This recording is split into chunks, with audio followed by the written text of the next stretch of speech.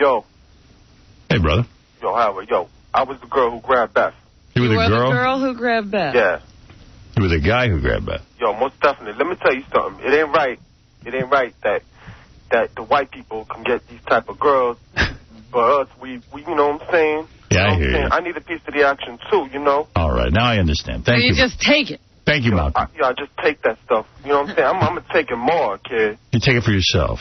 Yo, Howard, I'm kidding around. I'm just a regular white dude. Oh, you're kidding. I had no idea. Cooley, you're on the air. Good one. So fooled. Hey, Cooley. What's up, Howard? Hey, brother. I got to ask you, where was Mr. X when it happened? I think it was Mr. X, huh? Yeah, because I know Robin hates fat, but we all know that. Well, Kobe took what he wanted according to this girl, so what do you know? Anyway, Mr. X doesn't wear jogging suits, sorry. Yes. Who knows what Mr. X is up to, Maybe really. he was in a disguise yesterday. Yes. Mr. X doesn't drink wine, but I saw him drinking wine.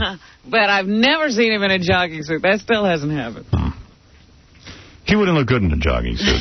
It's not for him. Okay, we got a packed show for you today. A lot of different people stopping by, coming in, people calling in, this kind of thing. We're going to have a great time. So much to get to, but I do have to take a break. I really do. And we'll get together right after these words. Can I help you? What's your name, scumbag? My name is Robert. Do you like that name? Yes, I do. That name sounds like royalty. Are you royalty? Okay, what's this called out?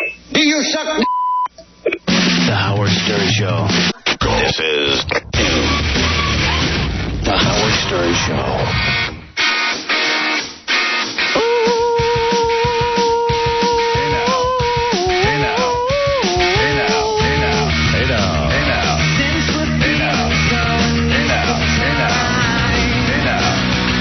Is that Scott's son? I know, that's our question after every one of these things now. Is that Scott's son? We just want to know who's who. It's not my son. It's not Vertigo Blue. Ooh. It just sounds like Vertigo Blue. Who is Jessica Simpson exactly? I'm not up on that one. I've seen pictures of her in People in Us magazine every week. They say she's a pop star. Yeah, but I've never heard her music or anything like that. But Much like when Leif Garrett was around, I never heard a thing he sang, but he was this huge star. So Jessica Simpson is like that. Well, yesterday I was talking about that reality show that she's on, and her and her new husband. And you can tell the new husband seems to be somewhat normal. And I guess he married this broad who was fantastic looking. But she's got to be dumb as a rock. And he's got to be sick of banging her already because he's got to sit and hang around with her. I mean, it's got to be a nightmare. I mean, I told you about the chicken of the sea comment. Yeah. She wasn't sure if she was eating tuna or chicken because it was chicken of the sea tuna. So she thought it was chicken. Yeah, she says, is this chicken or tuna? So here it is, because no one believed me. Is this chicken what I have, or is this fish? I know it's tuna, but it says chicken by the sea. So stupid.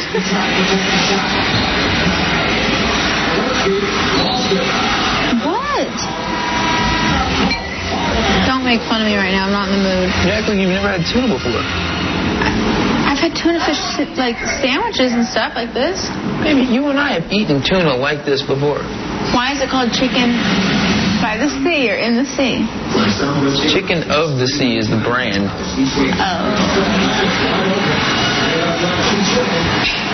You know, because a lot of people eat tuna. It's like a lot of people eat chicken. So it's like the chicken of the sea. Okay, I understand now. I read it wrong. That's the rest of your life. See, the problem is she's dumb and he's clearly a genius. Well, he does seem like a genius to her. That's why she married him. Yeah, but I mean, that's the rest of your life. They're married, and it's not going to last. I mean, nobody could sit there with that the rest of their life. Well, that's the same kind of intelligence that's going to, make decisions about your money. I mean, yeah, and your kids and everything. I mean, you got to trust her. You can't have that. She's going to raise your kids. And I heard that, like, she was a virgin until she got married. Oh, yeah. That was a big deal with her, that she was like a Christian girl. She wasn't going to be like Britney Spears. Mm-hmm.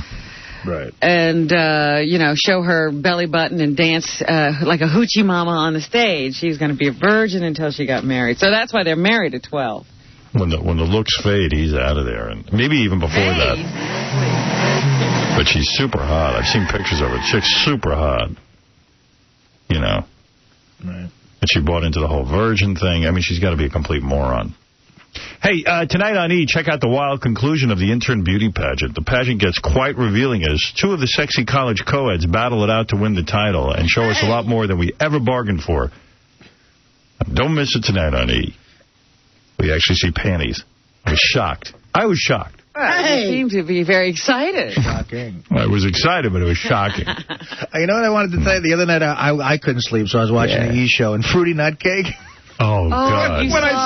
When I slap her, I didn't realize the headsets come off her head. Yeah. Oh, I told you, she almost went into outer space. Oh, my God. You knocked the headsets off. In fact, I received a lot of email about that. It looked dangerous. Some people liked it. Everything is controversial. Let's see. Let me find the email here. So much stuff going on. Yeah.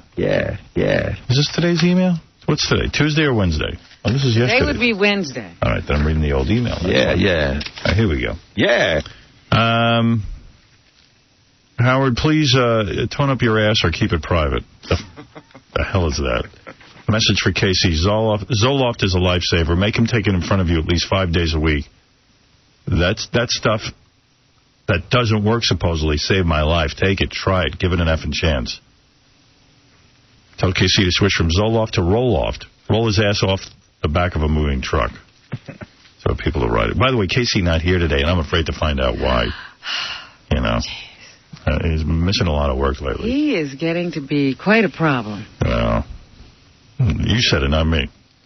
I feel for him, but, yesterday, even after the show, he has a strange look in his eye.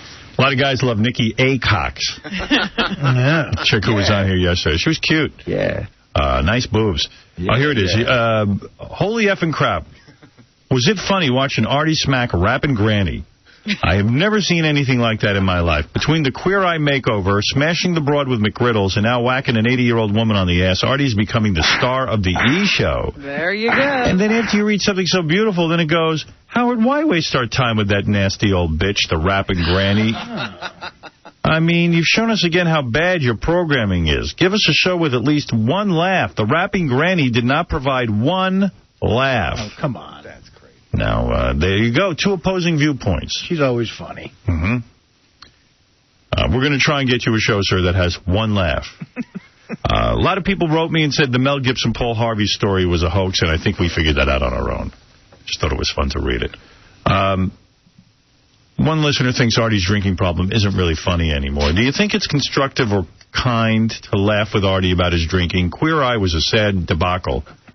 Putting him in a rehab and following his progress would be better radio than laughing with someone who's heading on a downward spiral. Yeah, I've been to rehab. It's not going to be great. We weren't laughing with him. It's not funny. You don't think that would be great radio, putting you in rehab? I've been there. I mean, a lot of it... It's funnier to hear you drunk. I mean, yeah, that's the point I'm trying to make. Here's his final question. Will Artie's funeral be fuel for your show? And yes. Wow. You're welcome to it, actually. I'll give you permission right now. Put that in writing, please. Yeah, I'll write it down. When is Volume 2 of Son of the Beach going to be released? I have no idea. I have nothing to do with it, and nobody consults me on it. Volume 2? There's a volume out? There is a volume, but I have nothing to do with it. In other words, I don't see dime one. Sandy, you're on the air. Go ahead and say hello to us. Sandy. Hi, Howard. Hi, honey. What's up? I wanted to tell you that I dated a Chiasano. One of Tom's relatives? I'm sorry? You dated someone from Tom Chiasano's family? I don't know if it was a cousin or an uncle.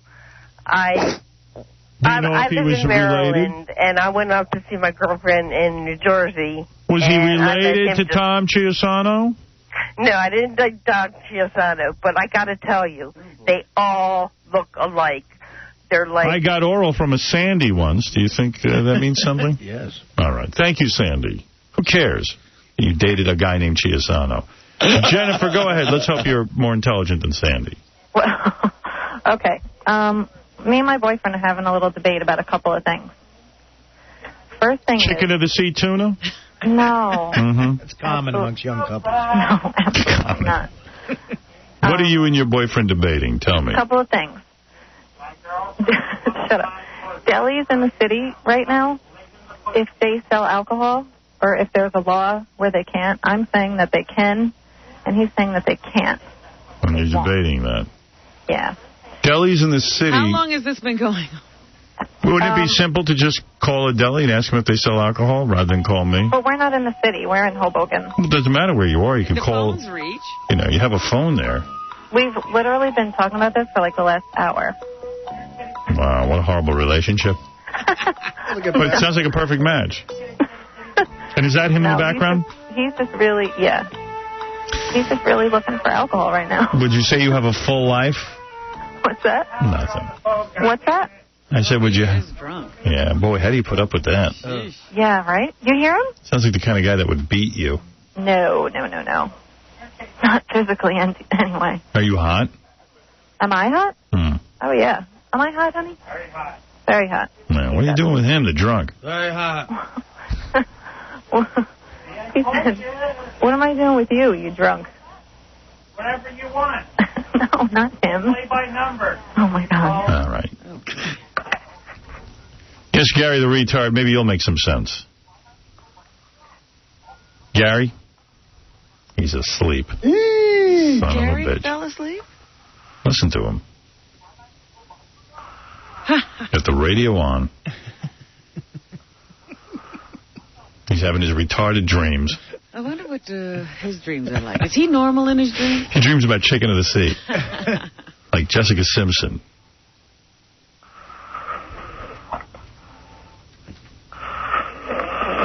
Oh, my. Gary, it's time for you to end your retarded dreams. Hey, retard! Yeah, wake him up, Artie. Time to get up, you retard! Come on! I'll make you a retarded breakfast. Gary? Well, Robin, I have to go. I thought he was waking up. I'll put him on hold. I'll come back to him. Turn off your retarded radio. All right, I'll put him on hold, and maybe he'll wake up later. Because he must have something important to say, and I'm looking for one listener that makes sense. I was hoping he'd be the one. The last 3 calls were amazing. Tom, you're on the air. Hey, good morning, Howard. Hi. Love your show. Thanks. And listen to it every day, all day. Did you happen to see Shania Twain last night? I did. About 8:20, I got into bed, and I laid down in bed, and I said, God damn it, tonight's the night that Shania Twain is on. And this is a special night? Yeah, I hate country music. And Beth was like, why are you rushing into bed? What's going on in there? I said, Shania Twain is on. She goes, you like Shania Twain? I go, I want to see what she's wearing, what she looks like. Yeah.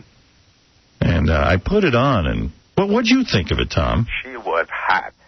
Now, what was she doing costume changes? Well, you know what? I only watched, like you did, I watched 2 songs. My daughter and granddaughter love her. And those are the only 2 songs that I've ever heard. So. She looked to me like she was wearing... I wanted to see what she looked like. When I tuned in, she was wearing big black trousers and a scuba diving top. Yeah, she did. Showing her belly. Little bit. I mean, my God. And, and the hair every minute with the Cher thing, shaking the hair out of her head. And, I mean, I don't know, man. She wasn't doing it for me because I'm tuning in to see her put on some sexy outfits. She almost looked matronly. Well, I tell you, she looked good to me. Her butt looked pretty good. Really? Her rack looked pretty hot, too. She's a horrible singer. You thought so? Horrible. Really?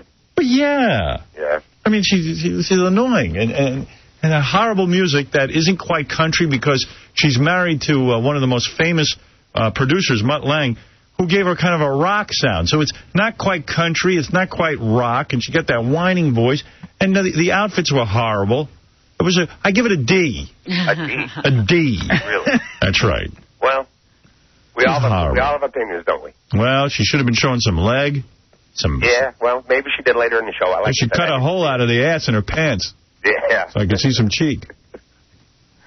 And I tell you, I don't think she looked good at all. No, really? Nope. Well, I've never seen her before. And, I'm like King Tut laying in my bed evaluating, I'll tell you that. But you had made a special time. Yeah. You carved time out in your schedule. Yeah, and let me tell you, I was busy. I was on the phone to some network executives. A whole nother show I'm involved in. Brushed them off the phone? Yeah, I mean, because we started at 7:15. It was already 8:10 when I got off the phone with them.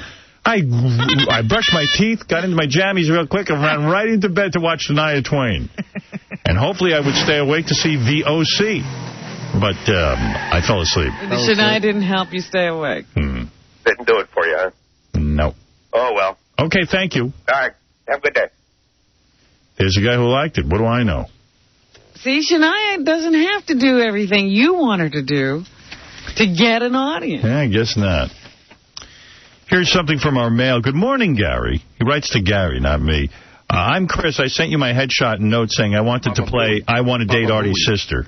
Howard read it on the air. I didn't want it to come across as a bit. I really would like to meet her. I just thought that if I came up with an idea, I Want to Date Artie's Sister, that I had a chance to. I didn't intend to disrespect the Lang family in any way. God forbid you do that. Yeah. So he is sincere. Yeah, I apologize if I did. If there's any way that I can meet Stacey Lang, I'd be up for it. Please tell Artie that I'm a Thurman Munson fan. Wow.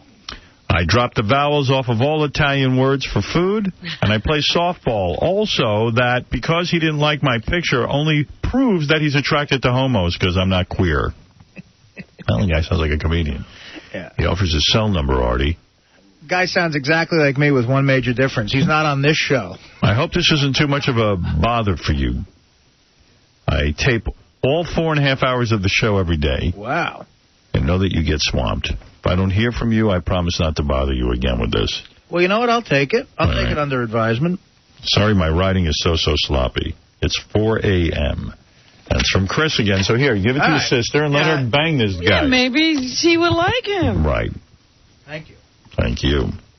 Stop standing in the way of love, Artie. Yeah, don't disrespect the Lang family. I do that on a daily basis. Part 2 of the intern beauty pageant tonight on E! And unlike Shania Twain, some of our interns show their panties, which shocked me. Really did. Chauncey, you're on the air. Hey, how's it going? All right. Boy, you are orange. What? I said, boy, you're orange. Yeah, go ahead. I saw a wax figure of Shania Twain once that was 10 times hotter than what I saw last night on TV. Exactly. I couldn't agree more. Yeah. This is an interesting story, and I'd love your opinion. In my town tonight, we're having a meeting. The whole town's coming. And this is a true story. They're having a problem where all the young kids in town, the children, are crapping in the town swimming pool. So much that they had to close the pool down, and now they're trying to ban kids under 5 years old from being allowed in the pool, and the parents are fighting to let the kids in the pool. There's nothing more sort of communal in everybody's childhood than the story about seeing your first duty in a pool. Now, my parents took me once to a YMCA when I was very young, and we were swimming in a circle. And the reason we swam on the outskirts of the pool in the circle, there was big duty in the middle of the pool. That's right. And I remember it to this day. It's one of my childhood memories. Community pools are disgusting. Horrible, but there are people who can't afford to swim anywhere else. They have nowhere else to go, and they go to these community pools with their kids. A lot of these people are low class, need I say more, and they allow their kids to go in there and make duty in the pool, and they really should take... What would ever possess a person to want to do that? Because they're low class, they put the kid in without a diaper. And they have a kiddie pool that they can bring the kids to. That's right. And I am all for the banning of the children. Of the children from the... I'm talking about under 5. If they are not potty trained, they shouldn't be in a pool with people who have to swim in human feces. It's disgusting, and I'm calling for an all-out ban in public pools of children under 5. Thank you. Now, let me tell you something. If I ran for office, you would know where I stand on everything. That would be one of my planks. I swear to God. I'd say I'm going to ban children under 5 from going to public pools. There is a kiddie pool. Let them sit there and duty in the pool there. Thank you. Disgusting. Take them home and let them swim in the toilet if they don't know how to do it, and let them learn. Absurd. It's another example of the disgusting society we live in. Thank you. I appreciate your advice, Howard. Thank you so much. All right, thank you. What's he doing at the public pool? This is a guy who claims he makes over $250,000 a year. He's at the public pool. I have a corner property, and the town will not allow me to build a pool on my property. Well, goodbye. Thank you, Howard. So he's at the public pool. Corner property. That is so funny. Corner property. Yeah, okay.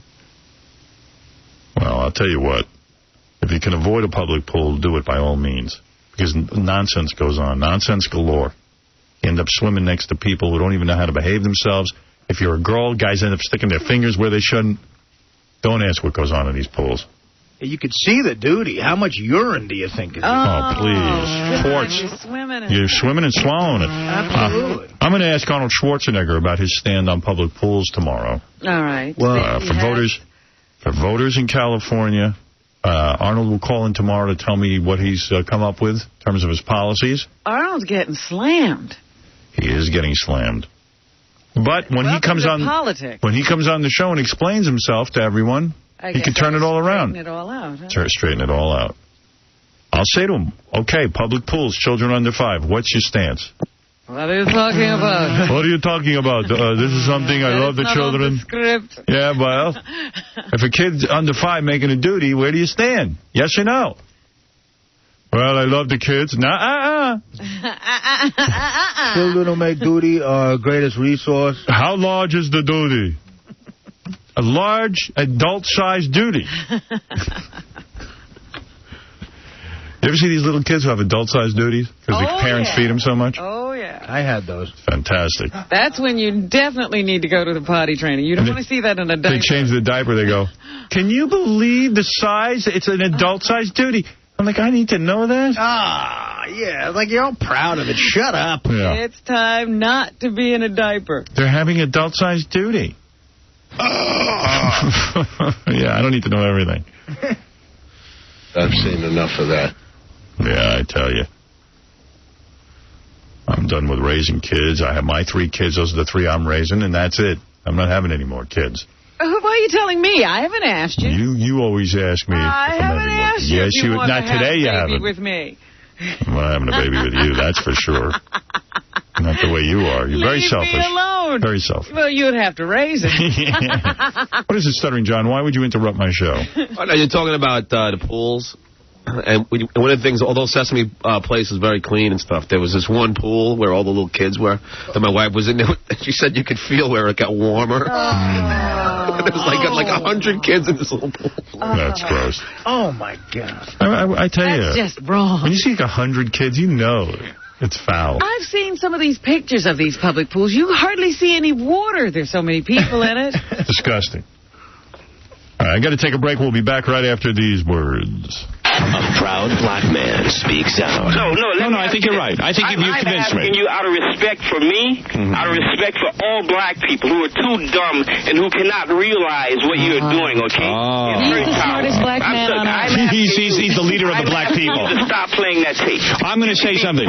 You are the stupidest black guy on the planet, and you are not in charge of black people. I'll worry about what black people are going to hear and what they're going to do. People who come on your station like Mr. T. Hey, genius. John King. Why aren't you working? MC, whatever his name, Marvin. Yeah. If those type of guys had any kind of sense, they would not come and you on have the station sense. and promote whatever they're promoting. And you have sense. You think you're the smartest black guy. I have dignity, Howard. No, you don't. You have no dignity. You have no dignity, and you have no ability to understand what we're doing. Howard Stern, bringing the races together. This is The Howard Stern Show on 104.1 WBCN. It's not often that an entertainment program will attract the whole country at once, but when it does, it makes ratings history. Ratings history. The Howard Stern Show. Yo, thank you so very much. Oprah Winfrey, Negro woman from the South. Right. Let's keep it real because I'm keeping it real. Keep it real, baby. I know. I was watching TV yesterday afternoon, and I was flipping through the movie channels, you know. Mm-hmm. And I saw Angie Everhart's face. So as soon as I see that, I got to watch. Hey, now. She's in a lot of these movies that you see on HBO or on Showtime. I see her name a lot in the, list of people in these movies that, you never saw released in a theater. Well, I went out with her, so I have to watch because, it's like, oh, my God, there's somebody I was intimate with. Right. And I'm like, wow, I got to watch this. And? So it was a movie where she is in the military with, the hell's that actor's name? I can never think of his goddamn name. He played Mike Ovitz in that movie we liked about Letterman and Leno. Treat Williams. Treat Williams. Oh. Thank you, Artie. No problem. Yeah, Thank you, Artie. buddy. That was a good one. Just trying to help out. Treat Williams, who, by the way, is no treat to watch. Because a man who is misnamed. Like it wasn't a great movie, but it wasn't horrible either. It was like one of these things where there's someone in the military going around killing people, and they have a secret organization, and Treat has to find them. Turns out Angie's in the secret organization, but Angie has love scenes with Treat Williams and some other dude, and you see her boobs. And I'm watching this thing, I go, holy mackerel. You forget that you were with this person. There's the treat. Yeah. I was like, boy, she looks good. Does that give you a good feeling ego-wise to see Yes, it does. Yes, it does. There's your that's exciting to me. Squeeze on the stage. Yeah, there's somebody I was with on TV. That is cool. Something I've never experienced. Yeah, I had never experienced that either, being married so long. And then, I had my brief time where I was banging. And then, so I'm tuning in and seeing this. And I can imagine that's why people are excited to bang a celebrity.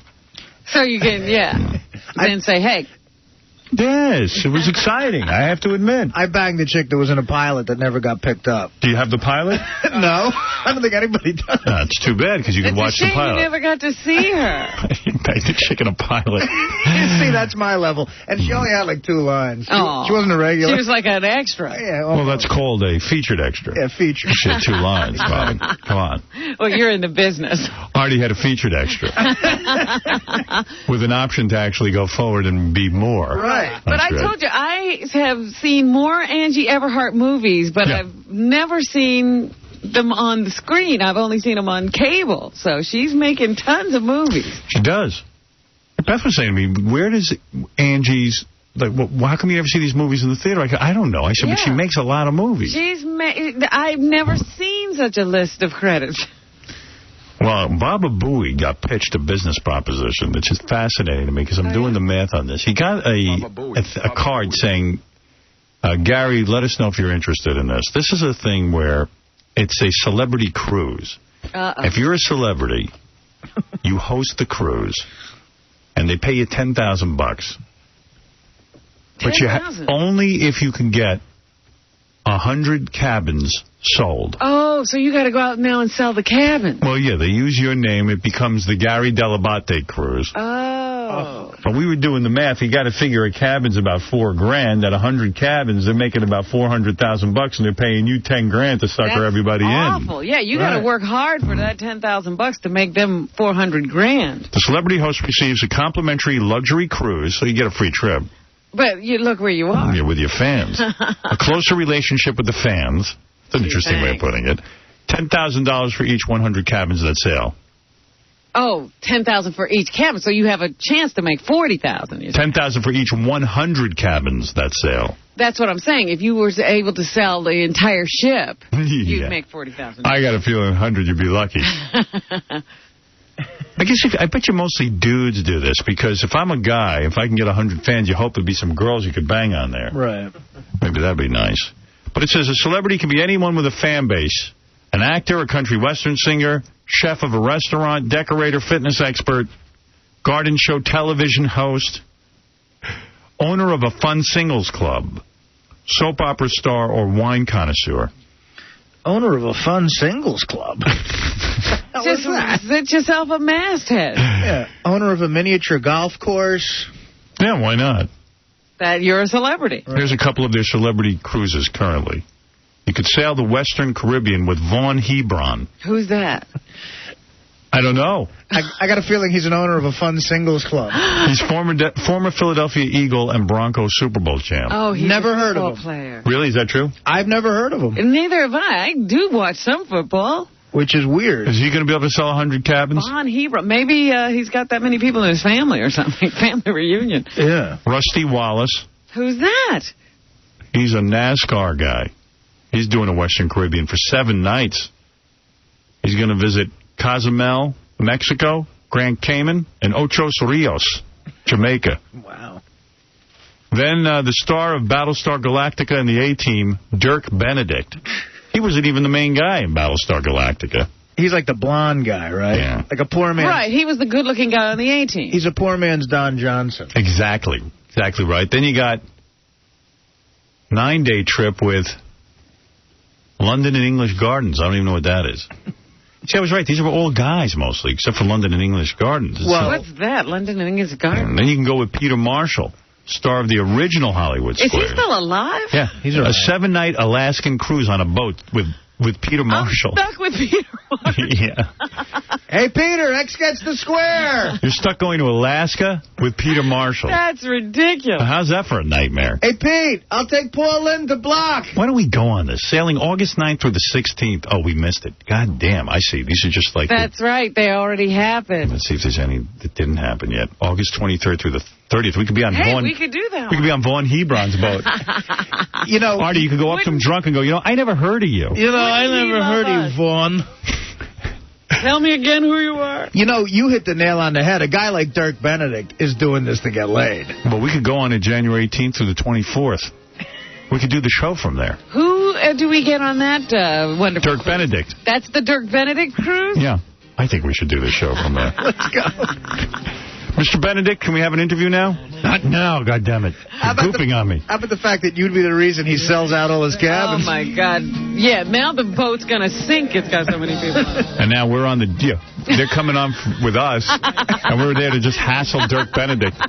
Dirk Benedict was killed on his own cruise. The Dirk Benedict cruise has been called. We could go on the Rusty Wallace one. We should book one and then take George Takei and take it over as a Star Trek. George Takei. Yes. Hello, is Dirk Benedict here? Hello. I'd like his cabin for La Reine LeBlanc. Do you? How do you like the cruise? Do you? Oh, I love it. Do you? I'm due to play shuffleboard with a Klingon impersonator at 2. Let me see if... Let me see if we can line that up. That'd be a great a Star Trek cruise would be funny. Why doesn't one of us do it? Like, we'll do, like... Artie, you could do it. Well, why don't we all go do it and then invite our listeners and we'll all go on the Dirk Benedict cruise? Okay, I'm there. You just want to be on the Dirk Benedict. I do. Could you do a show from I can't believe you're passing up Peter Marshall. I need a life preserver for my doggy, Lorena Blanc. All right, good. Do you have a doggy life jacket? Yeah. Doggy life jacket. I need a Leonard Nimoy life preserver. By the way, you asked in the first hour if white people can tell honest black people from... I said good or bad blacks, yes. I will set that up. We'll find a black guy with a criminal record and 2, let's say, like black doctors or something. All right. And we'll see if we can tell the difference. Very good. See how you do, too. I'm going to do fine. I will ace that. We'll see. We'll see. I bet you I beat you. All right. How much you want to bet? Well, bet that day. Okay. How's that? All right. Be beautiful. So we're going to line that up.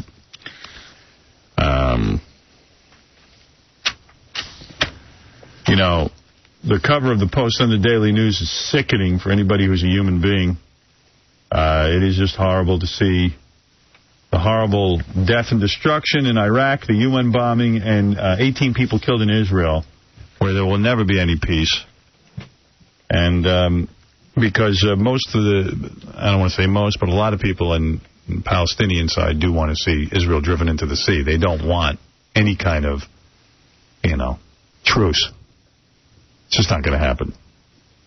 It's a fanatical contingent. Well, there's a cancer there. There's a cancer there. And it's not being cut out. There are a lot of Palestinians who just have had enough and want to get on with their lives and start raising their families, but they can't do it because they got to deal with these fanatics, so it's a real problem. But did you hear the blast? They were in the middle of a press conference at that UN building in Iraq, and did you hear it, Dave? No. It's sickening. This is actual tape from a press conference happening in the hotel when this bomb went off, and it's pretty horrible.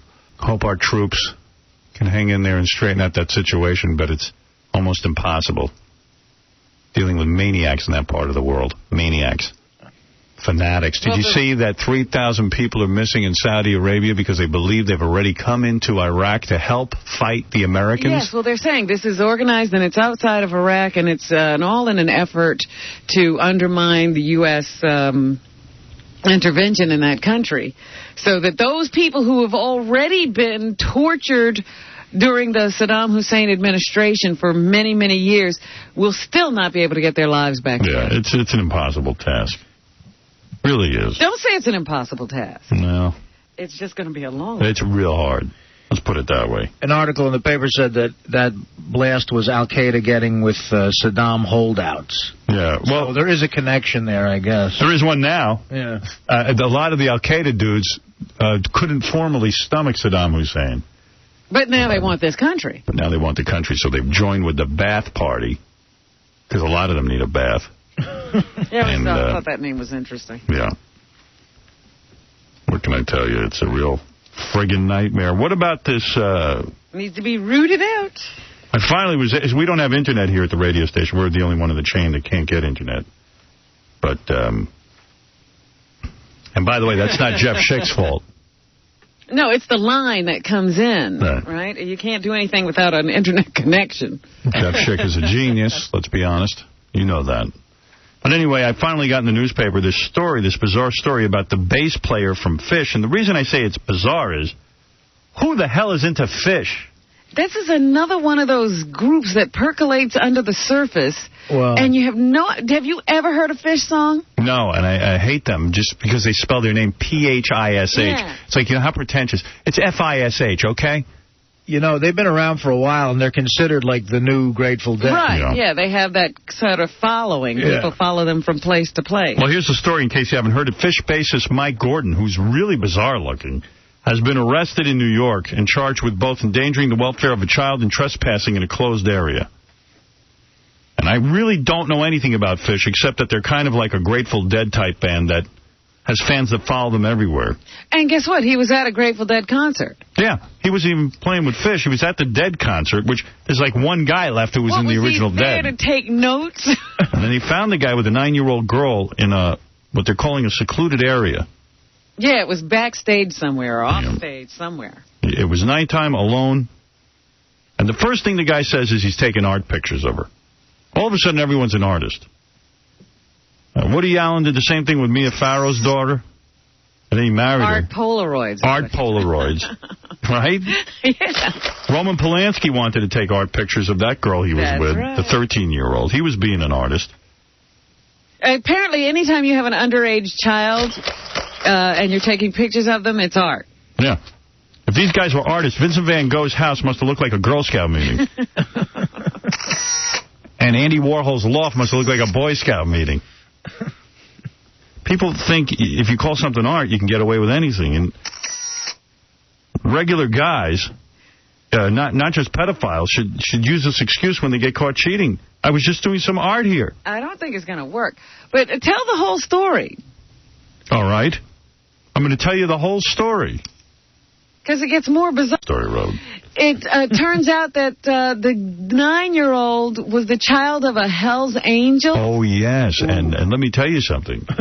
When the police finally caught up with this guy... The guy was happy to see him. Yeah, because these guys were working him over. But now I'm reading that the Hells Angels guys and everything are saying they want to drop the charges because... It was all a big misunderstanding. That's what they're saying. The guy wasn't doing anything bad to the little girl. But wait a minute. You didn't finish the part of because I don't think it was the dad that had him. It was another bunch of the Hells Angels caught up with him. And they did some bad things to his... Groin? Yeah. No. Well, you want to know something? Right on. Yeah, good for you guys. Even if it was a mistake. Right. No. But they are saying it was all a big misunderstanding, so who knows what's going on? Yeah, the Hells Angels dude who's the dad said, he hopes this just will go away because it's a big misunderstanding and his daughter's all right, but I don't know. I have no idea why he's saying that. Well, maybe because they want to take care of the guy themselves? Did you hear about the woman who was killed Tuesday? Yeah, that's what I was thinking. Yeah. A woman was killed Tuesday in an apparent shark or sea mammal attack. Sea mammal? Yeah. They don't hurt people, do they? I don't know, but she was killed, and this was near a pier in the Central California coast. And what was she wearing? A black wetsuit and flippers. Now, how many articles do you have to read, they say, from shark experts who say, if you wear a black wetsuit and swim fins and you splash around in the water, the sharks will think you're a seal and they'll eat you. Mm. The sharks can't tell the difference between a seal and a person in a wetsuit. Well, they are sharks. They're sharks. I mean, they're only slightly more intelligent than Jeff the Drunk. Or Jessica Simpson, who can't tell a chicken or a tuna.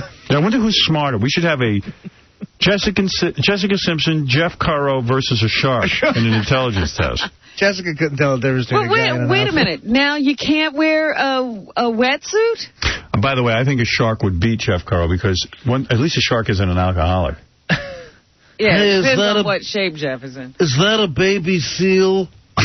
How the hell with it? I'll eat it. Nice. Nice. No, I mean, if you go swimming, But now you can't wear a wetsuit anymore? never. Whoa. No, the thing to wear is a Richard Dreyfuss or Roy Scheider costume. Because through all of Jaws, those two idiots never got eaten. Yeah, how'd that happen? Sharks evidently hate them. Okay. Yeah, they go in the water, nothing happens. Yeah.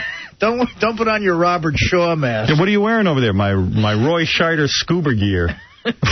My anti-shark gear. My Richard Dreyfuss mask. Complete with bubbles. So, I don't know. You know, with regards to the other thing, if I catch a guy from Fish taking pictures of my 9-year-old daughter, I'm going to punch first and ask questions later. Yeah. Honestly. Yeah. Yeah, why is he alone with the girl? Yeah, I'm going to hit first and let everyone else sort it out. Like I said, Arnold Schwarzenegger's calling in tomorrow. Evidently, this is a big deal. We're already hearing from news organizations because no one has really interviewed Arnold. I know. Arnold has been kept away from the public and reporters. Well, Arnold said to me, I'll come on there. There's a lot of discussion about this. We've heard from a lot of television people who want to come down here when I interview them, but, of course, it's going to be over the phone. I don't know why they want to come down Yeah, here. they're just going to have pictures of us talking to Arnold on the phone. On Good Day Live, which is basically the Jillian Barbary show who loves my ass, who I should have banged at some point. I could have. I should have banged her at some point. She wanted you. Good Lord, she wants me. My God, the woman talks about me on that television show every day. Loves you long time. Yeah. I should just, she should show up on that show bow-legged after I get done with her. Howard banged me last night. Bitch.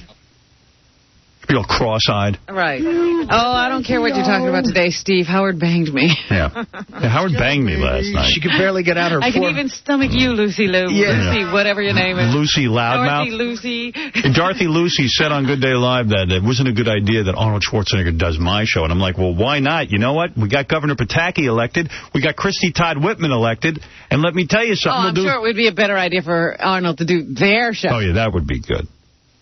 Because our show's not serious. Our show's not serious. So I bet you we'll see how serious it gets in here. She's pretty serious when she's taking stories word for word from our show to tell on her show. Yeah, that's pretty serious. We'll see when Arnold's answering questions from Jeff the Drunk just how serious we'll get. The fact that Arnold said he was going to run got everybody excited, and the polls went in favor of him. But there are other Republicans. Arnold's a Republican. There are other Republicans who feel that they are real Republicans, and Arnold is not a Republican. Wow. So they're trying to push that. So he hasn't spoken yet on the issues. He's not spoken yet on the issues, no. But I did listen to Howard Stern today, as I always did, and Howard said that Arnold's going to be calling him, talking about some of the things, because Howard said to him, we're going to grill you, and he said, this is fine and that and such. Oh, because that's a good move. He's done Access Hollywood, The Today Show, and Howard Show. Well, if he's smart, Howard got Christy Todd Whitman elected. I mean, Howard's got a lot of listeners that vote. I just don't know if that's the thing that Arnold needs to do right now. And Arnold called me. Yeah, well, you know what? Advice. Yeah, he doesn't need political advice from you because Governor Pataki was definitely left out to hang and dry, and Governor Cuomo was ahead in the polls by 25 points, and the only show that had him on was this show. And our listeners rallied and voted for the dude and got him in. She's simply jealous. Yeah, she just doesn't get it. Because, you know, the people who vote aren't sitting there watching Meet the Press. They could care less about her. You know, Arnold released his first political ad. Yeah, have you, Have I seen it? No, I heard it. I mean, it's not meant for radio. It's a TV ad, yeah. but you can get the audio, right? Biggest thing that's hurting Arnold is the accent. Because they say the TV ad comes off really well. He looks very presidential, they say. But, you know, then when you hear the audio, you go, well... They should dub him. They should dub him in like in Hercules Goes to New York. Hello, I'm Arnold Schwarzenegger. This historic election has come about because there's a tremendous disconnect between the people of California and the leaders of California. We, the people, are doing our job, working hard, raising our families, and paying taxes. But the politicians are not doing their job. We can do better than that. After all, we are California, always at the forefront of innovation. Our farm products feed the world, and our technology is second to none. I'm running for governor to lead a movement for change and give California back its future. I stand for fiscally responsible government, rebuilding California's economic engine, putting the needs of children first, and reforming our political system so that the public interest comes before special interests. I want to be the people's governor. I will work honestly, without fear or favor, to do what is right for all Californians. Join Arnold and let's bring California back. Wait a minute, let's elect that guy. Arnold Schwarzenegger will bench press 10 times more than any of the other candidates. Nice! Arnold should get, what's that name? Jim Cameron to shoot his commercial. Yeah, the guy who did Terminator. They were saying in these commercials there's not one guy dead or anything. Right, there's no special effects. And Arnold's talking too much. Oh, look, it's Gray Davis. Dead. Oh, it's Guy Coleman. Hasta la vista, Hasta baby. la vista, Mary Carey. Ariana Huffington.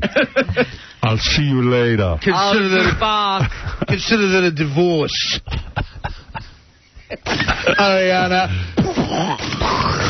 Because you notice in most Arnold movies, he doesn't talk a lot. And that one line they rehearse over and over to minimize the accent as much as possible. Too much talking in this commercial. I'll tell you what. I'll tell you who should shoot the Arnold Schwarzenegger commercials is Ivan Reitman, who did such a great job with him in... Kindergarten Cop. And Twins. With Danny DeVito. Danny did all the talking. Yeah. I'm your twin brother. We're not twins. No, you don't understand. It was a genetic experiment. What do you want to do today?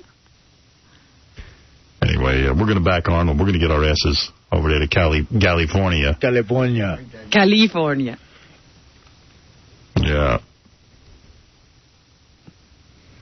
Yeah, I watched Shania Twain last night. Boy, every time I watch it, I just keep thinking how much I hate country music. But I would love to bang her. But she could have worn great outfits. That show would have been much better if she wore better outfits. Who's advising her? I don't know. You know, rock and roll is getting weird. For the first time in our history in the music business, country chicks are starting to look hotter than the rock chicks. You got Faith Hill and Shania Twain.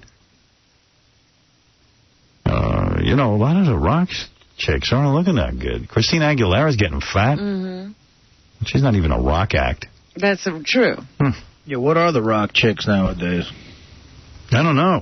Gwen Stefani, I guess. Yeah, she's got a belly, and then you got the chick from Evanescence. She looks like she stepped out of a horror movie. Yeah, that's Morticia. Morticia joined a band. Right, Morticia. That is a good tune, by the way, that you were talking about. Is. I finally heard the whole thing. Yeah, it's cool. The album's good. They don't like me because they're Jesus freaks. Really? Yeah, they're Jesus freaks, so that they now deny they're Jesus freaks. They were originally on a religious label. You know, it's against your religion to deny Jesus. That's one of the biggest sins you could commit. Well, you know what it was. They got signed by a Jesus label. Right. That whole song that you like is about save me, you know? Yeah. Save me from the horrible life that I had, the empty life, and Jesus come and, you know, love me, whatever. But, you know, so when the song took off, they all of a sudden started saying, we're not a Jesus band, because that's the kiss of death with kids. Kids don't want to hear about a Jesus band. Right, they don't want to be preached to. Hell no. Freaks you out. No. But we know they're a Jesus band, and they should embrace it. I'm telling you, God's going to be upset when you get to the pearly gates. He'll punish you. If you're good, you're good. So, Cabby's here. Yeah, now what's going on? I miss Cabby. Did you call him and have your personal conversation? Because I know he's been calling you at home. No, I don't call him back. Okay. I'm in one of those modes where I'm not calling Cabby back. I don't want to get that involved in his life.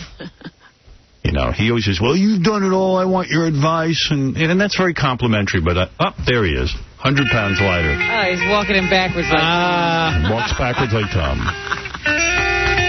So we did a good thing for Cabby. We found his... Oh, wait, here's a song. That cash up. All right, Cabby, there's your song. Everybody loves it. Legendary. Cabby, you are on in the afternoon with the Kane and Cabby show. I heard you guys were fighting in the halls. Yeah, that was the rumor. I was actually kind of disappointed that made it on the air. Why? Well, you know, if let's say you and Tom had an argument in an office, right, in your office, go ahead, and someone overheard it, and it's and came to Kane and I, and then we went on the air with it, wouldn't you be a little, you know, it was a private argument. Well, why would you do it in the middle of the hall? But it was in the middle of the hall. No, it was not in the middle of the hall. We were in our office back there, and It didn't spill out? A little bit did spill out. Oh, come on. I heard it was in the middle of the hall, and you guys were yelling. No, we were in the office, and then he left the office, and I screamed something out after he left out. Yeah, but regardless, if you were having a private argument with someone, and then it made it onto our air, if you air something on your air, that's your business, right? Right. But for someone to but I don't argue with Tom so loud that people can hear. I know enough. You don't scream obscenities down the hallway at Tom? No, that's my point. You have to recognize that if you're in the hall screaming and yelling at each other, well, we got heated. Make it. It was, you know, we're like brothers. And the fact that you didn't bring it up on your own airwaves made it incumbent upon us to tell everybody. That's right. Well, you know, there was a cover-up. We didn't want that edge on the air, and, you know, we don't really have the forum where we can, you know, air that out. Well, yeah, because it would be, you know, up the intro of a song, and then if someone heard it, let me ask you like, something. What? Can I ask you something about the controversy as long as it's out in the open? Yeah. Right. From what I understood, you accused your partner, Kane, legendary afternoon jock. You were doing an interview with a group. I'd rather just, like, we've gotten over this whole thing. And but let me understand if I understand this right. We're part of it. We need to know. I need to know this. You accused him of something ridiculous. I'm going to take the high road here, and we're over the argument. It's long gone. Was there any truth to what you were saying? Was there any substance to your wacky that Kane edited his voice in when you asked the question? I'm just going to take... I'm not here for that. Did Kane actually do... I don't believe Kane would do that. I'll tell you why. You know Kane's too lazy to do that. He's too lazy to even think of it. Yeah. Kane is one of my best friends in the world, and you know when you work with somebody for years, right? You have arguments, and we had a big argument. It spilled out in the hallway. Unfortunately, someone on your staff overheard it, and I know who it was, and he flapped his gums. Who is it? He's all mad at Jason. Jason wasn't the guy who told me. Yeah, well, Jason was the guy, and I know he was. Everybody told us. Okay, whatever. True, but everybody came out because would you just tell us if Kane substituted his voice? And why would you be mad at Jason? I'm the one who went on the air. I was like talking about, you know, someone's miscarriage, and it spilled out into the hallway. I put it on because it was heated. Talk about it. I would talk about it. Okay, well, that's wrong. Okay, thank you for correcting me. That's sick and wrong. Can I ask him a question? Yes. I know that. Forget about what it was about. I know that it got to the point where, and this was in the hallway, where Kane was screaming at you to go home and not be part of the show. But then you were on that day. So how did that go? Was that we have these fights all the time. You don't understand. You guys argue on the air. We don't have... You know, we're on the air for short bits of time. That's true. We argue in the studio, and then we go and do a break like nothing has happened. You guys actually have your arguments off the air, unlike our arguments that are on there. We've had huge arguments off the air where we're almost... I mean, when Steve Kingston used to work here, we had arguments in his office where Kingston had to separate us because we were going to hit each other. Wow. I mean, it's very volatile. It's been, you got oil and water. I mean, you know Kane. Kane's like the pretty peaceful, beautiful man that all the women love, and there's loud, angry... Dude, don't even look at me. There's Jason. Jason, I'm just... Cabby accusing you of wrecking his life. You don't wreck my life. Well, first of all, from what I understand, more than just me heard it, but I did say something, Gary. But here's the deal. I was walking down the hall. Doesn't matter. I heard you scream. Wait a minute. So what, dude? If I'm on the phone and I'm screaming into the phone, does that make it on the air? Yes. Hey, no, of course it does. No, it doesn't. You can't put it out there and not expect people to talk. If I'm on a private conversation. Not if you yell out in the halls. Anything. But it makes it out of the room? Yes. The walls have ears, buddy. Yeah. Dude, you're screaming on the top of your lungs. So that's what? all I said. I heard you and Kane fighting. So that's it, dude. Yeah. I wasn't reporting anything private between you two. Well, I'm the one who went on the air with it. Then how come direct things that happen happened from the discussion that happened inside the room made it on the air. I'll tell you why. Because walls can only contain so much. Yeah. That's how loud it was. It can't be ignored anymore. Well, let me just say. The yelling and screaming cannot be ignored. Let me just say, from now on, anything I talk about in those halls and in those walls is not for the air. Oh, please. No. Forget it. We're not. You can Who say are you that. saying that to? I'm saying that to... Not me. I said it to Gary in the office, the stern intern. I'm not signing that document. I'm keeping tabs on you, boy. Jason, you better not be listening. Kane, what you did was wrong. Hey, you know what? You better talk to yourself. While we're on the subject, something we never talked about was Cabby almost killed Isaac the cameraman one day. Oh, really? Because Cabby came into my office. Cabby was mad that I talked about the kind of car he drove, and we were having it out, and that was fine. But it was so animated that Isaac decided to start shooting it, and Cabby just wheeled around. He had him... You had your belly up against him. You had him pinned against the wall, and he looked scared. You know, I just... There's some things you don't... Meanwhile, we wish we had that tape now because we'd be laughing at it. What, Isaac, do you have any of that tape? I actually was taping him like undercover shooting him, and then he looked at me and he's like, are you recording? Are you recording? And I kind of just froze because he was like charging me like a rhino, and I was like, no, I'm not recording. And then we went chest to chest for about 10 minutes. You can't do that. Sure you can. But you don't understand that whatever happens in this like business area is fodder for Howard for anything. Yeah. Okay. I'm King Tut. You don't understand that. I understand that, but it's you know not what? Personal. But the kind of car I drive and some of the personal things. You tell everybody. Oh, you're screaming the kind of... You got big cabby You got big cabby license plates. He's not going to know it's you. You want to be followed. You don't even know what's been going on with my... I have to move because... Why? I don't know. Because he called too much attention to himself? No, I didn't call too much attention to myself. But I hear stories about you. What did he do? I told you there was one store that I sometimes go to. They said Cabby would come there and jog around the store. Why? That's how he would get his exercise. He would come there. That is not true. I've never done that. Once a week and jog around the store. Because you see me jogging. Where he has to go to exercise. I take a diet pill to lose weight. I'm jogging. Nothing about you is private. Your tattoos scream, look at me. But listen, I don't want everybody in the friggin' world to know where I live. And now I got some idiot or some idiots doing things to my car at night, and I can't sleep. God. Yeah, I'm serious. I have to move. I have to move. It's Are you becoming too big a superstar? Is that it? No, it's not that at all. Seriously, I don't know if it's some freak in the neighborhood or just you weird. have no idea who it is. My alarm's going off. The camera out there. I'm in the process of that, but you know what? I rent the house. I have to pay for a camera that I rent a house. I thought you own that house. No. Don't you ever think it could be Kane? Who else would be after you? This better not be Kane. They'll have another fight this afternoon. Yeah.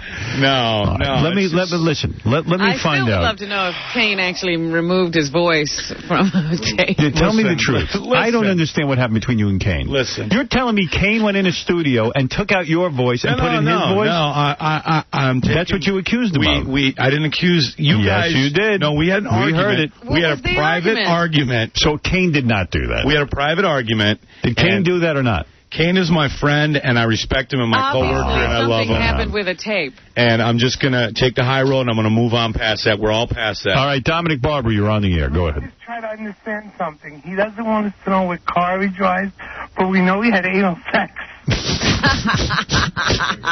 What's your point? Oh, the serious cabbie face just came on. Dude. The argumentative cabbie just came on. What's your point? I mean, I want people... You want people to know you... He's saying you would tell everyone you had anal, which means you would tell everyone everything. What? So what? Yeah, I would. But does every Tom, Dick, and Harry need to know what friggin'... But you do tell it... Where I live in my car and whatever, man. But you announce all these things. No, I don't. No, I don't. No, I didn't. Right. No, I don't. Well... It's hard to know. Other people threw out there what kind of car I drove on this station and on this air. I did not.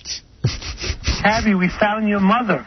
I mean, what could be more bring that up. That helps. Oh, yeah, well, Cabby wants to talk about that today. Right. So things have gone horribly wrong. Now, how could that be? I don't know if horribly wrong is quite the way to put it. But by the way, I told the world I drive an Audi. Who cares? Is he gone? No. Do you want him gone? Yes. All right. Dominic, I have to say goodbye to you. See you later, Chubbo. Okay. Why does Dominic have to go? Because he's fat and annoying, and he talks like this. I just don't like it. You don't like me, Kevin? Dude, you're like busting my balls. I'm trying to, who cares? I had anal sex. That's no big deal. I had oral with the man. But don't tell been what there, kind done of car that. he drives. Been there, done that. I drive right.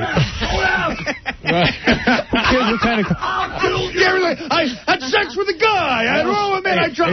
Remember, I've also killed men in foreign countries, okay? Watch it. All right, so you gave a guy oral. You received anal. Oh, man. But don't mention the car. You gave it? Yeah. Let's go there. What the hell? What the hell? So who cares what you drive? Right? That we have to keep private. But you know what, though? When somebody's letting the air out of my tires. That's wrong, but that's you telling people where you live. Smash my windshield? I've never told anybody where I live. My phone's enlisted. It's just crazy stuff. That's not right. Whoever's doing that's not right. But you didn't put anybody up to it, did you? No. I don't think I'm responsible. I rent this house. I put an alarm in my house, right? Because I got nice things. I want to protect it. Mm-hmm. So, when me and my girl leave, my alarm goes off random. I don't know. I'm not going to get into it on the air. It's just not even worth it. I'm arming myself, dude. I'm arming myself. That's awful. That makes me afraid. Because you know what? What's up? You want to come mess with my family? You want to screw up my stuff at night? I will put one in you. I will sit up with a scope at night, and I will see you lurking around my car, and I will put one in you. By one, you mean a bullet. Abby, I like you. I will put one in you. You don't have to worry about Dominic lurking. When you say you put one in you, is that how you got into the anal thing? It's a bullet, right? Yeah, you're talking about a bullet this time. He was taking care of something? Don't mess with my family. Don't mess with my stuff, man. I've worked hard to get where I'm at. I got a nice one in you. Group. Are you I got taking nice your little stuff. medication? Yes. You are on your medication? What do you take, by the way? May I ask? Because we have KC. Topomax and Depakote. All right, because he's on something else. Yeah, he's on Zoloft. By the way, Dominic. Yeah. Casey didn't show up for work today. Well, I'm not surprised. I think probably, I don't speak to his psychiatrist, that. Right. Of course. Of course. As a matter of fact, the psychiatrist does not want me mentioning his name. Right. So it shows what a quality guy he is. I think he's dealing with some pretty heavy things right now, and the medication's kicking in, so give him a little time. All right, no problem. But I think, I'll tell you the truth, Casey, you think people are out to get you now? No, he's saying he's had some incidents, and he will put one in there. Dude, I'm not thinking anything. I'm seeing stuff, and things are happening that, when you come outside your house in the morning and all your tires are 30 pounds less air, something's happening. That ain't kids in the neighborhood. Kids steal a cap off your tire. Kids don't let all the air out of your tires. Dude. Are you a good neighbor? Do you don't play your music loud? I know all the neighbors. All the neighbors talk to me. I live in a real nice, quiet neighborhood. They like you? Yeah. And you don't blast your music? No. You would not even know I'm there. Okay. I'm very quiet. I'm very private. But somebody figured it out. Well, yeah, somebody's got it in for you. Yeah, well, right. I have quite a good. Yeah, I'm not. So you're saying you're going to put one in them if you do find them? Thank you. How come he hasn't done it already? He's starting to cry. Why are you crying? I'm not crying. I'm just real stressed. You're crying. I see it. No, I know when you're about to become crying, Cabby. Dude, you have no idea the stress. I haven't been getting sleep. I've been watching my stuff. Oh, so it hasn't been happening. So are you thinking someone's coming to get you, maybe a little? No, dude. Do you and your girlfriend take? No, I'm not paranoid. I'm a bipolar freak. I'm not paranoid. Are you not sleeping at night? No, I sleep, but I'm usually up pretty late. I'm what do you call it? Since my Army days, I insomniac. What? I don't sleep. You don't sleep. No, I don't sleep much. All right. I was just part of the whole thing. All right, so Cabby, his girlfriend took turns watching the car. PTSD, man. Do you wear your military garb at night? Maybe slip into something. No, you know what? You're gonna start doing it. I'm gonna start laying in the weeds and waiting. Good for you. Yeah, all right. Well, there you go. Stay up all night. Beware. If I could be serious, do you ever think the person that's doing this, and I promise, in saying this, I will not mention the type of car you have, but the person that's messing with you might be the guy you banged? No, that was high school. All right, Cabby, let's get serious. Yeah. We did something beautiful here on the air. At least I thought it'd be beautiful. And I respect and I thank you. Wanted. We found your birth mother. Yes. And I predicted it would go horribly wrong at the time. But I thought it would be Cabby that went wrong. You're telling me somebody else went wrong? Well, I don't know. Tell me what's going on. Tell me how it... Well, I went home and... they adopted you. They adopted me. You wanted that. Well... Now he's going to say he didn't. He called up all happy about it. Well, I think at the time I think I wanted it, but I think I did it more for her than I did it for me, coming back and thinking about it. And, you know, with sessions with my psychiatrist, because Dominic brought a psychiatrist and stuff, you know, I did a lot more for her than I did it for me. I mean, you know, I never had a family, so I was kind of like, okay, there's a family, and I went back and I met the whole family, which was cool. And it was very positive. The whole experience was really positive. Yeah, you were happy about having brothers and sisters. Right, the whole and thing. these people were all very nice to me. They were really cool to me. And then, so I got back here, and, you know, I kept in touch, called. I didn't call every single day. Right, these are strangers to you, in a sense, even though this is your birth mother, yes. Don't know these people from Adam. I mean, I really don't. And, you know, I don't have a family in the sense of I've never had a family, so it was odd to me. So then, like, I would start getting, every once in a while, I'd start getting a message from, I guess, be a stepfather. Right. And, you know, saying, oh, you know, you should call your mother more, and da-da-da. And so, you know, I'd call, and, you know, then I wouldn't call for a couple weeks, or, you know. Right. And then I started getting, like, kind of nasty emails, and, you know, you showed me one of the emails. Well, I sent you one. I sent you one before, he said, too. Not only do you look like your brothers and sisters, but you treat your mother like S, just like they do, unless they want something. Come on, man. She suffered for enough years without you. That was the last one. That was the one that put me over the edge. I just got that the other day, and I was like... So maybe they're coming on too strong. But you know, this is what happens when you get a family, Cabby. Yeah. You think it's all sweetness and light. Yeah, my mother sends me similar emails. Cabby, people have their wants and needs, and they make them known. That's what a family's all about. But the thing is like, I mean, I never, you know, I didn't walk away from this family. I mean, They walked away from you. What did we talk about that very first day? That eventually Cabby's anger about the whole situation going to come out. I told you this was going to go horribly wrong. That's what's happening. But I mean, I don't even think it's... I told you were jumping into now more that I get an email like that. You're angry because they have... What right do they have to make demands on you about your time when they gave you up? That's what it's about. But you're angry. I'm more angry that, okay, like, I call... They want a relationship with you. But I've never asked anybody for anything here, okay? You know, I haven't called and said, hey, can you loan me $5,000? You know, I'm hurting for cash. You know, Nor have they done that to you. No, but what I'm saying is that was a very personal attack on me. But that's what a family is. That's an intimate relationship. How intimate do you... They haven't even known me 8 months, you know, and like, well, come on, Robin. No, why did you let strangers adopt you? Yeah. That's what you got to look at. Well, and that's why I said, you know what? You always get yourself into these situations. You do. I thought it would be the best thing. All right. So you made a mistake. You're doing exactly what I said. Now you're angry, and you're going to make them pay. But how am I going to make anybody pay? You know, the guy wrote you. She's hurting, and you're not calling. I called her earlier in the week, and she didn't answer her phone. I left a message. Am I supposed to call every day? I call her, you know, once a week. She wants contact now with you. But what am I supposed to do? Any son with his mother. That's right. Now you're in a real family. Right. No, that's true, actually. Want to call your mom now and say hi? See, I don't think it went horribly wrong. Not particularly. No, I'm not like... Well, now Cabby wants to pull away because they've tried to get too close to him too fast, and he's now withdrawing. Uncomfortable, yeah. Because he's truly not used to having a family, so how would he know what it's like? He called me about this. I said to him, your mother is doing what you wanted. She wants involvement with you. She's not running be with you. You've been begging for a mother. He expected her to run for the hills. Right. Now she really wants him. But I did what you said. So she's upset because she wants more of you.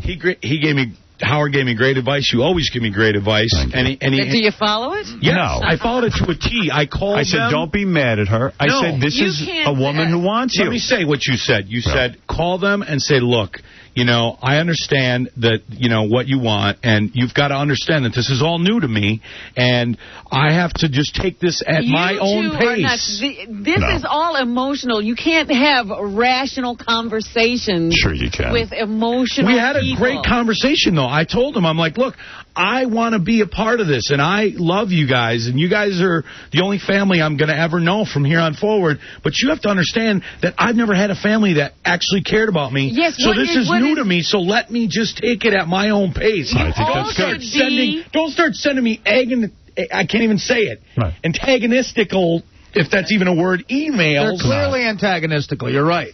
Right? What they should all be doing is having group counseling together. Well, because you know what I think it is? I think it's that old joke. He doesn't want to belong to any club that would have him as a member. That's exactly it. You know? What does that mean? It means... Oh, my. Antagonistical. Stormin, you're on the air. Hey, Howard, is Homo still there? Oh, come on. That's not fair. No. Hey, what is he talking about? He never told anybody where he lives. On 9/11, you advertised on national radio, I'm looking from this apartment at the same time. Faggot. Eat me. All right, thank you. Yeah. Well, Cabby... See that? You know, you do something nice for the people, give them a broadcast for 9/11. And Cabby won't tell us what's going on between him and Kane, but he'll broadcast this problem with his family. This is all that underlying anger. Well, because you know what? I have a professional relationship with Kane and with the station, and I don't believe that should have been on the air in the first place or will continue to go on the air here. That was something that I didn't want to go on the air, and I still don't want to go on the air. Because that's somebody you care about and you don't want to upset. Right. Nick, you're on the air. Hey, Howard. Nice to hear to you. Cabby's in trouble. He's having a breakdown, and I can understand you, Cabby, but, I mean, if you're starting with the comments that you're going to put one in you, that's premeditated, dude. You don't need to go there. Well, it's interesting in a conversation about his mother put one in you. He's angry. He wants to put one in his mother. Wow. No, dude. If you have know what I mean? Not messing literally. with your stuff, I mean, come on. And you know, I don't know when. I'm not going. All right, Stuart, you're on the air. Okay, Stuart, go ahead. Bring it up. Yeah. Okay, Stuart. Hey, I just wanted to ask that Cabby fellow how I stumped a crap load out his ass the next morning, and if it looked like a soft twist ice cream. I don't know what you just said. I think he said he wanted to give me a big kiss on the face. That guy was making a lot of sense. All right, let's go to somebody who understands this. Go ahead, Dan, you're on the air. Hey, Cabby. Yes. Hey, listen, you know, you sound like the kind of guy that's bettering his life and all that, but you got to realize back then you were a dick, and because of that, you expect a lot of people to, you know, play games with you the way they're doing it. That doesn't make any sense. Go ahead, Lou. Lou, go ahead. Yeah, hey, Cabby, how you doing? I have a question for you. Sure. You've gone to psychiatrists and you're under medication. Yes. Now, in the state of New York and New Jersey, I don't know where you live, but I'm guessing in one of those two states, it's impossible to get a firearm if you've had any sort of psychiatric assistance or any kind of medication. Yeah. So maybe you could tell the public how you're arming yourself, because it's people like me that are afraid of people like you, and it's people like you that make it hard for people like me to get a license. What about that, Cabby? Well, I've had guns for years, my friend. I'm not a felon. I served in the military honorably. So, you know, take that and put it in your pipe and smoke it. All right. Well, let's just say that... You've never been institutionalized for psychiatric Never, not once. You cannot buy a firearm in I had to buy one? Who said I had to buy one, pal? What do you mean by that? How else can you get one? You're admitting to committing a crime. You need every firearm that you own has to be licensed. Right. Okay. So who said I committed a crime? You? Who are you? Eat it. All right. Dude, I've owned weapons for years. Hello, I'm not a felon, and I served honorably in the military. What's your point? So if you serve in the military, you have the right to bear an arm? He took his guns with him. Sir, what is it, against the law to kill an Iraqi citizen and take his gun? Right. Yeah, I don't know. It's, all right, you're bringing up some points, I guess. He's but not we bringing don't up any points. Kevin, you're on the air. I remember when Cabby tried to, he registered this website back in, when we went back to war with Iraq, and he registered his real apartment number with it. So you're giving your address on the web, is what? So I don't know what he's saying. That was actually a business address, and it wasn't my. See, these people, they think they know everything, right? Because I actually got emails that said that. Oh yeah, you're stupid. You're putting your dude. I'm not that stupid. I may look stupid and act stupid sometimes. I'm not. All right. Final word for Cabby. Go ahead, Rich. Cabby, you're such an idiot. Why don't you advertise a little more that you have nice things in your house, you dope? I do. Everybody has nice things. Do you have nice things in your house, jackass? Oh, shut up, you Suck jackass. it, homo. All right. Come there and eat your face. Cabby, you can't call him a homo. You've had anal call sex. him a homo. Everybody's a homo. There's one crawling around inside each and every man on this planet. Have you watched Queer Eye for the Straight Guy yet? No, I haven't. Never. A show on TV. All right, Dean, go ahead. You're on the air. Never. Tell Cabby if he doesn't want to get noticed to stop driving 100 miles an hour on a VQE and a Mustang convertible with the radio blasted saying, look at me, look at me, look at me, cut people off. Well, Tell me that's not true, Fatso. Oh, guess what? Once you get rid of the Mustang, you got another car it got totaled. Do you want me to tell you how? I didn't think so. What's the difference? You don't want to be noticed. It got totaled. I don't want to talk about it. Don't want to piss people off that I work with. That's not true. How would I know you drive a Mustang? Everybody knew. Everybody knew. They talked about it on Howard, dumbass. But you weren't going with a go have sex with your mother. Lying like a maniac? All right. Okay, listen. Freak. Okay. Cabby, I'm sorry that your relationship with your new parents is as awful as your relationship with your old parents. Well, I don't even have a relationship with my old parents. Maybe you don't want a family. That's pretty soon you will not have a relationship with your new parents. I almost think that. I mean, is that wrong of me? No, that's not wrong. If you're happy without a relationship with parents, then just be happy with your life and your new girlfriend and everything else. I am happy with that. You're happy with your job. What you want. I've never been happier in love. I'm so in love, dude. I found the woman of my... She is the greatest thing that ever happened to me. You want me to find you a third family? Let's try with another one. Yeah, we'll find you a family totally unrelated to you. How about that? You want to do that? I can hire an actor to play your father and one to play your mother. Who wants to be Cabby's family? Find just like a millionaire to adopt me and leave me all his money. Will you adopt me? Maybe Kane will adopt you. Yeah. No, he's not old enough. You yell at him too much. Dude, Did you wreck your new car by hitting a bus, someone said? What? No. No? Okay, good. What is wrong with people? That's what Jason told us. Well, what are you driving now? You totaled the Mustang. I didn't. You know who totaled the Mustang? Who? I can't. Oh, don't say. Justin, go ahead. I'm a nice guy. I want to talk about Cabby about him saying he's not advertising his address. I've been at a concert where Cabby's been handing out business cards with his name, address, phone number, and cell phone number on them. And he gave me one and asked me to be in a porno with him with 2 girls from Canada. See, my business cards say the station address on it. So this guy, you hand out business cards. The station gives us. Yeah, it was like hot pink or like a fluorescent orange. Not me. All right, listen. Cabby, isn't it true that you gave Beth your business card just the other day on the street? Right. Oh, that's right. And it had my home phone number on it. And it said Captain Cunnilingus. I am so sorry that your new relationship with your new family is not working out. I'm glad to see that you're getting along with Kane now, and there's no more yelling going on. Kane and I, we're like brothers. Okay. This guy, he brought me to New York. You're like the Menendez brothers. Oh, we are. So maybe we should go kill to prison family. together. But listen, I always wish you luck. You know that. I'm pulling for you, buddy. Dude, I just, I appreciate what you did for me. All right. I told you that email from your dad. I told you it would go horribly wrong. Have you ever gotten an email like that? I wish I could even get an email from my dad. His dad won't contact. My dad doesn't even contact me. But I'm just saying to you. He has to send those emails to his dad. Right. Cabby, listen. Yeah. I hope you work things out with you. I met your new mother. I met your new stepfather. They're great people. I just don't understand, what do they want from me? They want to be involved with you, which is what you wanted. You wanted that. They wanted. How much involvement can you have if I'm in New York and they're in Minneapolis? They want calls from you. They want to hear from you. They want to know what's up with you. They want to see you. Yeah. And you're not ready for that. Well, I'm ready at some point. I hope you've learned something. How much more can you... Hey, what's up? I'm a healthy parent. A healthy parent would say to you, listen, take as much time as you need. I know I'll be there for you when you're ready. Where are you going to find one of those? And then I wonder, there isn't one. Does she even know that he's sending me these possibly not antagonistical emails? You would have to call your mother and find that out.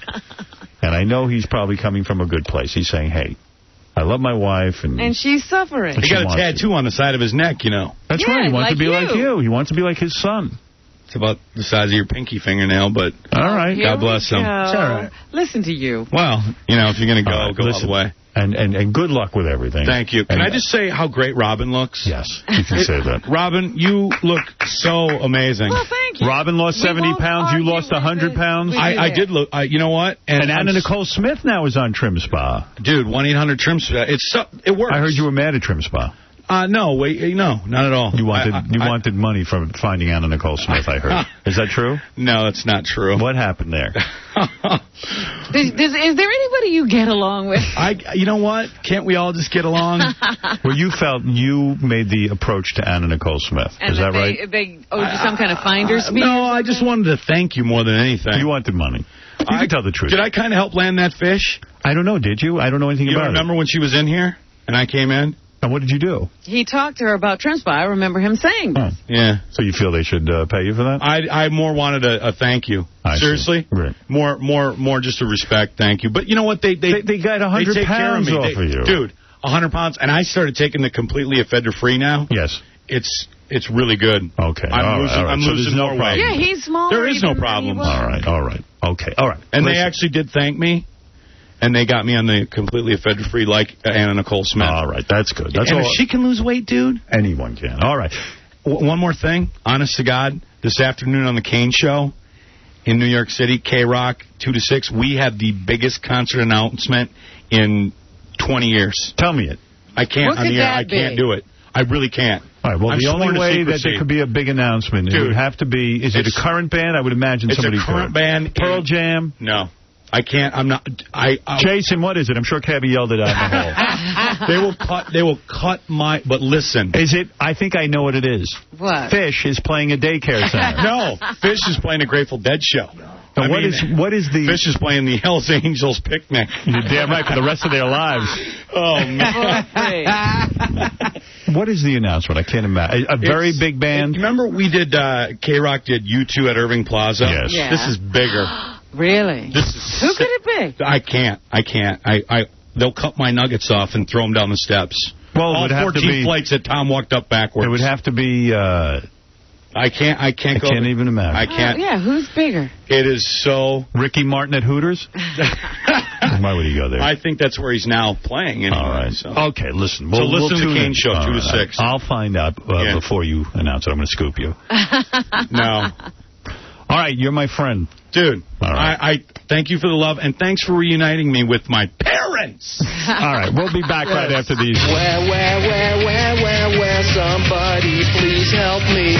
The adventures of Baba Booey continue. Baba Booey and radio veteran and bad toupee wearer, Cousin Brucey. Who's older, you or Scott Muni? Well, what I can tell you is I used to listen to Scott Muni when I was a kid. He was one of my heroes. Where do you get your hair cut? I send it out usually to the dry cleaner about 2 times a month. Do you have headphones that have like hair on them? Generally, no. What happens is when I wear my headphones, the hair sometimes goes off with them. But I usually wear 2 or 3 hair pieces at one time. And some are okay, some are a little reddish, some are a little yellow. But the earphones really are kind of detrimental to somebody that wears hair pieces. So do you ever take it off when you're on the air, for instance, like on radio? Do you ever take it off? Oh, all the time. I never wear hair pieces when I'm on the radio. I know Howard doesn't believe that, but Rick Sklar is here. Rick will tell you. That's what in my contract. They want me very natural, and I just sit around really in a T-shirt with nothing else, and a pair of shorts, and that's it. I mean, why wear? I want to be very natural to my audience. Don't you think that's right? Yep. Gary, I think you're terrific. Last question. Yeah. Where were you when you first heard the news of the invention of radio? The invention of radio. I was being bar mitzvahed, actually, many, many years ago. Okay, that's it. Good. Howard, nice talking to you. We'll talk to you again soon. Howard Stern tells the New York Post he'd take part in a celebrity version of CBS's Big Brother house with Kathy Lee Gifford. The catch, it could only be the 2 of them, and they'd have to be in the house for a month. His motive, he says, is to torture her. I hadn't heard that one. That was great. Great idea. Nobody picked up on that. Let me take you around the world real quick. I bet you Kathy Lee would be into it now. Yesterday, Yucko the Clown roasted Bob Levy. Bob Levy roasted... let me get this straight. Yucko roasted Bob Levy. Yes. Bob Levy is pissed. Bob Levy, if you remember, is the world's angriest listener. He won the contest. He won the contest. And Yucko was the second runner-up. So here's Bob's response to Yucko. Yucko the Clown. Or should I call you Roger the Clown? I heard your roast. I know why you're mad at me, because you lost the world's meanest listening contest to me. I haven't seen somebody beaten that badly since Rodney King on a California highway. Don't get mad at me because you're jealous of me, but we do have a lot in common. We're both your girlfriend. I've been in hell more than a nigger in a welfare office, and that, my clowny friend, is a lot. Oh, wait, that's not... Wow, he's really... Wow. He's going low for this one. With the N-word. It's terrible. I think he was really angry. Oh, yeah. True. Your girlfriend said you can't Your dick is softer than a stick of butter in a desert. Get off my coattail, you untalented piece of shit. The only reason your girl comes to your shows with you is so she can get by real comedians. Hey, Roger, she's more comedians than Stuttering John. And you're such a little pussy without your makeup on. You're a kiss without talent. In Vegas, you were afraid John the Stutterer was going to kick your ass, and you wanted me to watch out for you. And I was like, you little whiny pussy. Listen, you weak homo, I bet you've seen more in a hen house, and you've taken it on the chin more times than Joe Frazier. I'm sure that makes your parents happy. You didn't tell the people about that, huh? That you were raised by 2 black step-parents in a trailer in Georgia. Hold on, let me put the cat back in the bag. I guess that makes you a step nigga, huh? You you want to with me? Well, you're going to realize I'm unbeatable like Christopher Reeve's. Listen, Roger the Clown, how does it feel not to be able to tan because you're always in my shadow? The reason Stuttering John didn't pay you in Vegas because you suck. I heard more laughs when the Pope fell down steps. I don't know who makes less money on a gig, you on stage or your girlfriend in the back with the other comedians. Hey, Yucko, you know what you and your girlfriend have in common? You both leave the club wiping white stuff off your faces. You're mad that I banged your girlfriend in my Dodge Durango. You know the one that I won. Every time I bang her in a hillbilly, I yell honk honk to keep her from... And by the way, thanks for letting me use your horn. I'll put it back in your girlfriend's when I kick her out of my house. Honkity honk. Wow. Ooh.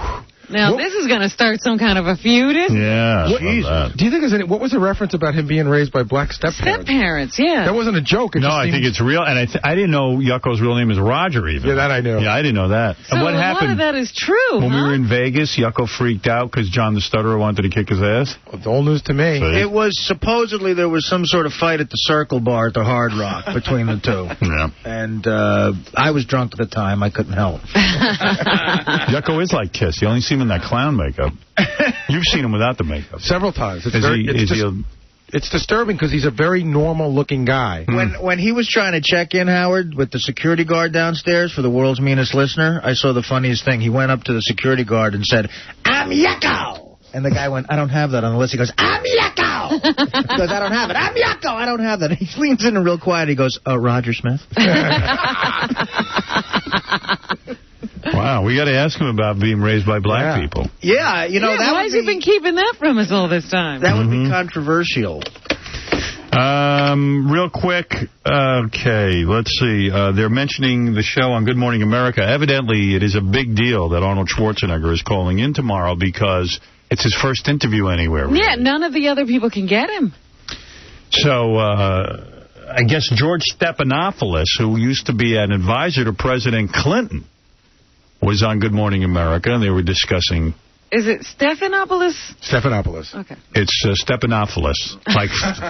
Stephen Fetchit? No, like Snuffleupagus. Right. Who's also Greek. Yeah. So here it is. Most California voters say, hey, we like Arnold, but is he serious enough? Does he have enough substance to be governor? That's interesting. The camera moves in, which you don't normally see in political ads. Not that much. Usually they try to, and also do much more about the ideas. They know they have the $1 million personality here, and that's exactly what they're trying to sell. Yeah, he's finally going to do an interview. That's with Howard Stern. That seems like a strange place to be doing an interview. But #1 rated show in Los Angeles, he's going to go where the voters are. All right. Thanks very much, George Stephanopoulos. Stephanopoulos gets it. Go where the voters are. Yeah, what good is it going to do you to talk to those people? By the way, Gary the retard is still sleeping. He's been on the phone since 6 in the morning. Right. Gary.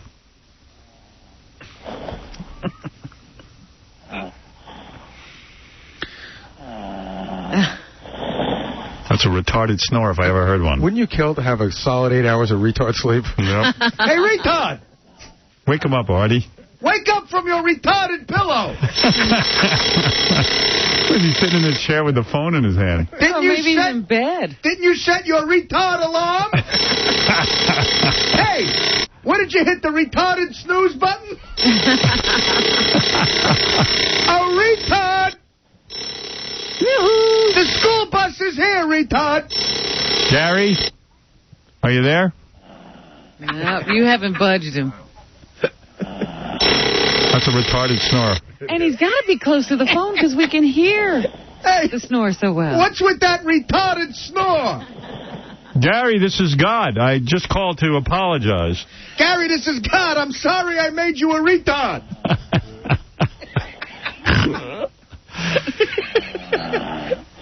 Wow, you know, it must be great in a way to be that dumb. Oh, because look at look at how happy he always is. You can't upset him. Hey! You think there's anything that there's no worries that keep him from sleeping? No stress. No stress. I'm only kind of stupid, and I'm pretty happy. He must be delirious. Well, I'm very stupid, and I'm happy. Welcome to your retarded morning. What's he dreaming about? That's what I wonder. He's trying to count sheep, but he can't get past 2. I'm dreaming of boobies. There's 1 sheep, 2 sheep, booby. I'm wondering if, like, when he dreams, is he, like, got normal intelligence? Well, that's what I was asking this morning. Is he normal in his dreams? Do you think he's like... Or is he retarded? Or is he just Gary, but everybody likes him and girls want him? When he dreams, he's... I don't know. We ought to ask him that when he wakes up. I'm sorry. When he dreams, he's as smart as Jessica Simpson. Speaking of Jessica Simpson, I'll play it one more time. I'm glad you brought that up. It's a classic. Jessica Simpson, I swear to you, I've never heard a musical number that she does. Supposedly she's a pop star. She got married. She waited. You know, she's a gorgeous girl. I mean, I see her pictures. We need to interview her. But I told you she's an imbecile. They're doing a reality show, and it's a fascinating show in that she doesn't know the difference. Let me put him back on hold. She doesn't know the difference between tuna and chicken. She got confused because the can said chicken of the sea, and her new husband's like, you could hear him rolling his eyes. Yeah, you can almost, he's at the point of about to pull out his hair. Is this chicken what I have, or is this fish? I know it's tuna, but it says chicken by the sea. So stupid.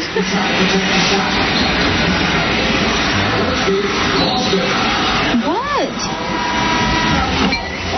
Don't make fun of me right now. I'm not in the mood. You act like you've never had tuna before. I've had tuna fish, like, sandwiches and stuff like this. Maybe you and I have eaten tuna like this before.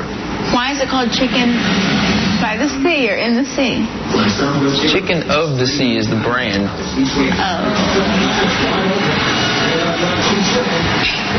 You know, because a lot of people eat tuna, it's like a lot of people eat chicken, so it's like the chicken of the sea. Okay, I understand now. I read it wrong. He's got to spend the rest of his life with her? I mean, as hot as she is, it's just got to make you nuts. That guy Nick's like, no, honey, it's like when you thought spaghetti was cereal. Remember? Wow. Same thing. And, I mean, does she have hit records with kids and stuff? I hear her name a lot and see her, but I don't know any of her songs. I've never heard a song. I always see pop star Jessica Simpson, but I wouldn't know a song. I know she's even in movies, I think. She's got a big rack, man.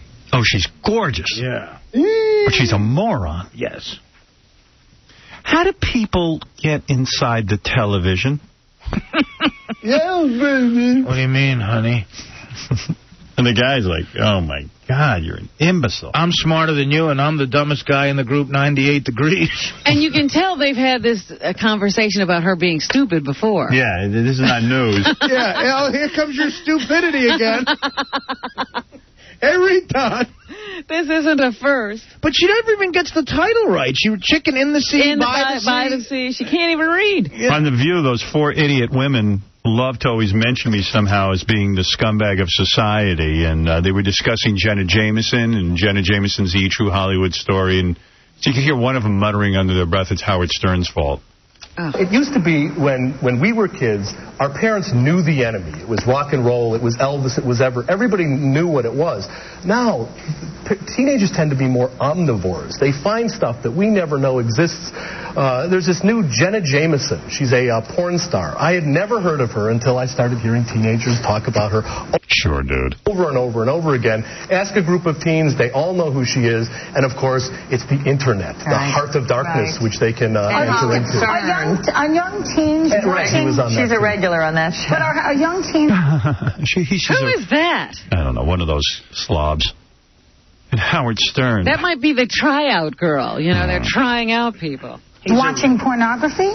Well, but by the way, they'll have Jenna Jameson on. They'll have, you know, they're such phony balonies. Fakers. This guy's never heard of Jenna Jameson. Yeah, okay. Teenagers had to point her. Yeah, porno's a $7 billion industry. But nobody's buying it. Or $17 billion. It's the biggest industry. Yeah. Yes, Dan, and then we're going to go to Karina, who's going to tell us about her big Playboy date. We're going to talk to Ray. Remember the guy we sent to the Playboy Mansion? Oh, yeah. Yes, Dan, go ahead. How are you, sir? Very good. I'm actually calling about the fish situation. I'm a pretty big fan of the band, and I know that since you guys are, and hopefully I can shed some light on what happened exactly down at Jones Beach. Just so you know, I don't know if you've ever been backstage at Jones Beach, but the boathouse isn't really, quote-unquote, secluded. It's really only about 40 feet from the backstage area. And there's been no suggestion that Mike asked the little girl to do anything sexual or that the pictures were sexual in nature. I know you made a joke earlier about, now everyone's an artist, but he actually is, a photographer. He made a movie called called Outside Out about the late government mule bass player Alan. Well, they're saying it was a big misunderstanding, so I'm waiting to read more. Well, actually what it was, because the father of the daughter was the leader of, the Northeast chapter of the Health. What is he doing with a 9-year-old who's not his daughter? Why is he not asking his parents' permission to take a picture? First of all, it was at the Dead concert, and it was about 1 o'clock in the morning. Yes, that's true. Why would you take a girl to a boathouse? There's no proof that he, took the girl to the boathouse, per se. The backstage area is fairly big. Everybody was walking around. He always has his camera with him. He's a very, Yeah, but by the way, I don't know anything about this. I just read in the paper that he got beat up because he was with some kid, and now the father's even saying it's a misunderstanding. The father is the leader of the Northeast. All right, so what do you want? Why are you calling me? Because I don't want you thinking something that's not true. I don't think anything. Well, very good. You haven't said anything that we didn't say. And by the way, stop recording me, you putz. We don't have to be mean. But we don't have to be mean? I have to be mean. Don't record my ass. The point. Get off my phone, retard. Where's that retard? Fish fan. Let me see if the retard woke up. Gary!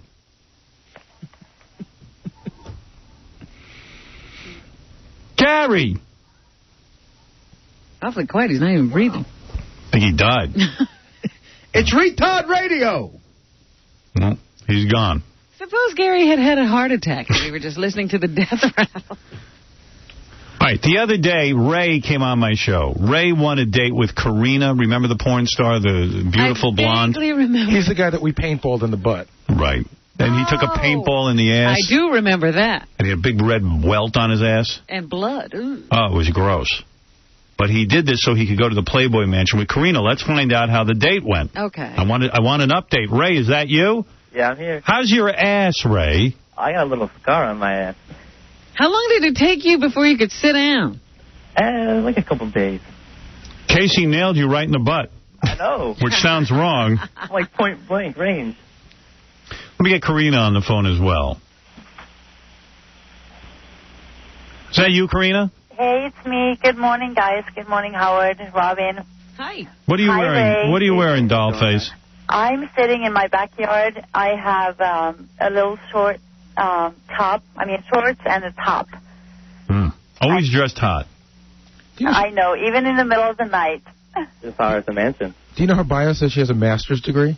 I don't believe that bio. In what? Do you want me to fax? I can fax it over to you. In business. In business, it's from Finland, Helsinki, Finland. Please, she got a master's in shaving. What master's? A master's in what? It's actually in business. I majored in marketing, and the minor was law.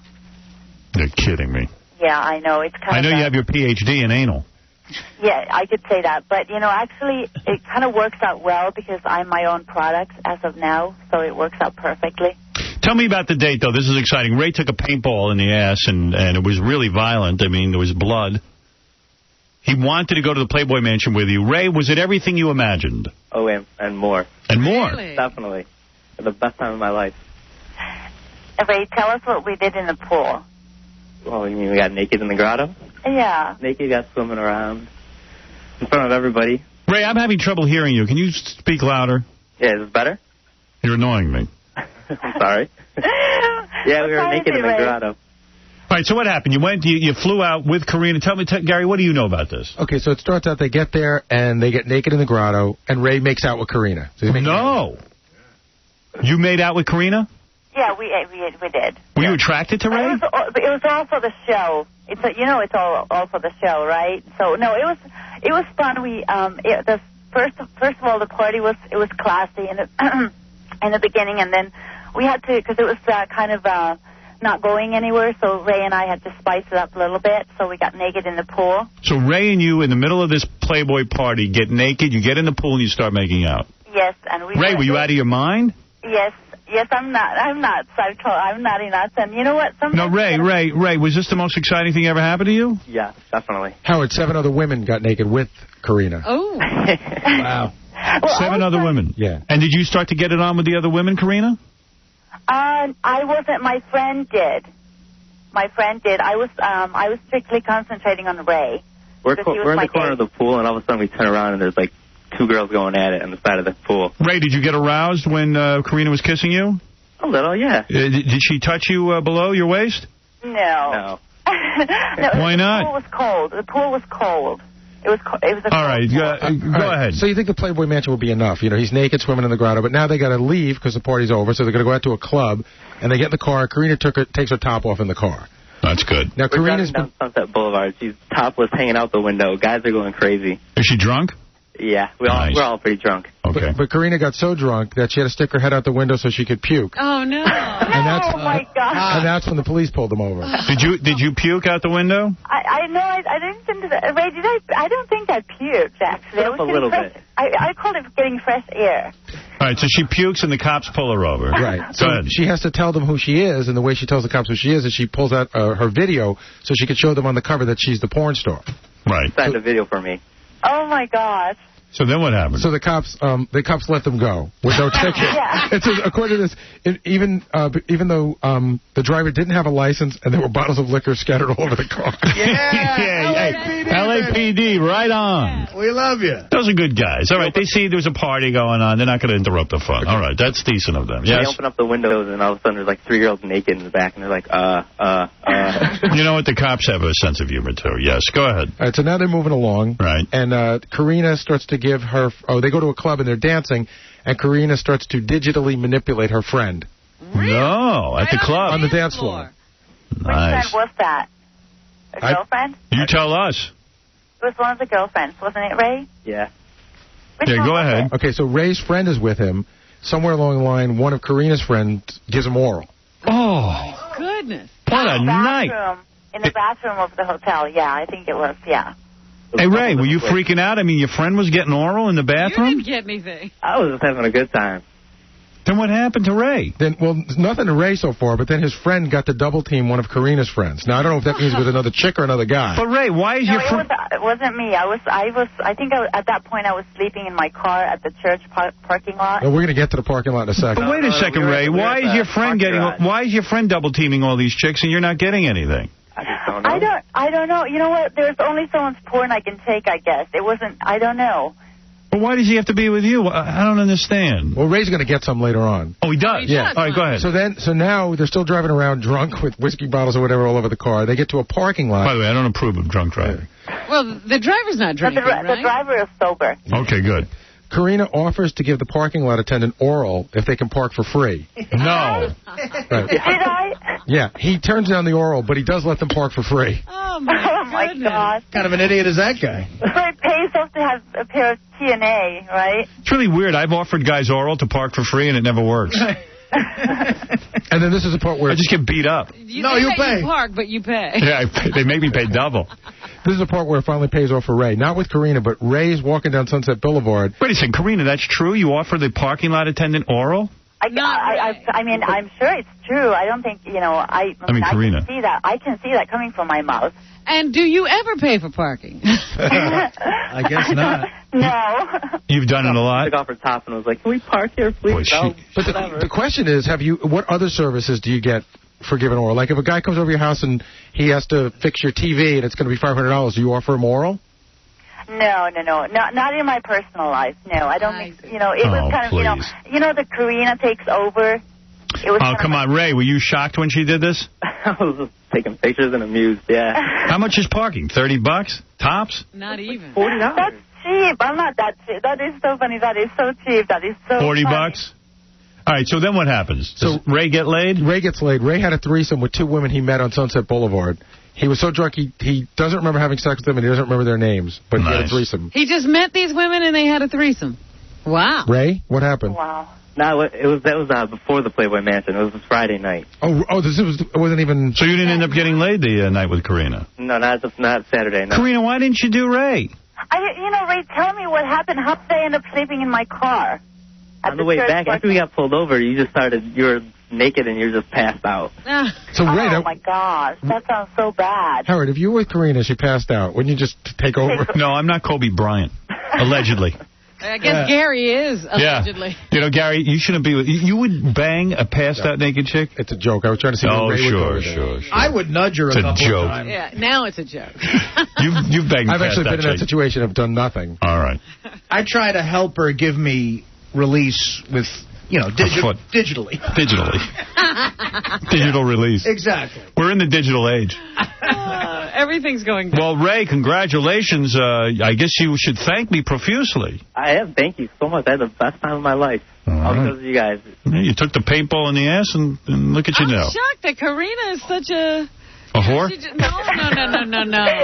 That she pooped out at the party. Well, she got a little too drunk. Actually, I don't party very much, and once I party, I kind of, it goes a little overboard. Too far. Want to see a good-looking girl? Check out Karina at comewithkarina.com. That's CUMWITHKARINA.com. All right. Howard. Yes. Sweetie, I never asked to say hi to anyone. Can I say hi to someone who moved me yesterday? I moved to a new house. I prefer you wouldn't. Oh, okay. Thank you. Okay. All right. Go ahead. Say hello. Okay, thank you, sweetie. I was like, oh, that's mean. Hey, Steve. Did you give them oral? No, I didn't. There were 3 guys. Steve, Josh, and George from Temecula. They moved me to my first new house. With your accent, that was easy to understand. Thank you. Oh, shut up. All right, Karina. Thank you. Seriously.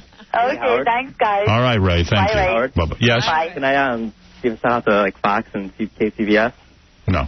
No? All right. That's Ray. I'd like to say hi to Steve. How can I give a shout out to blah, blah, blah, blah, blah? Yeah, sure. Why not? I think you moved me yesterday. Steve. Now, a guy who really knows his stuff is William Shatner. Oh, yeah. I wonder He is the master. I wonder if he's ever done one of those Star Trek cruises. Or the celebrity cruise kind of thing that we were talking about earlier? Well, remember when Ricardo Montalban did the phony phone call to George Takei? Yeah. And then George Takei goes, well, believe it or not, you do it, Artie. Surprisingly enough, tomorrow, I'm going on a Star Trek cruise. But we were all shocked by that. We have Star Trek conventions that float. I've never been on a cruise. Mr. Shatner. Yeah. The original. Oh, he's on the phone today? Oh, yeah. I am, Robin. And it was the paintball in the ass that got my attention. Have you ever given oral for free parking? Yeah, how do you get out of parking? No, and if you have a limousine, do you get more? Do you have to give more or get more, Who knows? But what's that paintball in the ass thing? What has that got to do with it? Casey was about 10 feet from this guy, Ray. Ray was naked. We had a naked daredevil contest. And Casey shot this guy point blank in the ass with a paintball. The guy... No, come on. Wrong. Mr. Shatner. My God, have you no class? Come on. I'm shocked at you. No, we hit him in the cheek. Not right up there, in the cheek. Jeez, because the whole thing about paintball... It's hard. ...is that next weekend, not this weekend, but Labor Day weekend, there's a big paintball thing going on in Binghamton, upstate New York. Is it naked? Well, Robin. Are you going? Are you going, Bill? Yeah, I'm going to go. It's for charity, and I wanted to invite you to come up there.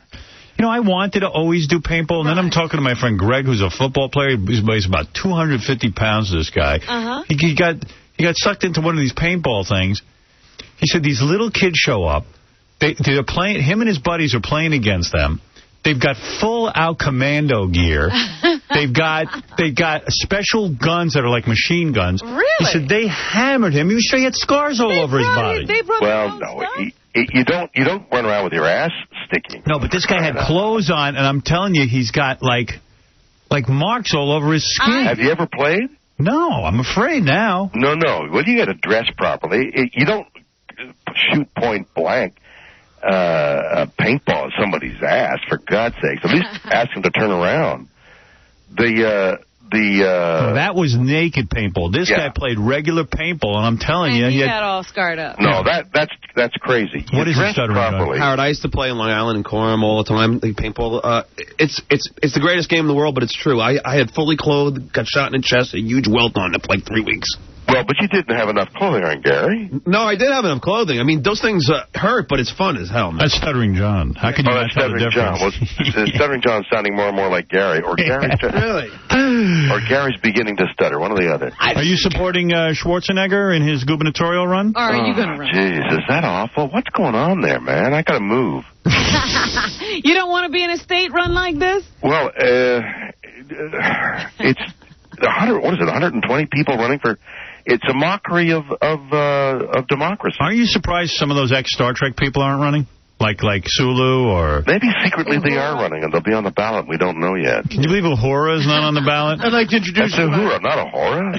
I'd like to introduce you to my running mate, Uhura's a dance. Hey, would you ever do a Star Trek cruise? No, you can't get away, man. Right, exactly. Yeah, I mean, you go in and you do your little number and you get out. Sulu does it. Exactly how much does it cost? See, to get William Shatner at a Star Trek convention must take a lot of money. Yeah, what's it take? Takes quite a bit of money to appear at a convention, that's right. And they're paying less and less, and less people are going because... you won't show up. Because people don't show up. Conventions are not where it's at, I don't think anymore. It's paintball. It's paintball. And I just want to get back there just for a half a second. Go ahead. This coming weekend, Labor Day weekend. Yes. And not this weekend, but the following weekend. We're having a charity paintball thing in Binghamton, New York. Believe it or not. And maybe as many as 1,500 people are going to show up, and we're going to be teams, and we're going to have great fun, and it's all to charity, and you got to come because it's great fun. And what's the charity? And Robin and Gary and Howard, I'm extending an invitation. What's the charity? Handicapped kids. I'm against that. Yeah, we don't have enough handicapped kids. I feel those kids. But Howard, any kind of handicap, you know what I mean? There'll be a handicap. I'm sure you're happy with. I'm considered handicapped in 3 different areas. Well, that's what I mean. I thought a certain amount of identification. So let me get this right. You show up at this event and you shoot handicapped kids with paintball? No, you fool. I'll do that. I can't get away. Let me go Just remember the dates. And I mean it. I want you to come up, even for the day. You know. Let me paintball, you retard. And there's a convention, by the way. There's a Star Trek convention there too. So. Yes. Would you seriously play paintball against a handicapped child? Are you kidding? Splat Attack 1 is in your DVD stores. It's a movie about the first of this. This is the second Splat Attack. Yeah. And you can, by the way, all this information can be found on my website, WilliamShatner.com. If you want to come, WilliamShatner.com. Come on up there. All right, it's a good cause. Okay. All right, I would love to. Paintball in the ass is not where it's at. I'd love to splat attack a CP kid. Hey, retard! Come here, let me splat attack you! You're so bad, that's really awful. Whoa, I hit another retarded ass! Oh, my God. See, I think I could actually win against a wheelchair kid. That's the kind of odds you need.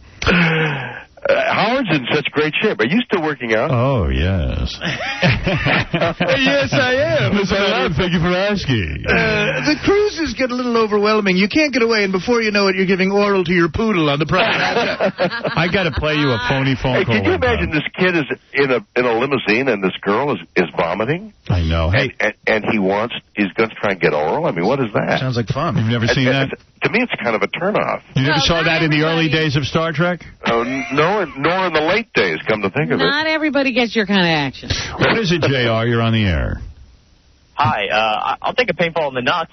For Mr. Shatner to give you oral? Well, that's a handicap we can deal with. Right. Are you a retard? Let's go to Denise. Yes, you're on with Mr. Shatner. Hello? Yes. Denise? Yes. Come up to Binghamton, New York, the 29th, the 30th, or 31st. This is not William Shatner, Howard. Why do you say that? It is not his voice. I'm telling you. Well, I know Bill Shatner, and, honey, you're no Bill Shatner. He's not.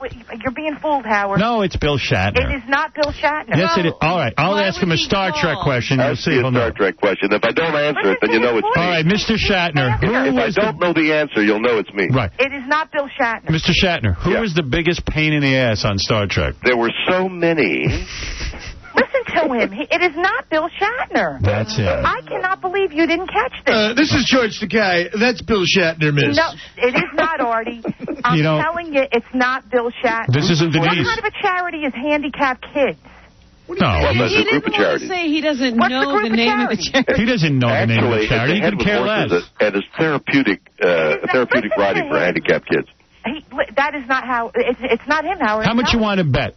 I'll bet you anything. All right, ask him a question then. He'll prove it. Come on, ask me a question. Well first of all, what? Let me ask you a question. Are you coming up to Binghamton?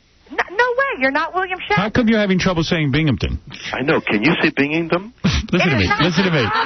Binghamton. Wait, why did tell me how that down that way? Tell me how you're saying it. He speaks faster than William Shatner. No, Denise, it's William. Trust me, it's Howard. I'll bet you $10 billion this is William Shatner. It is not William Shatner. I don't know how you can find out. Get him to make a check out to charity, and then I'll... Where was the Federation Academy located? Where's what? The Federation Academy. On 3740 57th Street, I believe. The FA? All right, how do you say sabotage? Sabotage, you fool. Sabotage. It's sabotage. It is not him. No, he first of all, it's Binghamton. Well, you don't pronounce... help me with this. Binghamton? No, Binghamton. Like banging? Where does the H go? All right, listen to me. Bingham. Like all right, Binghamton. You're caught, buddy. Give it up. You know. Honey, it's William Shatner. Believe me, you're no William Howard, Shatner. It's not William Shatner. And I don't know who let the call through, but you should fire them. That's right. We know William Shatner. We have a relationship with him. Stuttering John. He's been there since as long as Howard. All right, you're gone, John. There you go. Honey, Denise. Howard, please, it is not him. It's him. You're never going to convince her. Jeff the Drunk would like to say hello to Mr. Shatner. Uh-oh. Bitch. And yes, this is William Shatner. How do you know? I know. Because he's drunk. I met him before. Anyway, it's Binghamton. Say it again. Binghamton. See, you're having trouble, too. Well, he's drunk, though. Yeah, but what's your excuse, Bill? So you're sober. Anyway. Yeah. Anyway, the William, all he does is plug. That's not all he does. He's plugging a charity event, you moron. Whoopee. Oh, my. Well, I mean, he's trying to get word out. That's why, in exchange for calling in, he's telling you to do Splat Attack. What about handicapped adults? What? Bitch. Plug. That's all he does. Plug. What do you do, Jeff? Drink. So you're plugging alcohol, huh? Smoke. We just got different causes. Well, Mr. Shatner, the second annual Splat Attack Paintball is for handicapped children, and I am for the handicapped children. Yes. The competition will be held August 29th through August 31st in New Milford, Pennsylvania, and you can go to williamshatner.com. Wait a minute. He was saying Binghamton. I don't know what he means New by Milford's right beside it. When you get corrected by Jeff the Drunk, it's time to quit. No, seriously, is it Binghamton or New Milford? Well, I think one is where the event is and the other's where we're going to stay. They're side by side. What is it, Dominic? I know it sounds crazy, but I really don't think it's him. No, it is. What's the last book he wrote? I have it in front of me. I'm working on that. Name the book he wrote. I'm working on that. Name the last book you wrote. Name the book. I have it in front of me. That's what I'm saying. I'm working on that. Is the name of the book. I swear I don't think it's him. It's him. Is that the name of the book, Dominic? I don't have it in front of me. I tried a lawyer trick. Oh, you. Mr. Shatner, what is the name of the last book you wrote? He's told you. I'm working on that. It's called I'm Working on That. It is him. I know it's him because we have a Howard, relationship. we had dinner together. Of course. Where'd you have dinner with Howard? What? What restaurant? We went to that Japanese restaurant. That great Japanese restaurant. In fact, we got to go again. Hey, Mr. Shatner, what did you take out of your wife's purse? And remember? No. It's him. He doesn't wouldn't remember anything. Remember we were taking pictures? Who did we meet, Howard? All right, who did we meet? Let me think. I know. Okay, I know the answer. Wait, let me think. Hold it. Who did you meet? We did. We ran into somebody that came over and said, okay, I know who it is. Well, I'm going to write it down. And he'll say it? And he'll say it. That would prove it is Mr. Shatner. Now, hold on. I'm going to write it right down. Does he have a cold? Maybe that's... No, yeah, it's him. I know William Shatner, goddammit. Hey, That's every Star Trek every... I remember the story. You see what I wrote down? No. Let me see, Howard. Yes, I remember the story. Mr. Shatner, announce who I met with you at dinner. What's her name? I blocked on her name. Oh, no. Oh, no. I worked with her. Yes, you worked with her. Heather Locklear. Right, How Heather did you Locklear. not remember Heather Locklear? Goodbye. All right, goodbye. All right. I did remember Heather Locklear. How do you forget her? I know you banged her. No, I never banged. Oh, you're such a liar on that one. No, I played paintball with her. You banged Heather Locklear. That's how you say you banged her? You played ping pong? No, that's the old-fashioned way. She's such a sweet girl.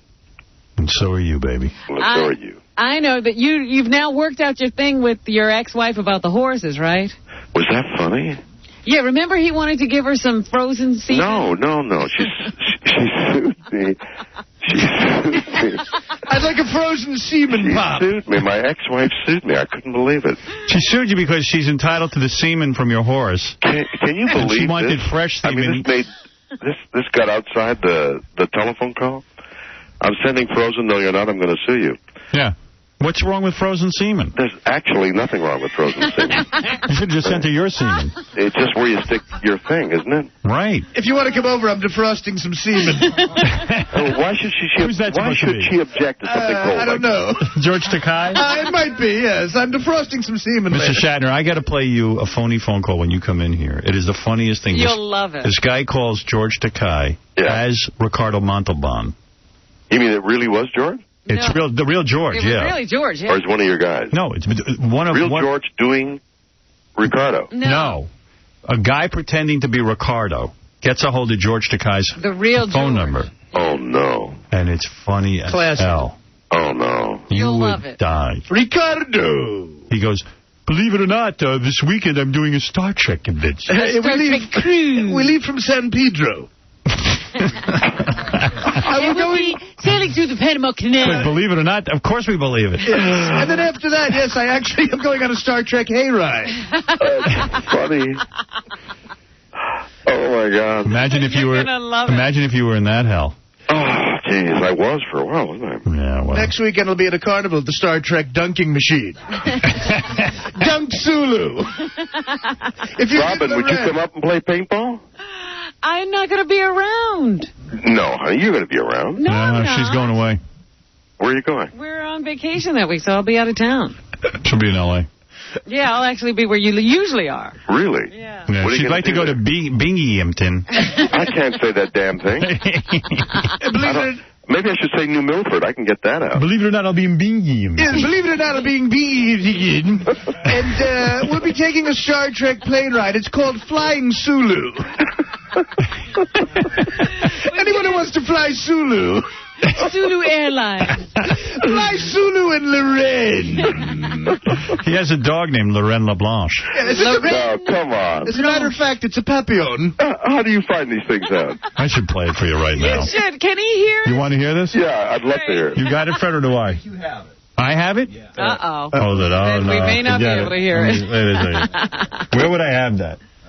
Hold on. Seriously, this is worth you hearing. Yeah. It's so funny. The funniest guy that you'll be laughing your ass off if I could find it. Yeah, but you kind of live in terror that could happen to you, you know? It's worth the listen. Don't answer your phone. That's right. Just First let of all, it ring. Ricardo, somebody help me. I can't find Where it. are the people who work here who help? No one runs in. Nobody helps.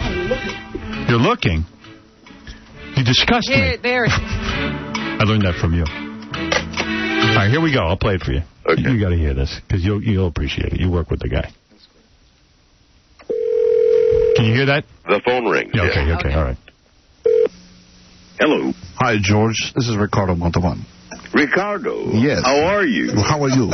Just great. I was just calling to say hello. Well, it's always delightful to hear from you. So, what are you doing this evening? Well, believe it or not, tomorrow I'm taking off on a Star Trek cruise. We have Star Trek conventions that now float. Are you going to come out to Fantasy Island? Well, we're sailing from San Pedro, and we're going through the Panama Canal. Yes. What are you up to? I'm just driving around with talking on my new phone. Oh, well, good for you. Yes, I was thinking about trying to buy some hookers. Oh, my. Is that your doggy? That's my dog. What's your dog's name? She's a papillon. Her name is Ren. Ren? Speak French? Very little. Well, Ren means queen. I know Ren and Stimpy. Oh, no, not that Ren. R-E-I-N-E. I see. Ren. La Reine, her full name is La Reine Blanche. That's a pretty... La Reina Blanca. That's a pretty name. Thank you. Have you, have you been watching E! when they had the story about tattoo? No. Oh. That's why I'm calling. I was wondering if you ever seen a midget naked. You know, I don't think you're Ricardo Montalban. That's Kid Chris. Yes, the great Kid Chris. The great Kid Chris. Do you love that? That is incredible. Lorena Blanc. Yes, she's a papillon. La Reine Blanche, not Ren and Stimpy. So funny. How are you? It's a delight to hear from you, like he talks to him every day. Yeah. Believe it or not, we're doing a Star Trek cruise. That's the thing that we love the best, the believe it or not. That's the worst Ricardo Montalban I've ever heard. Believe it or not, we're going on a Star Trek camping trip tomorrow. We'll be pitching a tent. Yeah, Mike, what's up? No, Mike. No, Mike. I wonder if Gary the retard's still asleep. I hope. Let's see. We're having all kinds William of fun. Shatner wants to know. Gary? Gary's gone, too. You're alone, Howard. You ever going to make another Star Trek? No. Haven't they killed the franchise? I think it's done, Yeah. Yeah. They've done it in with this new Enterprise. How come there were no retards on the Enterprise? or even on these other planets? There were, but they were disguised. Hey, look, it's a retard Vulcan. Hysterical. They had conquered all disease, remember? What's what your retarded is? Howard. Well, in the future, did they stop like having retarded people? Is that what they mean by conquering disease? Yeah. I don't know. I gave up. You should know this stuff. Shouldn't you know this stuff? You are the captain. Yeah, but I know nothing. I know nothing, and you're happy about it. and happy in my ignorance. That's what are you wearing right now? Yeah. What? What are you wearing right now? I'm wearing a T-shirt. Believe it or not. Believe it or not. With no underpants? What? No underpants? What bottoms? What bottoms? I'm just sitting here in the hotel room. Believe it or not, I'm bottling my Captain Kirk barbecue sauce. You plug. Oh, with the plug. I'm in Louisville. All right, listen. Are you letting your I can say. Yeah. But Binghamton is I can't. It's Binghamton. Jesus. I'm not even going to try anymore. You're supposed to say, you disgust me. I say it the way I want to say it. That's Don't right. help me. Don't help And me. everybody comes out and says it that way. It disgusts me. Disgusts me. Sickens me. Perhaps you want to come to the Star Trek sushi restaurant, Sulu Sushi. Excuse me, what was that, Mr. Shatner? It's sabotage. Well, I say sabotage, and you sicken me. No. You say sabotage. I say sabotage. Yeah. And I say Binghamton. Can you believe I was in rehearsal and they played that tape? It was a pure discussion about what to do. I couldn't believe You were so mean. This idiot would take that tape and sell it. How about when he passed gas in the interview? Oh, God. Classic. Just bad. Listen. 49 and 151. You read those again. Have fun with them. The void is starting to affect you. Your hail fellow well met.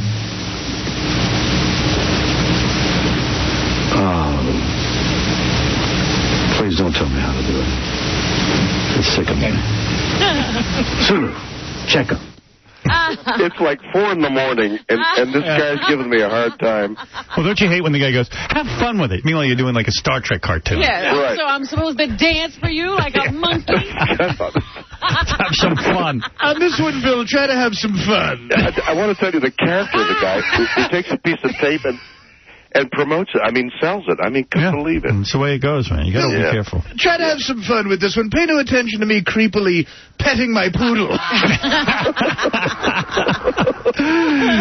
William Shatner's second annual Splat Attack paintball competition will be held August 29th through August 31st in Binghamton.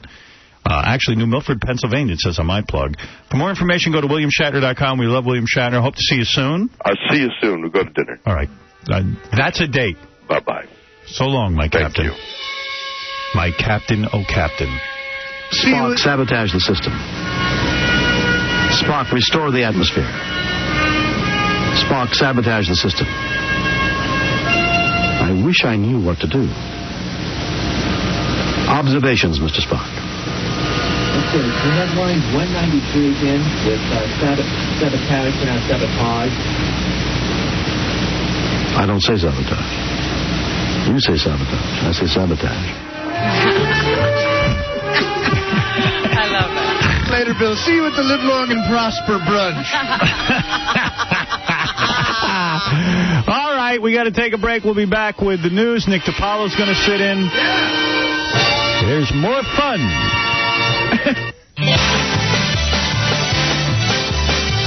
Phone calls. We get your phone calls. We get your phone calls every day. Is this the Howard Stern show or is it the Robin Quivers show? Because nobody can hear a word that Howard says with Robin's interrupting every 2 seconds.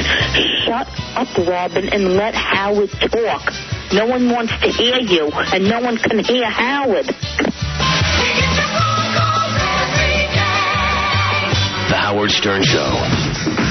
Listening to a man who thanks the Lord for the moral decline of America. Howard Stern.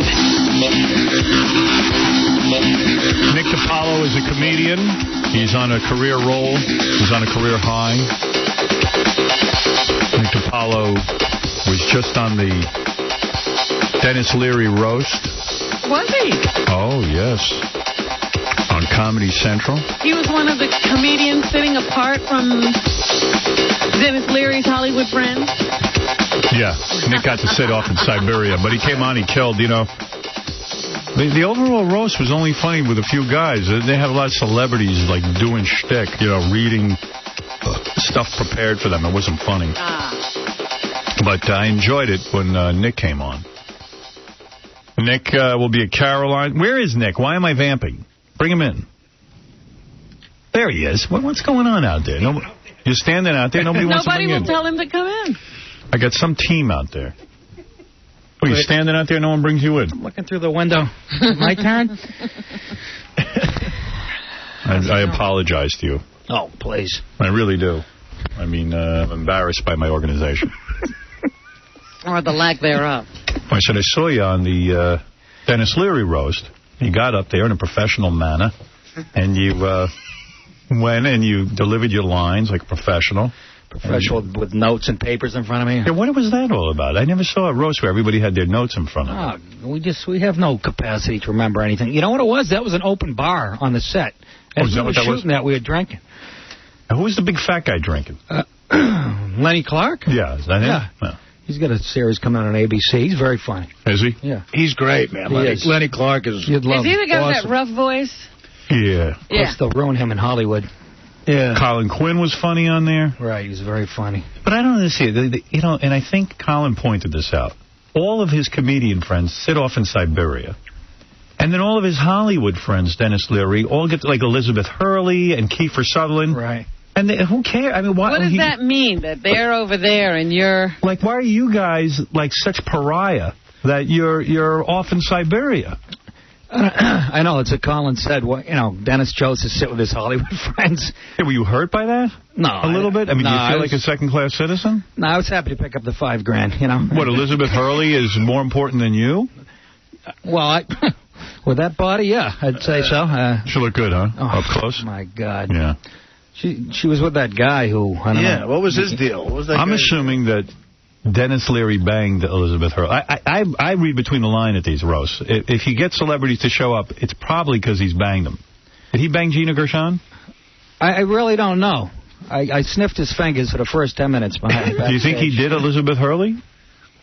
I don't know. He's not a bad-looking guy for a comedian. Yeah, you know? no, I'm sure he's done well. I bet he did Kiefer Sutherland. That's why he was Well, there's there. no doubt about that. Well, why was Kiefer Sutherland there? Because they couldn't get Sean Penn. No, but seriously, what was the reason? I guess he's a friend of... A friend. And he sits there, he doesn't say a word, like a mutant. I know. All right. He didn't even roast, did he? You know, Nick had what was the joke you had about him, Kiefer Sutherland? Oh, he said he had to sleep in a car in Hollywood when he first moved there, you know. It must have been tough tossing and turning in a Mercedes 450 SL in front of your father's mansion. Yeah. Who's going to buy that story? Yes, Baba Boo, I hi. hate to interrupt, but remember we were talking about that guy this morning that gave that card to your friend? Yeah. He's on the phone right now. Okay. He's a great talk. You know what? I said, hey, it's Gary from the Howard Stern Show. And he goes, hey, Horseface, how you doing? Oh, okay. What number? Definitely going to talk to him. Okay. There you go. Sorry to interrupt, Nick. Oh, that's all right. Hey, Ben. Yeah, right here. So, you know, I was saying on the air today, early this morning, I was telling Robin a story. I said that my girlfriend was... Who's your girlfriend? I'm going to tell you in a minute, genius. Come on, hurry up. Time is money. Let's go. I said, my girlfriend walks down the street and say, this black guy comes up to her in like a nice jogging outfit, and he grabs her arm, like almost grabs her off the street, starts accosting her. And I said, you know, what goes on in the heat? You know, the women wear, like, they wear shorts or something, they go crazy. She describes to me the day before, some imbecile gets out of his car in the middle of the street, stops traffic, blocks it up, all back up the street. You believe anything this girl tells you? Well, how do I hold your business card, dude? Get serious. So Well, how did he get your business card? girlfriend's walking down the street, Oh, please. and she goes, and this guy jumps out. He goes, "Hey, I'm going to change your life. I'm going to change your life, honey." And he won't let he won't let up. And she goes, I believe her. It was you. Well, listen, it may have been me. You married guy? That was the event. You married guy? I don't need the cross-examination. I'd like to know what this is about. I'm saying I don't think it's We're appropriate. calling back. What do you want? She doesn't want to call you, but she wanted me to call you. That's my girlfriend. Oh, well, it's nice to talk to you. How are you? Yeah, I'm wondering if you're a married man. I said to her, I bet the guy's Why, married. you want to date me? I don't want to date you. Well, how are you going to change her life? What is it about her? How are you going to change her life?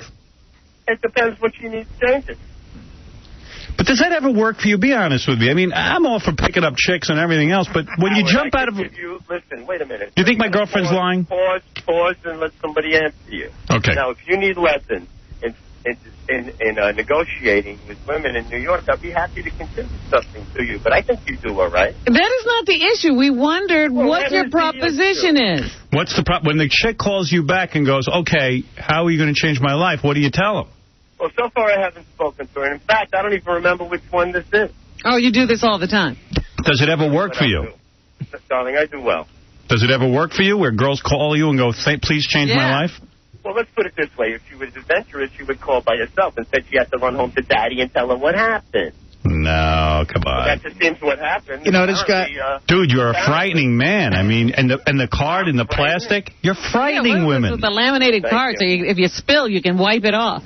Why a laminated card? Let's put it this way, because it'll outlive us, and I think that's a good thing. I bet you're married. You've got that covered. See, you luckily have created your immortality, and as And it's an object lesson. I am trying to, I'm doing my best to get that done as well. What were you planning to do? What are you looking for women for? He wants to bang them. I don't want to hear what he has to say. Why are you handing out your card like that? I'll tell you what. This sounds like a very good subject to further pursue, but at the moment I'm not really able to get into it in depth. If you'd like to arrange a further interview at a time that is more convenient for me, I'd be willing. See what I mean? She said he was like it was scary, like he would not. She said, "Please, just let me walk." Well, Howard, talk to me. You can talk to her all day. I gotta go. Dominic, what do you want to say? Hey, retard, give me your date of birth. I'll tell you if you're married and where you live in about 3 minutes. Give me your date of birth. Darling. 11254. Oh, I thought you meant me. You respond to all retard requests. And you know what? I'll come to your house. You call up at 6 o'clock in the morning. Right. You come at 6 o'clock in the morning and, very inconsiderate. And now you're being rude. I mean, what's that all about? Well, you're rude, too, so we're both the same way. We're both rude. He's amazing. You're only supposed to be rude. Have a great day. Good luck. Good luck to you. I got your card. Was he black? That's fine. All right. Call me for some business, and you'll be happy you did that. All right, dude. Boy. I'm going to find out what's going on here. All right, bye. Mr. Businessman. How are you going to change my life? When you're duct taped to a chair in a basement in Queens for 2 months, it changes your life. Yeah. She said it was frightening, man. I mean, the guy was... Well, listen to him. Yeah. He scares me. He's on the phone. Yeah, he was creepy. She said he was scary. No, he's obnoxious. And a bunch of people from, New Yorkers were honking him, saying, "Hey, come on, move your car, sir." And he was like, no way, man, just shut up. You take his plastic card. That stuff works in L.A., like on Sunset Boulevard, when some 14-year-old girl gets off the bus from Oklahoma, and drug her up. Not here, though. Not here, not in New York. Yeah, she wakes up in Saudi Arabia in a harem. With I'm going to tell my girlfriend not to date this guy. I don't think not? Oh, come on. I don't get a good feeling from him. You don't think it'll work out? Howard, can I have his card? I'd like some tips on how to pick up chicks, though. Full Nelson in the middle of a street. He says he does very well. So, Nick... The only problem is she's not adventurous.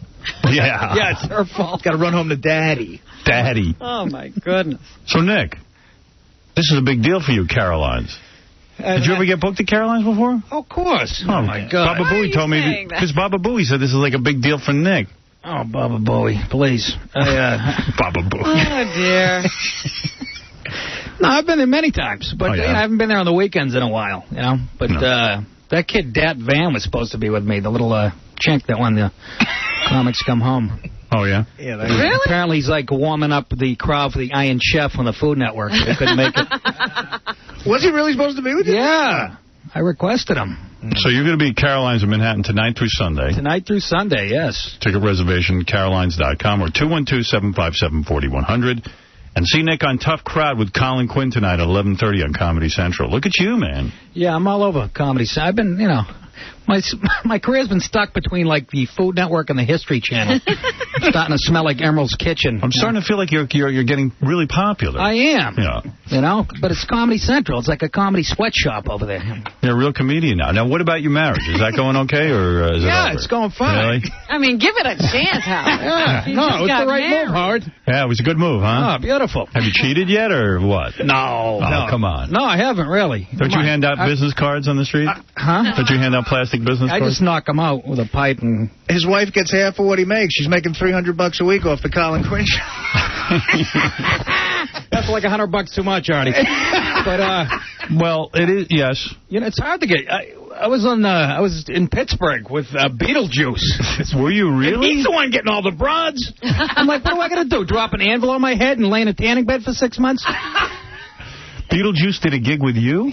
I was with Florentine, right. Bob Levy. Right. Levy, I didn't know, was like, he's got a thing of Gatorade in the green room. I see, what's he drinking Gatorade for? This guy's smoking 9 cigarettes a minute. So I take a swig. It's pure vodka. Oh. Yeah, it ain't no Gatorade. So you opened for Beetlejuice? Like he comes on after you? What is he doing? They put his name on the bill to get people. Does he walk out and say something? Yeah, yeah. They bring him out, right? They bring him out on stage. Right before the show, he has to run in the bathroom. Oh. Take a crap. Right. Oh, dear. Well, I didn't know that either until he gets to the stage. All right, so wait a second. Let me understand the scene back there. You're backstage with all the comics. Beetlejuice has to go out first. Yeah. Beetlejuice has to move his bowels. Yes. All right. Right before I did, too. I bought a box of protein bars that they affected me. I was in the bathroom for 20 minutes. Really? As I'm coming out, I see Beetlejuice go in. I am like, yeah, it was like motor oil. It was so gross. So he runs in. Now the show's about to start. They bring him on first for this show. All the other shows, they brought him on last. But this show has to go on first. He's got a curfew or something. I don't know. Comes on, he's got a piece of his own duty on his shoe. Oh, no. Yes. When he walked out, did the audience realize it? No. Well, maybe not till 10 minutes after the smell started. On his own show. Levy's telling me this. And then I'm like, I'm up next. I'm telling the MC, you wipe that microphone or get another one or I'm not going on. Oh, my God. Because who even knows if he knows how to wipe himself? I know. So he's handling the microphone. He's handling the microphone, and the MC comes off, the young local kid from Pittsburgh, goes, the microphone smell like crap. Oh, my God. And he goes, he's got a piece of duty on his shoe. Oh, man. I'm like, what if I go on? What if it's something contagious? Right. I don't want to wake up tomorrow a 4-foot black midget. Did they change the microphone for you? Yeah, they had 2 microphones. The kid had a handy wipe up there, but I was just crying watching Beetlejuice in the green room. He's got a shirt undone. He's got like 9 drinks in him, cigarette like he's Sammy Davis. Right. Fighting with his manager, Sean. Why is he fighting? What does he fight about? I don't know. They just came into the green room screaming at each other. Right. Sean's like, I made you piece of crap. Really? And Beetlejuice is giving it right back to him. I was in the corner crying. I was laughing so hard. He's got a shirt undone, his belly sticking out like he's Sammy Davis. And when he walks out there, though, what does he say to the crowd? Does it make any sense? He just came out, he was drunk for that first show. He was, he was on fire. Oh, he was. Does he have 5 minutes? What does he do? 10? 5 minutes. Comes out with no shirt on. And just verbally abuses everybody. Right, and people love it. They went crazy. They love him. He's a superstar. And then chicks are taking pictures, Right. And we're standing in the corner, me and Florentine, after the show with our hands on our pockets. What happened? That's great. Well, it's really an amazing phenomenon, the Beetlejuice phenomenon. I know. He's a superstar. He really is. He stole that crew he produced. He stole that duty on the shoe bit from me. By the way. Artie always walks out with... Thank you, Beetlejuice. Artie always walks out with duty on. Yeah, it's a killer. It's usually a closer, but, it's gross. All right, let's talk to Robin Quivers now, who's really been working hard all morning compiling the news. Watch CNN. Here's Robin Quivers. Yeah, she gets hot. All right. She's more beautiful every time I come in here, Robin. Well, she's losing more and more weight. How much weight have you lost now? I'm still around 70 pounds. No, it is more weight. All right, if you say so. Looks like you lost 80 at least. Was she that fat, right? Yeah, she was. She was that fat. Flatter a woman. Were you that enormous? Well, she was hot when she was fat, but now she's I had no strikingly idea beautiful. that she was that fat till she showed me a picture of herself. And I was shocked. People look at me like you changed. I'm not really Robin. But she looks like younger, too. Are you kidding? Botox? Huh? No. She looks good. She made a pact with the devil. All right. Robin, everyone notices your weight loss and they respond by saying how great you look. Well, I certainly appreciate it. Right. Yeah. I can change your life, Robin. He can tie you up. I'll bet you can. All right. We're honored to have Nick here tonight. It's very, very exciting to have him here. And tonight, it's the morning. But he's going to be at Caroline's. That's the point. Robin, if you're lucky, you'll get one of Nick's laminated cards. It's the first time I've been on here when I was at Caroline's for the weekend, so it is kind of a big... Maybe that's the first. That's the first. Right. That's what it is. Very exciting. I know Baba Booey meant something. Let me check and see if Gary the retard's still sleeping, though. Gary! Gary! You can't even hear him breathing anymore. He must have rolled over on the phone. What, do you got, like a baby monitor thing on his crib or something? His crib. Gary! Retard! It's time for the retarded news! Right now he's dreaming about having perfect teeth. Or anything. We've been speculating about his dreams. Gary, it's me, your retarded subconscious. Stop. You love your mother and you want to kill your father. It's the retarded tooth fairy. All All right, we'll check in on him later. $3,000 under his pillow. Robin, what's the lead story? Go. All right, just yell out when you know who I'm talking about. Which mega wealthy movie producer is a devotee of erotic massage?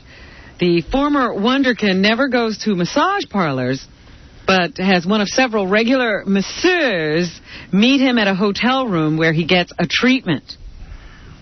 I wouldn't even know. How would I know that? I know. These are the blind items in page 6. There's just no way to tell who that is. I have a guess. Jerry Bruckheimer. Steven Spielberg. Yeah. Which model is beloved by the fashion world despite some nasty habits not usually associated with motherhood?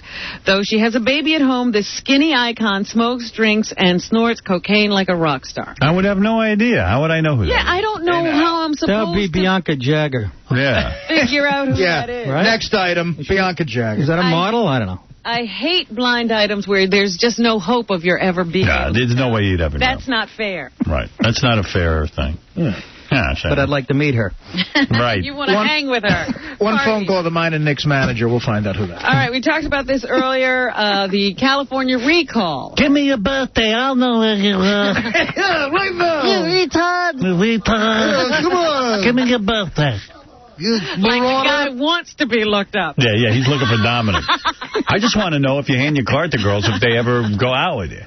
I wouldn't answer. He's not answering any questions for us. We're rude. I wasn't being rude, was I? No, he was rude. I know. Well, he said he does very well, whatever that means. Yeah. I'm sure he's Warren Beatty in the 70s. Absolutely. Even you should call him for some business tips. Maybe I will. It doesn't work if you're driving a Hyundai. I used to use that technique with a business car. Robin, what's the lead story? That can't I possibly was talking about the recall in California. Oh. That is the most fascinating thing going on in politics right now.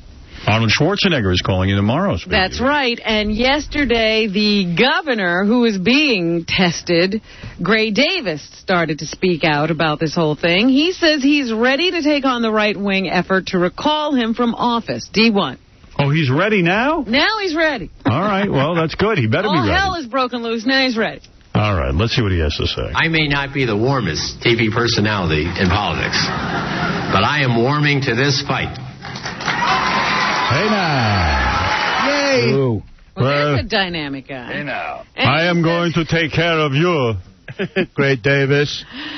And Davis says the recall election is a waste of California taxpayers' money. D2. You're going to have to spend $65 million of your hard-earned tax dollars to conduct that election. I'm sure you'll agree with me. That money would be better spent educating our children. Gray Davis has duty on his shoes. Like Beetlejuice at the Pittsburgh Funny Bone. We got to take a break, Wait a minute. Just let me finish the California race. Please. If your name is not Arnold Schwarzenegger, you're having some trouble getting any attention from the media. So immediately, Bill Simon, when he heard that Gray Davis was speaking, he got up and started making some statements. He's a Republican also trying to unseat the current governor.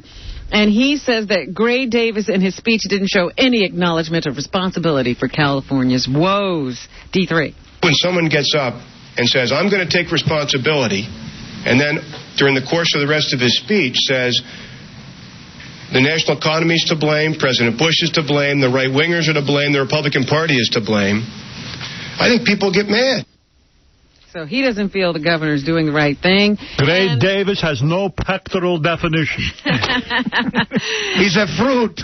One of the Democrats running is the lieutenant governor of the state right now. His name is Cruz Bustamante. Yeah, he's got a lot of votes. I mean, a lot of people in the polls are saying they'd vote for him. Yeah. Is he Mexican? Yeah, sure. Yeah. Oh, got it wrapped up then, that state. That's right. Says he has a plan to solve the state's budget woes. E1. The folks at the top have to pay their fair share. The folks at the bottom have to pay something. And the people being squeezed in the middle need some relief from car taxes and college fees. All right, so everybody seems to know what to do. Well, Arnold put out an ad.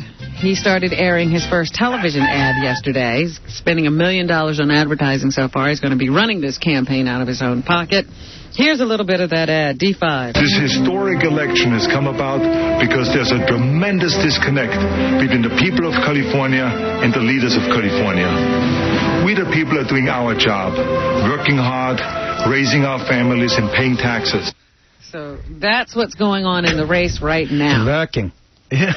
Arnold will be here tomorrow, you say, on the phone? He'll be on the phone. Working. In his first big interview. We will get into the issues with Sure you Arnold. will. Yes, we will. And we'll find out about the duty on Gray Davis's shift. All right, we're going to take a break. We'll be back right after these words. Nick DiPaolo. Close friend of Gary Delabante's reminisces. My name is Brian. I grew up with Gary. Lived around the block from me. Used to throw cigarettes at him. Used to spit on him. Follow him in school and spit on him. People would do things in the bathroom to him, urinate on him. Some things never change. You're listening to The Howard Stern Show. This is The Howard Stern Show.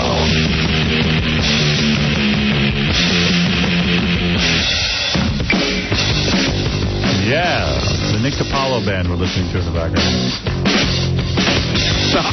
Why? That's my next career move. Why not? Yeah. You're not going to go into See Nick at Caroline's in Manhattan tonight through Sunday for ticket reservations, 212-757-4100. Go to carolines.com. Tough Crowd with Colin Quinn tonight at 11:30 on Comedy Central with Nick DiPaolo, the great Nick DiPaolo. So funny. So young. So innocent. So innocent. So cute when he's standing by the boathouse. Looking that was a good story, huh? Robin, what else is in the news? We're trying to learn. Well, Nick is going to be a father someday, I imagine, and you're a dad. I'm a dad, yes. Father of the year. Dad. How do you keep your kids off drugs and from trying booze and cigarettes? It's very difficult because, sometimes you watch the Osbournes and you say, gee, well, maybe that's the type of parent I should be. I should be their friend. They should be loose. It should be this. And then you see the kid goes into rehab. Then you got the really strict parents who say, don't do anything. I'm watching you. You're going to be punished. You're going to be grounded. And their daughters become strippers. They're over at Scores with Lonnie. What do? Can you lock them up in the basement, or do you let them have the keys to the basement and have the keys to the liquor cabinet? What do you do? Just give them a little bit of pot. Right. A little bit of That's the answer. A little bit of pot. You dole it out to them. You don't just let them a little have it bit. all. Yeah, not all at once. It's almost like methadone versus heroin. I'm going to tell them what my father told me. The money is in selling drugs, not using them.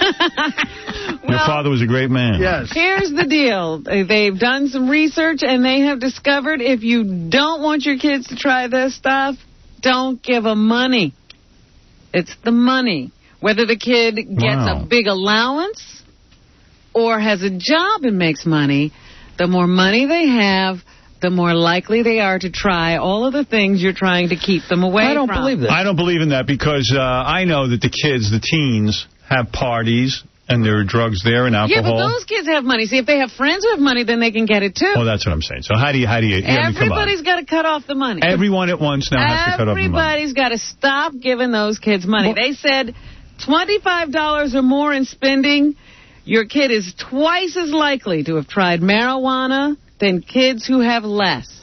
How come all the poor inner-city kids are the ones drugging it up? Right, they have no money. They've got money for $800 sneakers. Well, I'll tell you what. The thing to do is to do a lot of drugs around your children, because kids will do whatever you don't do. That's right. They think you're uncool. Trust me. I'm going to show my kid a tape of my Queer Eye for the Straight Guy episode. They'll never drink. Yeah, you want a drink? In all seriousness, That was a training tape. Right. I think, Robin, did you do drugs? Not until I was almost an adult. But did you do them? I was 19. Did you do or them? Maybe older. Maybe I was 20 by But the you time did I them. ever smoked pot. All right, but you did it. 20 years old, though. Did you do it? 20 years old. Okay, so that's a yes. Nick, did you do drugs and drink? Yeah, a little bit. All right. Fred, did you ever try it? Drink, yes. Pot, yes. Nothing else. Okay. So the point is, yes. Artie, we know your history. I didn't have to ask you. By the way, yes. Right, the answer is... But I didn't do it as a teenager. I didn't have any money. No. Oh, here you had no friends. That was the problem. I had plenty of friends, and none of us had any money. Well, should have been selling drugs. I'm telling you, I couldn't find a job. your kids are going to try it. And if they're not, then they're great. But there's nothing you can do. You give them no money. It's like you're telling them... You say give up. Give up. That's my answer. Don't even try to attempt it, because there's no answer. If you give them no money, it's like you're telling them, I dare you to rob a gas station for crack. Well, I tried to give you the advice. What do you do when your kids say to you, did you smoke pot? You say yes. What do you do if your kids say to you, did you do acid? I didn't, so I can say no. Well, what would you do if you did? What would you say? I would always be honest. I am not into this changing history. Oh, I would lie to him. You would lie to him, right? Absolutely. All right, who would be honest? Say yes. I would be honest. I would have a rule where every question they asked had to end with the word today. Oh. Did you ever smoke pot today? No, I would be honest with them, of You course. would be honest? Nick, you would lie? I would lie. Right. Yeah. Me too. You have. You would? No, I'm actually honest with my kids. I have told them because everything. that's what I hated most about my parents, the hypocrisy. Yes. Well, you Nick said I'm going to be a hypocrite. Oh, yeah, I'm going to be a hypocrite. I'm going to point to, like, retarded kids and go, look, they smoke pot. Look what happened. They fall asleep on the air. See that retard? He smoked pot. Got a hold of Go ahead, Robin. Let's continue the news. We're slowing it all down. There have been another couple of sweeping studies that were released the other day that explode the long-held myth that half of heart attacks result from bad genes or bad luck. Exactly right. They now know that 90% at least, if not higher, of the heart disease we see is the result of risk factors like smoking, diabetes, high cholesterol, and high blood pressure, all lifestyle-related issues. I always thought it was genetics. I really did. Nope. A lot of it. You're all killing yourselves. So there. Wow. They're hoping that this kind of information will make people look seriously at exercising, maintaining their weight, and taking care of their health. Right. Because you're going to have a heart attack if you don't. I've planned for it anyway. So. Yeah, why live that long? Yeah. In the obesity field, they are now turning on the marketers. It's the TV that is making your children fat. Yeah. It is school that is making your children fat. It is everyone but you that is making your it's children a bag of fat. Cheetos and Mountain Dew that's making your kid fat. They say that steps that food companies can take is to stop bombarding kids with TV, radio, and magazine ads, as well as movies featuring junk food. You're the ones doing the shopping. Pick up the right food and teach your kids how to eat healthy. This is ridiculous. Schools should quit having these foods on hand in the cafeteria for kids to eat and drink. They should take those vending machines out. Celebrities should stop making money hawking these foods. Come on. Did you ever see how good a Whopper looks on a commercial? Yeah, come on. God. All right, let's see what we've learned in the news so far. Lie about drugs. TV makes you fat and Artie won't see 40. What else you got for me? Yeah, what a great news day. Happy story. Dee Snyder, his brother-in-law, was shot on the street here yesterday. He is now making an appeal for help in finding out what exactly happened there. They are asking if anybody knows anything or witnessed anything at the time to contact authorities or someone so that they can help bring whoever this culprit is to justice. Where are my things? I'm losing things over here. They had some big explosions. One in Baghdad and one in Jerusalem yesterday. 38 people dead, all told. Sickening. More terrorism. And the president is hoping that this opens the eyes of the worldwide population, the international population, to the fact that even the war in Iraq is an affront, is a blow at terrorism, and that we must continue fighting terrorism wherever it rears its ugly head. The president is on vacation, but he did say this yesterday: the mission in Iraq will continue. Here is the president, E2. E2, Brute. Terrorists are testing our will.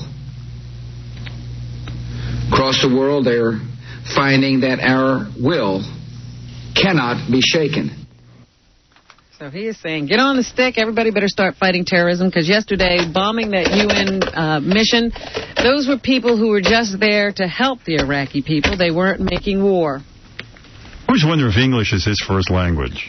You know what? I always try to say he's getting better at public speaking, and then he'll make us... Tuna fish, and she says to her husband, is this chicken or tuna? And the husband goes, well, shouldn't you know that? And she goes, well, I know it's supposed to be tuna, but it says chicken of the sea, so is it chicken or tuna? Oh, my goodness. And she Are goes, you kidding? She goes, I just said something really dumb, didn't I? And they say she's the stupidest person they've ever seen, so someone like her is not self-conscious as She a pop can sing star. and dance as a pop star. Right. Yeah. chicken of the sea. Is it chicken or tuna? I mean, it tastes like tuna, but it does say chicken. Jewel knows the difference between chicken and tuna. That's why she can't be a pop star. That's what's holding her back, yes. You know. Smart people can't be... Einstein couldn't have been in the Backstreet Boys. You know. This is our newest member, Alfred Einstein. Albert. Be a little self-conscious. No, this is Alfred. Alfred Einstein. So, I think that Jewel isn't going to make it with her new thing. She's going to have to go back to her old thing? Yeah. Being a hippie, singing about her hands. Get back in those jeans. Yeah. Mad if you stare at her breasts. Yeah, that's the kind of chick she is, and will never change her colors. Mel Gibson has announced a new movie he's putting out, Freddy versus Jesus. Now listen to this. Freddy Krueger will fight Jesus. Well, who's going to win? Jesus, because it's Mel Gibson. He loves Jesus. Freddy versus Jesus. Well, that's not right. Yeah, I'd watch that. I would love to see Freddy versus Jesus. Well, Jesus is never cast in any of these great roles. No. I'm thinking of putting Jesus in a lot, like in Pretty Woman. Yeah. Jesus is Richard Gere. You know, Jesus has always got to be unsmiling and on his way to the cross instead of having a good time. You know, Mel Gibson is a super religious guy. In fact, I'm sure I was being scammed, but somebody sent me an article from the Internet that supposedly aired on Paul Harvey, which I don't believe. Did you read that, Fred? Yeah. Did you believe that at all? Yeah, it was one of those things I'm going like... Where is that? I sent that strictly because I'm going like, where does this come from? This is really weird, because... it's very involved. I'll read... Oh, wait, I have it. It's an intricate plot. Yeah. Here it is. I have it right here. Here's a story by Paul Harvey. Now, I don't know if this is real. Allegedly. Years ago, a hard-working man took his family from New York State to Australia to take advantage of the work opportunities there. A part of this man's family was a handsome young son who had aspirations of joining the circus as a trapeze artist or an actor. This young fellow, biding his time until a circus job or even one as a stagehand came along, worked at the local shipyards, which bordered on the worst section of town. Walking home from work one evening, this young man was attacked by 5 thugs who wanted to rob him. Instead of just giving up his money, the young fellow resisted. However, they bested him easily and proceeded to beat him to a pulp. They mashed his face with their boots, they kicked and beat his body brutally with clubs, leaving him for dead. When the police happened to find him lying on the road, they assumed he was dead and called the morgue wagon. On the way to the morgue, a policeman heard him gasp for air, and they immediately took him to the emergency unit at the hospital. When he was placed on a gurney, a nurse remarked to her horror that this young man no longer had a face, with each eye socket smashed, his skull, his legs, his arms fractured, his nose literally hanging from his face. All of his teeth were gone, and his jaw was almost completely torn from his skull. Although his life was spared, he spent over a year in the hospital. When he finally left his body may have healed, but his face was disgusting to look at. He was no longer the handsome youth that everyone admired. When the young man started to look for work again, he was turned down by everyone just on account of the way he looked. One potential employer suggested to him that he join the freak show at the circus as the man who had no face. And he did this for a while. He was still rejected by everyone, and no one wanted to be seen in his company. He had thoughts of suicide, and this went on for 5 years. One day, he passed a church, seeking some solace there. Entering the church, he encountered a priest who had saw him. This has got to be a fake. Yeah. Who had saw him sobbing while kneeling in a pew. That's the clue. No. The priest took pity on him and took him into the rectory, where they talked at length. The priest was impressed with him to such a degree that he said that he would do everything possible so that he could restore his dignity in his life if the young man would promise to be the best Catholic he could be and trust in God's mercy to free him from his torturous life. The young man went to Mass and communion every day, and after thanking God for saving his life, asked God to only give him peace of mind and the grace to be the best man he could ever be in his eyes. The priest, through his personal contacts, was able to secure the services of the best plastic surgeon in Australia. There would be no cost to the young man, as the doctor was the priest's best friend. The doctor, too, was so impressed by the young man, whose outlook now on life, even though he had experienced the worst, was filled with good humor and love. The surgery was a miraculous success. All the best dental work was also done for him. The young man became everything he promised God he would be. He was also blessed with a wonderful, beautiful wife and many children, and success in an industry which would have been the furthest thing from his mind as a career, if not for the goodness of God and the love of people who cared for him. This he acknowledges publicly. This young man was and is Mel Gibson. Oh. BS from beginning to end. His life was the inspiration for his production of the movie The Man Without a Face. He is to be admired by all of us as a God-fearing man, a political conservative, and an example to all as a true man of courage. Sincerely, Paul Harvey. Good day. So I got that. I said, okay, well, that explains why. I was going to guess. That didn't happen. That is to explain why Mel Gibson is in love with Jesus. Oh, yeah, I think that's is making a movie in Aramaic. Aramaic. Whatever that and is. Latin. And Latin. That no one will understand. But Freddy versus Jesus would have been a huge hit, and I will make that. One day. You guys are telling me you don't believe that story? Not for a minute. I want to believe it. I want to believe somewhere there's a surgeon that can fix my face. I mean, come on. There's not a scar left. His face was demolished. It was not there anymore. This guy's, in all defense of the story, is the best plastic surgeon on the planet. In Australia, he's the best. Yeah. He's Australia's top surgeon. I love how they throw in. He also had expert teeth work done. Hey, same thing happened to me, except the priest molested me and didn't fix my face. He didn't care about you. No. Yeah, that's why you've abandoned the church. Told me to sit on his lap. See, that's where I thought the story was going. Anyway, if you want to be a intern here on the show, again, so lest Anne-Marie think I didn't make this announcement, write to Anne-Marie at howardstern.com. Do you know how to spell Anne-Marie? Who, me? Yeah. Sure. You know how much it's taken me years to learn how to spell Anne-Marie. Is that a difficult name? Let me hear you spell it. Annmarie. Okay, you spelled it wrong.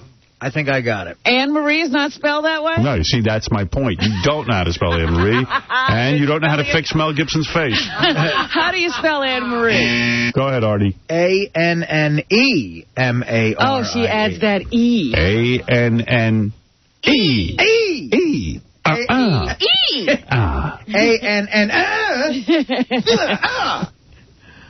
Yes. Well, there it is. All right, so with an E, is that Anne-Marie? Anne-Marie at howardstern.com or 212-314-9339. You can fax your incredible college resume. Make your story at least as good as that fake one about Mel Gibson. Right. Feel free to lie on your resume. Might impress us. Believe me, any resume will do. Anything that's even printed would probably... Yeah, just put your name on a piece of paper. Why doesn't someone bring that up to Mel Gibson in an interview? Well, because it's not true. Well, because no one wants to do our show to be interviewed. That's the first question you'd ask them. Well, why don't you want to be interviewed and answer our questions? Later this week, Arnold Schwarzenegger will call in. He's not afraid. You know what? He's going to debate the top candidates for this California governorship. Well, then we have to prepare him for the debate. Yeah. William Shatner's dropping by later in the week. Okay. We always like when he comes by, the captain of the Star Trek. He's always up to something. Fans of porn star Joe Kelly will be treated to a delightful appearance. What? Is that a big fan base? That's a big deal. Okay. Jeff Currow. He's coming in? He's going to come by. How did we get him? Yeah. I'm coming in. Thank you. Coming soon, David Spade. Let's go, baby. Can't wait. There's a new movie coming out. When is that movie coming out? I've been seeing the previews for months now. Dickie Roberts, it's called. And I don't know when it's coming out. I think the plan there is never to have it come out. It's a big build-up. It's a lot of hype. Yeah. You know, I think it's like September 5th. I'm not positive, but I think. I'm not positive. I'm not sure, but I think it's September 5th. Nikki Icox. She'll be here today. She'll be here today. Nikki Icox. What kind of a name is Icox? Like Nikki Earcox. That's right. This is Nikki Icox. All right, we got to take a break. We'll be back with the whole show right after these words. I think Howard Stern is a moron. He's pathetic, he's low-class, insensitive, a self-promoting sleazeball. I also think he's funny as hell. He cracks me up all the time, you know what I'm saying? I'm always laughing. I turn it on and go, this guy's good. The Howard Stern Show. You're soaking up the Howard Stern Show like a sponge. There's more where that came from on 104.1 WBCN. Howard Stern Show.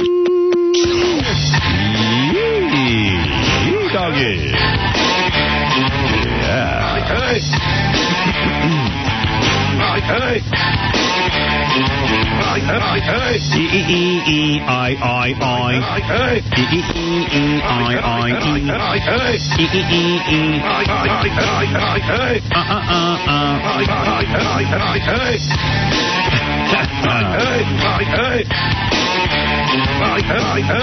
Okay, a bunch of things to play for you. First off in the morning, the Reverend Bob Levy, who won the Meanest Listener contest, now roasts Chauncey Hayden. He called in Chauncey, who calls into the show, and everybody seems to hate Bob Levy. Angry. Chauncey Hayden, nice orange hair. When did your mom bozo?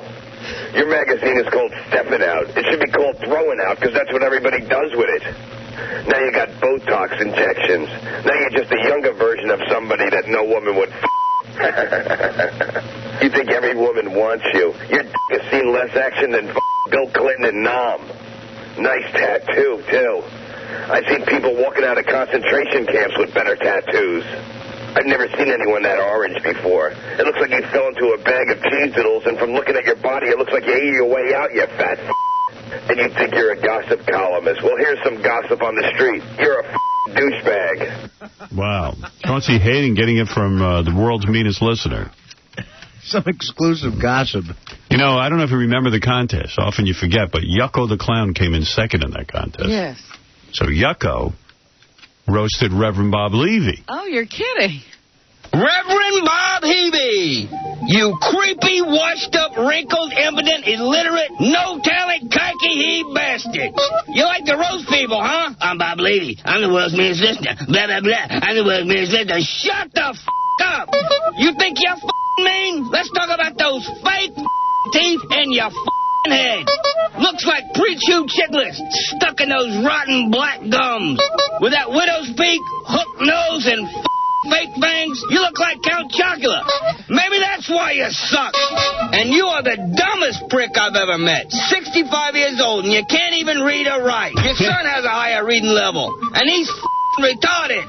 And you dye your hair. A man who dyes his hair. It looks like you dipped your head into a rusty bucket of monkey with that jet black hair and those old gray pubes. You look like Don King's You think you're so cool in your fake leather jacket. What are you in the Jewish mafia? Yeah, the Copa Nostro. Catch Bob Hebe live this weekend at the Bumblefuck, New Jersey Pizza Hut. Jesus, you do more gigs than a plumber. Do the world a favor.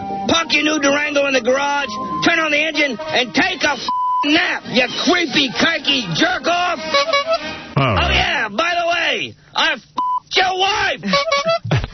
Oh, that's really getting ugly. Then. In your clown uniform?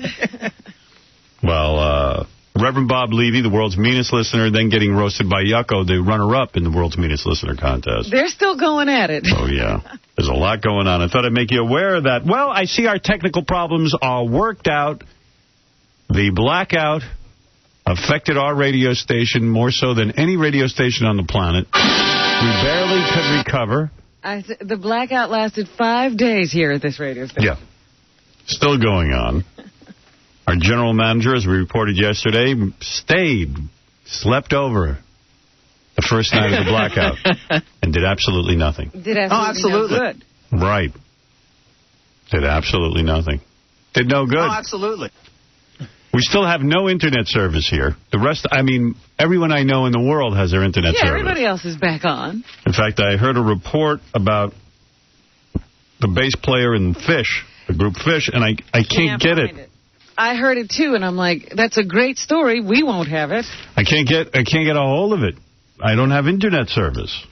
So, what can I do? Similarly, I pay for a service. You know, I've got one of the... I should announce the name of it, but I'm going to hold off. Because I'm actually going to cancel it. Really? I have a service where you call me and it forwards my calls everywhere. It's all voice activated. You pay a fortune for it, too. No one can get through to my phone. Since the blackout? Yeah. Still out. And they keep blaming this one and that one, and they're always blaming... But every phone number I know is back in service except for this one. And it's killing me. Because you can't get any calls, can you? Yeah, I call people, as I said, don't try to call me back. You can't. I'll call you. You have to keep calling everybody. Yeah. I actually rely on this service. So I'm canceling. I'm going to go back to just, having a answering machine and 27 different phones that you could reach me on. So you'll have 90 numbers again. I'll have 90. I'll be back to having 90 numbers again. People say, what is your number? I go, I don't remember. I swear to God, I have so many numbers. In fact, I'm going to switch all my phones every week, so I'll be in the dark as well. Well, what is the internet problem here? That Tom can't use his muscle and get... I guarantee you, WNEW, WINS, all of the radio stations in this chain have internet service. I guarantee it. I guarantee it. But there's no urgency with our general manager. We're a music station. It doesn't matter. Our top priority was to make sure this show would be running smoothly. It doesn't matter. Good job. Yeah, that was good. Jeez. That was real good. Our top priority. Tom issued a memo that came out yesterday to the staff. To staff from Tom Chiusano regarding blackout. Well, a memorandum. Some personal note. It's in memo format. Last Thursday was obviously a day we won't soon forget. Oh, I will. I can't begin to tell you how impressed I was by the number of you who showed up for work on Friday. To see everyone downstairs, you mean all the people who showed up and it wasn't necessary? To see everyone downstairs hoping to get into the building on Friday reminded me of what a great staff of dedicated professionals WXRK Radio is lucky to have. So, to those of you who showed up for work, and especially those who made an extra effort over the past 4 days, and you know who you are, thank you. I made no extra effort, so I guess I'm not included in the We're memo. not included. None of us made any effort. It's a great pleasure to work with people who really care. I know Tom really cares. It's just he doesn't get anything done. That's the sad part. It doesn't go beyond the caring. I think for the most part, this memo is directed at thanking himself. Yes, because he stayed. He stayed and did nothing, which was a complete waste He of time. saw himself downstairs. I stayed here. I went up and down to make sure the staff had their food. I was so happy to see the building. Someone said they saw him staring at a wall at one point because there was no TV, really nothing to do, and he was staring at the wall. Thinking. I wonder how long that went on, that he just sat there staring at the wall. By the way, as a result of Tom being impressed with the staff, he's agreed to actually clean the bathroom. That he didn't do. Yeah, there was a lot of time to do that the other night. When are people supposed to be able to go and talk about raises? Remember they delayed that this year? No, that isn't. Wait a second. That is not now. Disregard this memo. I'm taking it back. Everybody should stink. have that memo when they go to sit down for that talk. During the blackout, I walked up 14 floors, even though it's only 13.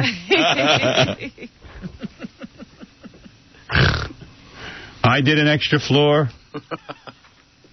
Once I did it backwards. Oh, yeah, that was the big story. Yeah, can you imagine? I walked up backwards. Why? Why? Why would you do that?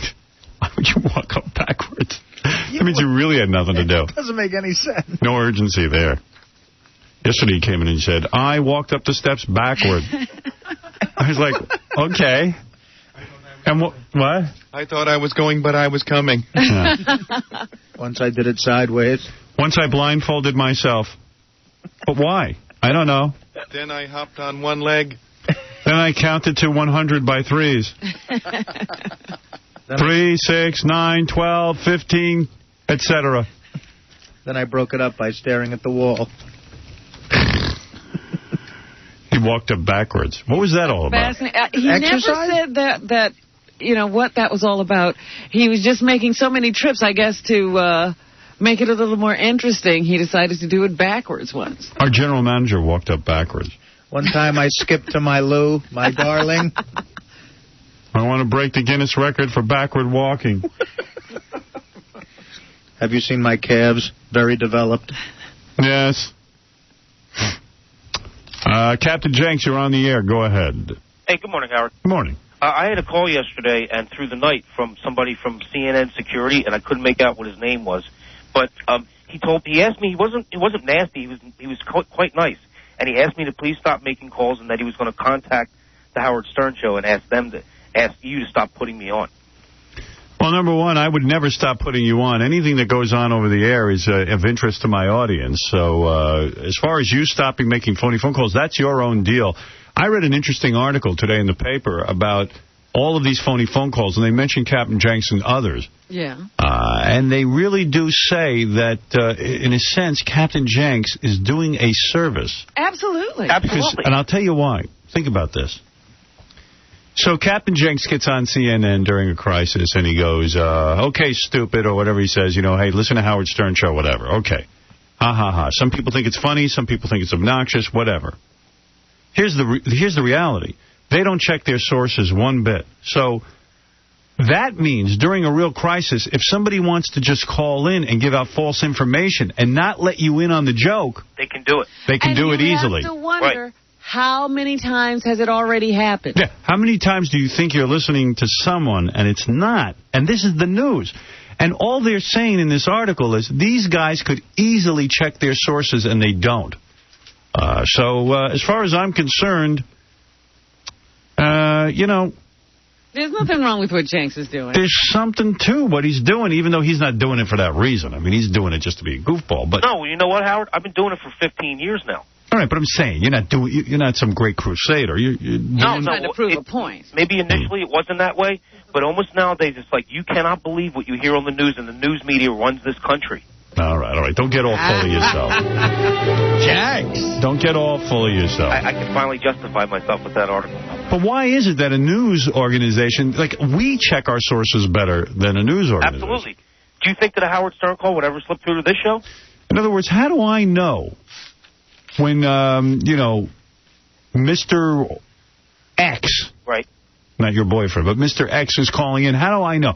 We go through a series of checks. And we have a system. Now, I'm not saying we can't be fooled, but we're not the news.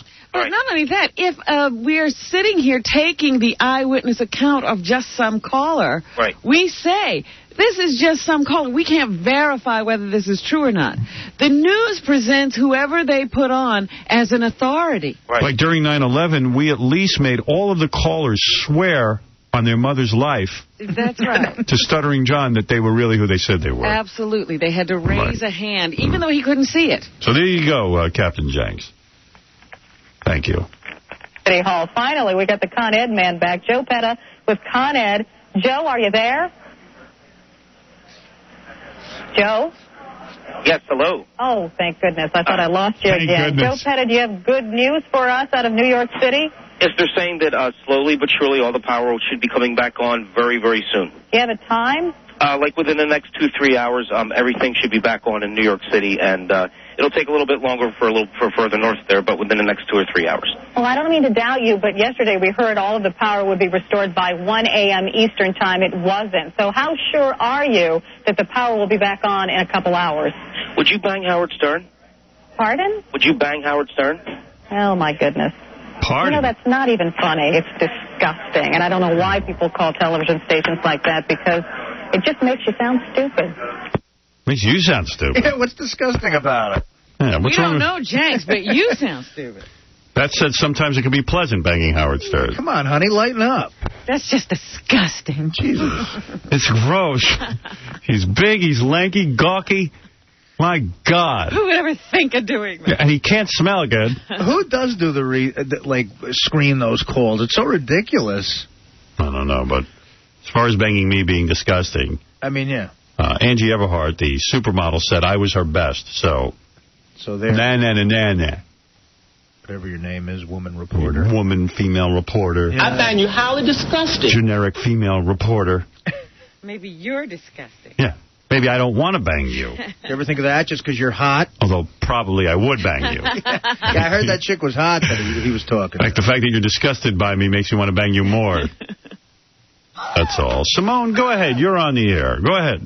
Hey, what's up, Howard? How you doing, Simone? Listen, I really have something that you should hear. First of all, I miss your mom. I think Ray Stern is off the hook. We should come back on the air again.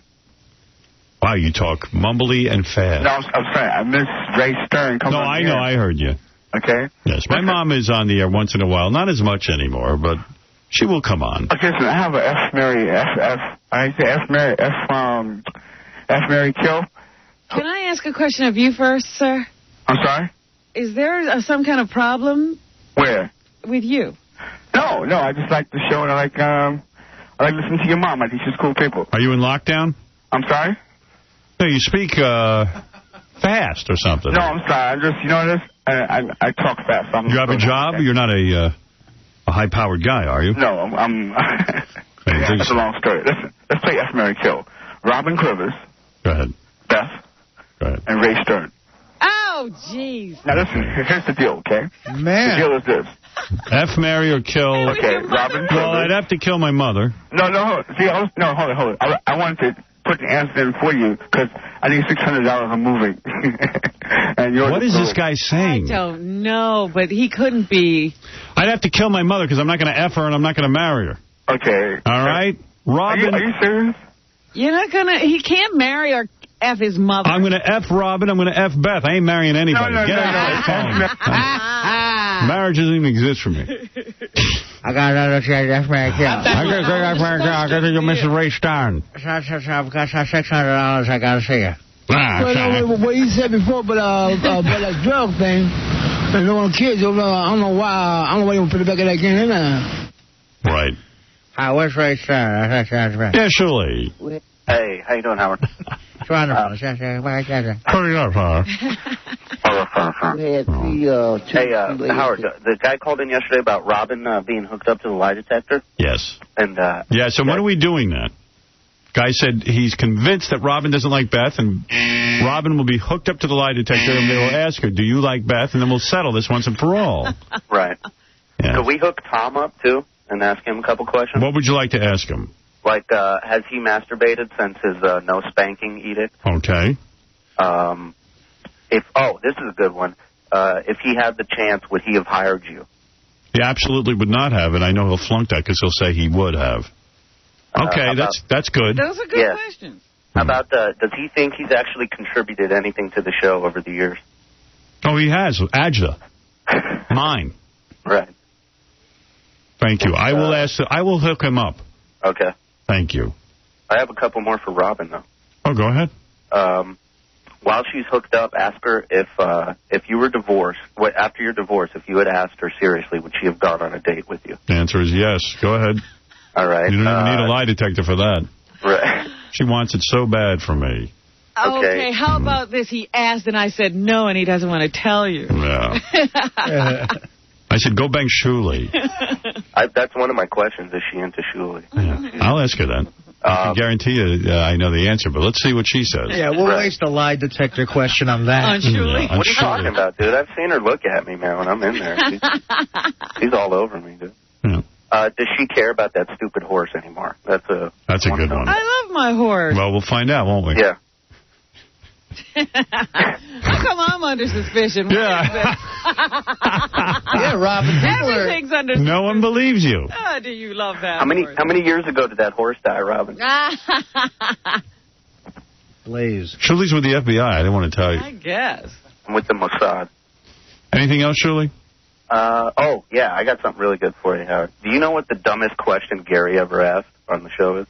Go ahead. If Robin took Blaze, her horse, to the movie theater to see Private Parts, would the horse recognize Robin on the screen? He asked that? Yeah. Oh, my goodness. I don't remember that. I don't either. That's a dumb question. I thought it was when he said, am I eating chicken or tuna? He says, because the can says chicken of the sea. That was pretty dumb. Yeah. All right, thanks. Later. That's Shuli. Everybody loves Shuli. But we wondered, does Robin love Shuli? Well, I guess we're going to find out whether Robin loves everybody. Matt, you're on the air. Hey, Howard, good morning. Hey, now. This morning, I heard reported on the radio, Dee Snider's brother-in-law was shot and killed in the city. Yeah. I read that in the paper. I used to hang out with Dee and his wife a lot, and I knew about... You knew that brother-in-law, did you? I never met the brother-in-law, but I heard a lot of stories about him. Oh, yeah? And it says here in the paper that he straightened out his life, but some guy walked up to him in the street of Manhattan and shot him right between the eyes. Is this the guy who was walking to his job? Yeah. Because I heard that story about the guy, somebody was laying in wait for him, and as he rounded the corner, they just point blank shot him right between the eyes. Yeah, I mean, I don't want to say too much about what I know. I mean, that's, You know something, huh? I know a few things about this maybe we'll hook you up to a lie detector. Well, I would tell you the truth, but, so I'm very sorry to hear that, because I know that Suzette, Dee's wife, loved her brother very, very much. Oh, it was that side of the family? Yes, it's his brother-in-law. Howard, what time did that happen? Because, the first thing out of their mouths was, Dee Snider's brother-in-law, Twisted Sister. Yeah, well, it almost implies, Dee was involved in something, seamy, but it's not. I mean, the brother had his own sort of life going that... he wasn't walking with him. Was a little bit troubled. The brother-in-law of heavy metal rocker Dee Snider was shot in the nose and killed in a mystery attack yesterday while walking to work midtown. Vincent Gargiulo, 34, whose sister is married to the big-haired 80s frontman of the cult favorite group, Twisted Sister, was found in a pool of blood just before 7 a.m. at 30th Street and Broadway. He was gunned down 1 block from a Con Edison substation building site at 5th Avenue, where he worked in construction. Cops say they still don't know what prompted the bizarre close-range attack on Gargiulo, and last night questioned one of his co-workers. The co-worker was taken in after a police dog, which had been brought to the murder scene, picked up a scent. Cops later released the co-worker and said he was not a suspect. The straggly-haired Snider, famous for the thrashing 80s hits We're Not Gonna Take It and I Wanna Rock, went to the Midtown South Precinct Station House with Gargiulo's distraught sister to give information to cops about Gargiulo's life. Police said they questioned the duo, asked them to help, and come up with possible reasons for the sudden brutal attack. It's been a bad day for me today, said the skinny rocker who managed a smile, a wan smile, whatever a wan smile is. It's not a big smile. Right, when leaving the station. He had his wild blonde hair tucked under a baseball cap. No, he shaves his head. The 48-year-old rocker was accompanied by his wife, Suzette, the victim's sister, and another man.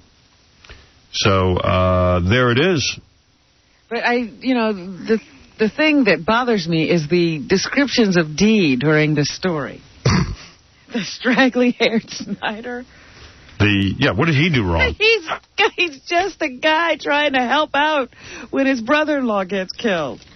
Ed Kayat, whose son used to live with Gargiulo, called the victim a real sweet boy who had some business failures in the past, but finally appeared to be getting his life back on track when he was killed.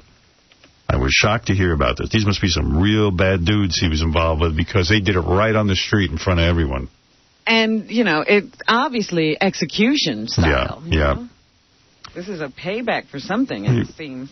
He was a likable person, very personable, always pleasant, said Kayat, who had hired Gargiulo for a while as a waiter.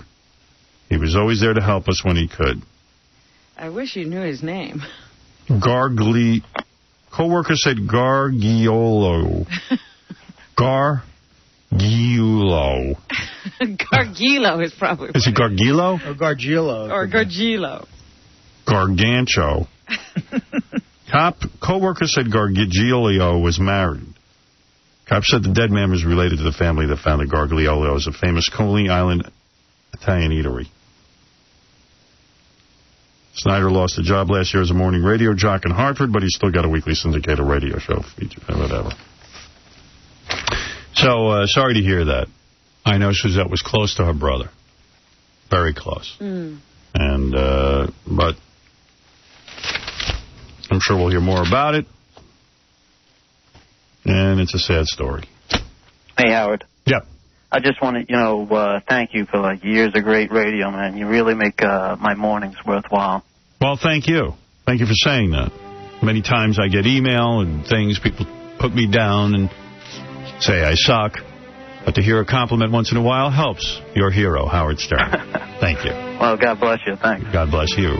Bye now. Goodbye. Hey now. Not bye now. Hey now. Hey now. Hey now. Hey now. Well, there's a story. There's also a story about how John Gotti wanted to kill Sammy the Bull Graviano. Whatever, however you say that. Sammy the Bull Garvano. Gavone. Gavano.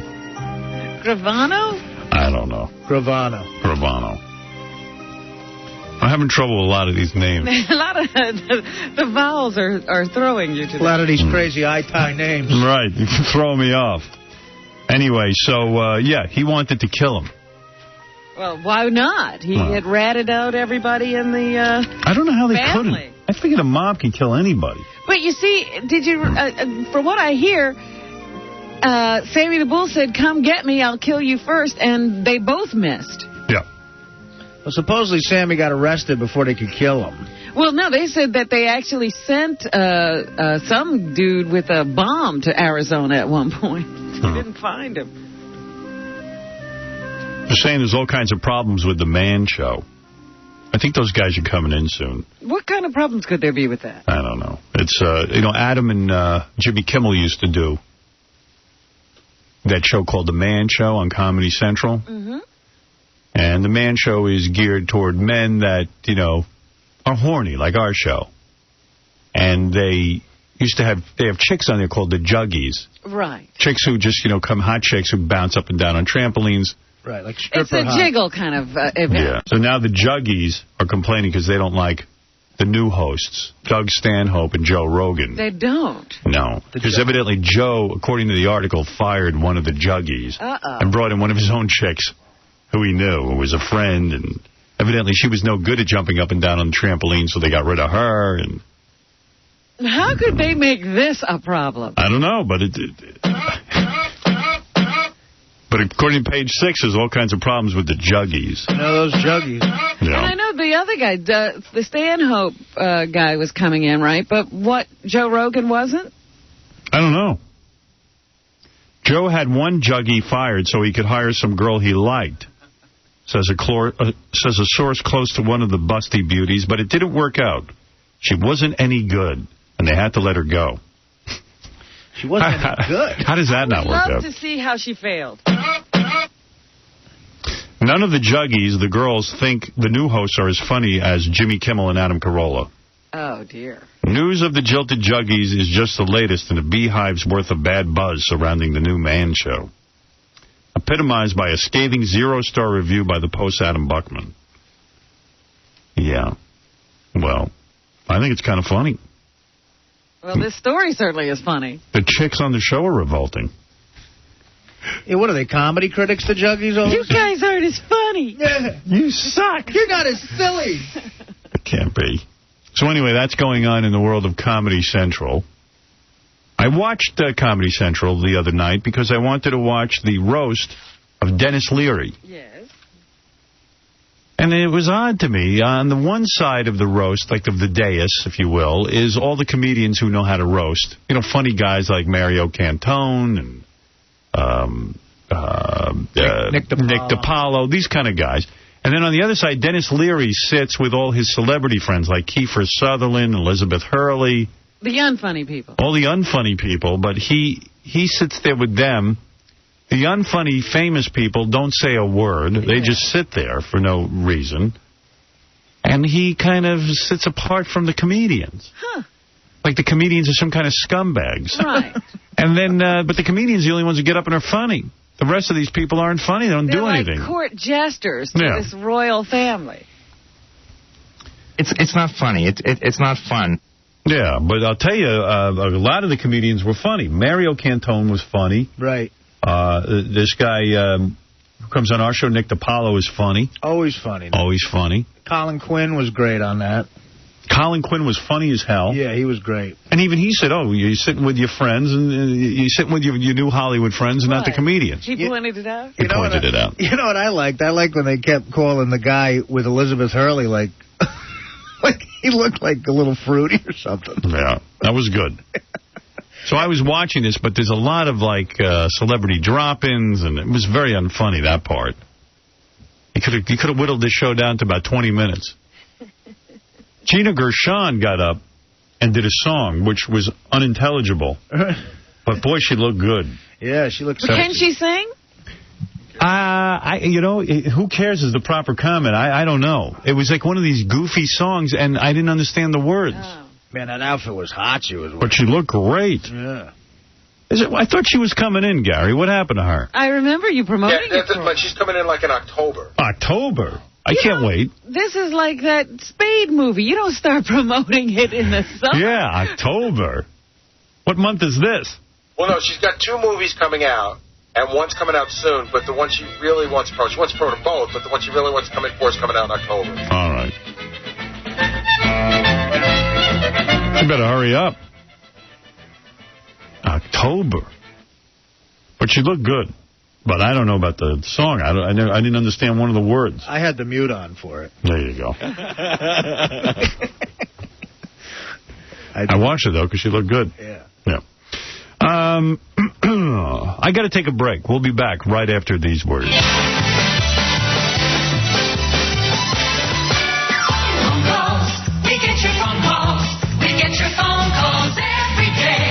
Hey, Howard, Gary was absolutely right when talking about Tori Spelling. She does have a dog face, and she looks like a bloodhound. Those implants that she has are way too big, and it looks like somebody hit her in the middle of her chest with a baseball bat. The only reason you're saying that she looks cute or hot is because she's a Jew. She's ugly, and if she was Italian, Irish, Hispanic, even black, she would be considered ugly, but Jews are so damn ugly that she is good-looking for a Jew. That's what you should say. She's hot for a Jew, because in anybody else's world, she's an ugly, mutt-faced dog. The Howard Stern Show. He was into bondage. He liked to be whipped and handcuffed. What a picture that makes in your mind. Howard Stern. Hey, check out part 1 of the intern beauty pageant from last week. See my beautiful young interns compete for the most prestigious pageantry title in the world. See them get judged by a panel of overweight schlubs as they sing and answer revealing questions, plus show off a lot more than we ever expected. Tonight on E! It's very big. It's now, it's happening, and it's current. It's the intern beauty pageant. And speaking of the intern beauty pageant, if you'd like to be an intern here at the Howard Stern Show, it's time for that big announcement again, Robin. You're really pushing this. Well, Anne Marie said to me, we got to get some interns to work for free. Applications? Yeah. I mean, I guess I don't know how often we get new interns, but it's that time again. So if you want to hang out here at the station. We really need them. Yeah, and actually do real work. Anne Marie at howardstern.com. Contact her, ANNEMARIE at howardstern.com. It's all one word, Anne Marie. Apparently, we can't even get the show done without this free labor. Yeah, they pretty much do all the stuff no one else wants to do. 212-314-9339. Well, it's kind of like, in California here, everyone complaining about the Mexicans. Meanwhile, the Mexicans are doing all the work the white people don't want to do. The interns do all the stuff we don't want to do, There are Mexicans. Yeah, right. They do all the stuff nobody else wants to do. Get coffee, bang Ganji. Right. Bang Ganji, oh. One of them is actually, one of the former interns is banging Ganji. Who's going to be assigned to that? This semester, I don't know. So if anyone wants to bang Ganji, please apply. All right, just a bunch of tape laying around here that might be interesting to you. I thought this was kind of interesting. Demolition Man, the movie, Sandra Bullock, Sylvester Stallone. It was kind of a premonition here. I have, in fact, perused some newsreels from the Schwarzenegger library, and that time that you took that car... Hold it. The Schwarzenegger library? Yes, the Schwarzenegger Presidential Library. Wasn't he an actor when you... Stop. He was president? Yes. Even though he was not born in this country, his popularity at the time caused the 61st Amendment, which states that... I don't want to know. President.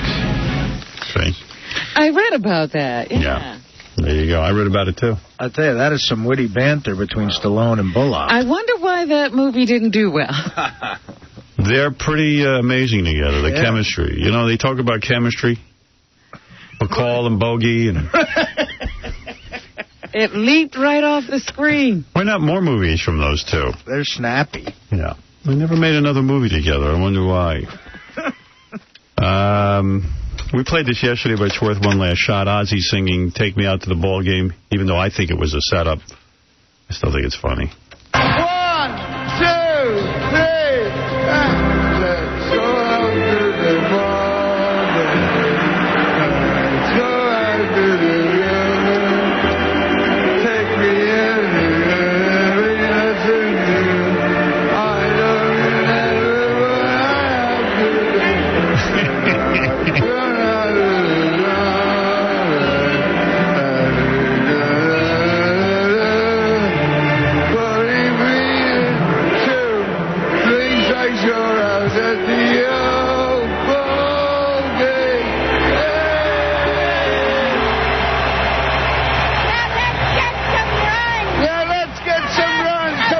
Come on, calm down. There they are, Ozzy and Sharon at the ball game. You know, Ozzy's a professional singer. That was my point yesterday. That I don't believe that he can't sing Take Me Out to the Ball Game and get some of the pitch and the key right. You're not buying it. I'm not buying it. I thought this was funny. There was a show on MTV. They're getting excited about their Video Music Awards that are coming up. Yes. And they have the history of the Video Music Awards. Of course, I'm always mentioned because I was Fartman 100 years ago. Right. But they can't get over it. They love that. Every year it's brought back. Yeah. But I think the funniest story, and I hadn't heard this before, is the Michael Jackson story. Listen to this one. The VMAs was Michael Jackson's birthday. Same date. Coincidence. So Michael's people contacted us. They wanted him to be part of the show. It's his birthday? Great. You know what? Let's work out a great podium moment where we actually acknowledge Michael Jackson's birthday. Then it got complicated. The next part was, well, Michael likes awards. They had it in mind that wouldn't it be great if Michael got this award, this Artist of the Millennium Award? And we kind of felt, well, no such award exists, and we're not going to make it up to have him come. This award thing just wouldn't go away, Then the communication breakdown came, because we were pretty adamant that all we were doing was presenting him a cake, a little musical note on it that was shiny, because he likes shiny things, and Brittany was going to come out and say happy birthday. It just so happens to be someone special's birthday. I consider him the artist of the millennium. So happy birthday, my friend, the king of pop. She's like, I'd like to acknowledge Michael's birthday, and for me, he's the artist of the millennium. And you're like, good, that's good. Wow. Everybody applauses, and you're like, that's great, this is going great. Thank you very much. And then he just stepped right into it and gave the speech, and you're all like, oh, no. If someone had told me that one day I would be getting, as a musician, the Artist of the Millennium Award, I wouldn't have believed it. Immediately, people were like, what did he say? What did he say? Did you give him an award? It's like, no. There was no award. There was no award for Artist of the Millennium. This is really amazing. I can't believe it. Whether or not it was a case of miscommunication from our end or his people's end, he was actually told by someone that he was receiving an award. So the poor guy actually did believe he was receiving the Artist of the Millennium Award. I think this is a case where your management wasn't really true to heart. So you can't really blame him as much. I don't think he ever got the note that this was happening. God bless you. Thank you. Later on, that incident with Michael and his baby in Germany, if you read those stories closely, he was there to accept the Artist of the Millennium Award. It's funny. That's a riot. Yeah, he's pathetic. He wants awards. He loves getting awards. Jeez, he's an oddball. I mean, but like, unbelievable oddball. Yeah, you can't even reel him in anymore. No. He's so far out there. He's way gone. I would like an Artist of the Millennium Award. Yeah, well, you don't have one. What part of that don't you understand, you whack job? And then they do mention me in my Fartman appearance yet again. You want to hear that? Yeah. Okay. By the way, the girl in this piece mentions a story I don't even remember, but it doesn't mean it didn't happen. I just don't remember it. Okay. The crowd would also go crazy for another celebrity pair. A pair of butt cheeks, that is. The Video Music Awards in Fartman was one of the defining moments in my career. I am Fartman! When MTV approached me to come on, They said, gee, you know, you can do whatever you want. My feeling was anything Howard wanted to do would be good for the show. So what I want to do is take my Fartman character, which I've been obsessing on the radio. I've been doing it a lot. I would like to fly in as Fartman. Howard basically said he wouldn't do the show unless he could come on as Fartman. Well, MTV hears us say, what do you mean you want to fly in as Fartman? I said, this will be great. What do you mean great? And are you going to show your buttocks? I said, no. No, I mean, not really, no. Do not adjust your televisions at home. This is really my ass. You know, it's one thing to have Howard Stern, but to have him come on as Fartman and, like, farting, you know, on the air, you know, hey, we're MTV, but, you know, there at certain points you like to sort of draw the line. I get there that night, and the producer is Joel Gallen, who says to me, now you're going to fly in, we got you about 50 feet up in the air. Now, I'm up 50 feet. He goes, I go, I'm not going up there. You're insane. He goes, let me see your costume. You know, you can't show your buttocks on MTV. I said, no, we don't really have the costume done or anything. And you know, because I knew the funny thing was showing my butt cheeks. Because they are hideous. I have cellulite. I don't know what's going on with my butt. It's like I'm a veal. Like there's no muscle back there. Look at my ass. Touch it for power. Rub it. Rub my ass. Touch it. And I remember the feeling when I was walking backstage after I came down and did this whole thing. The audience seemed to really love it, and yet all the people backstage at MTV who are too cool for the room, I'm talking about the celebrities, all the rock stars. And like I passed by Shannon Doherty, she's backstage, and Mick Jagger was backstage.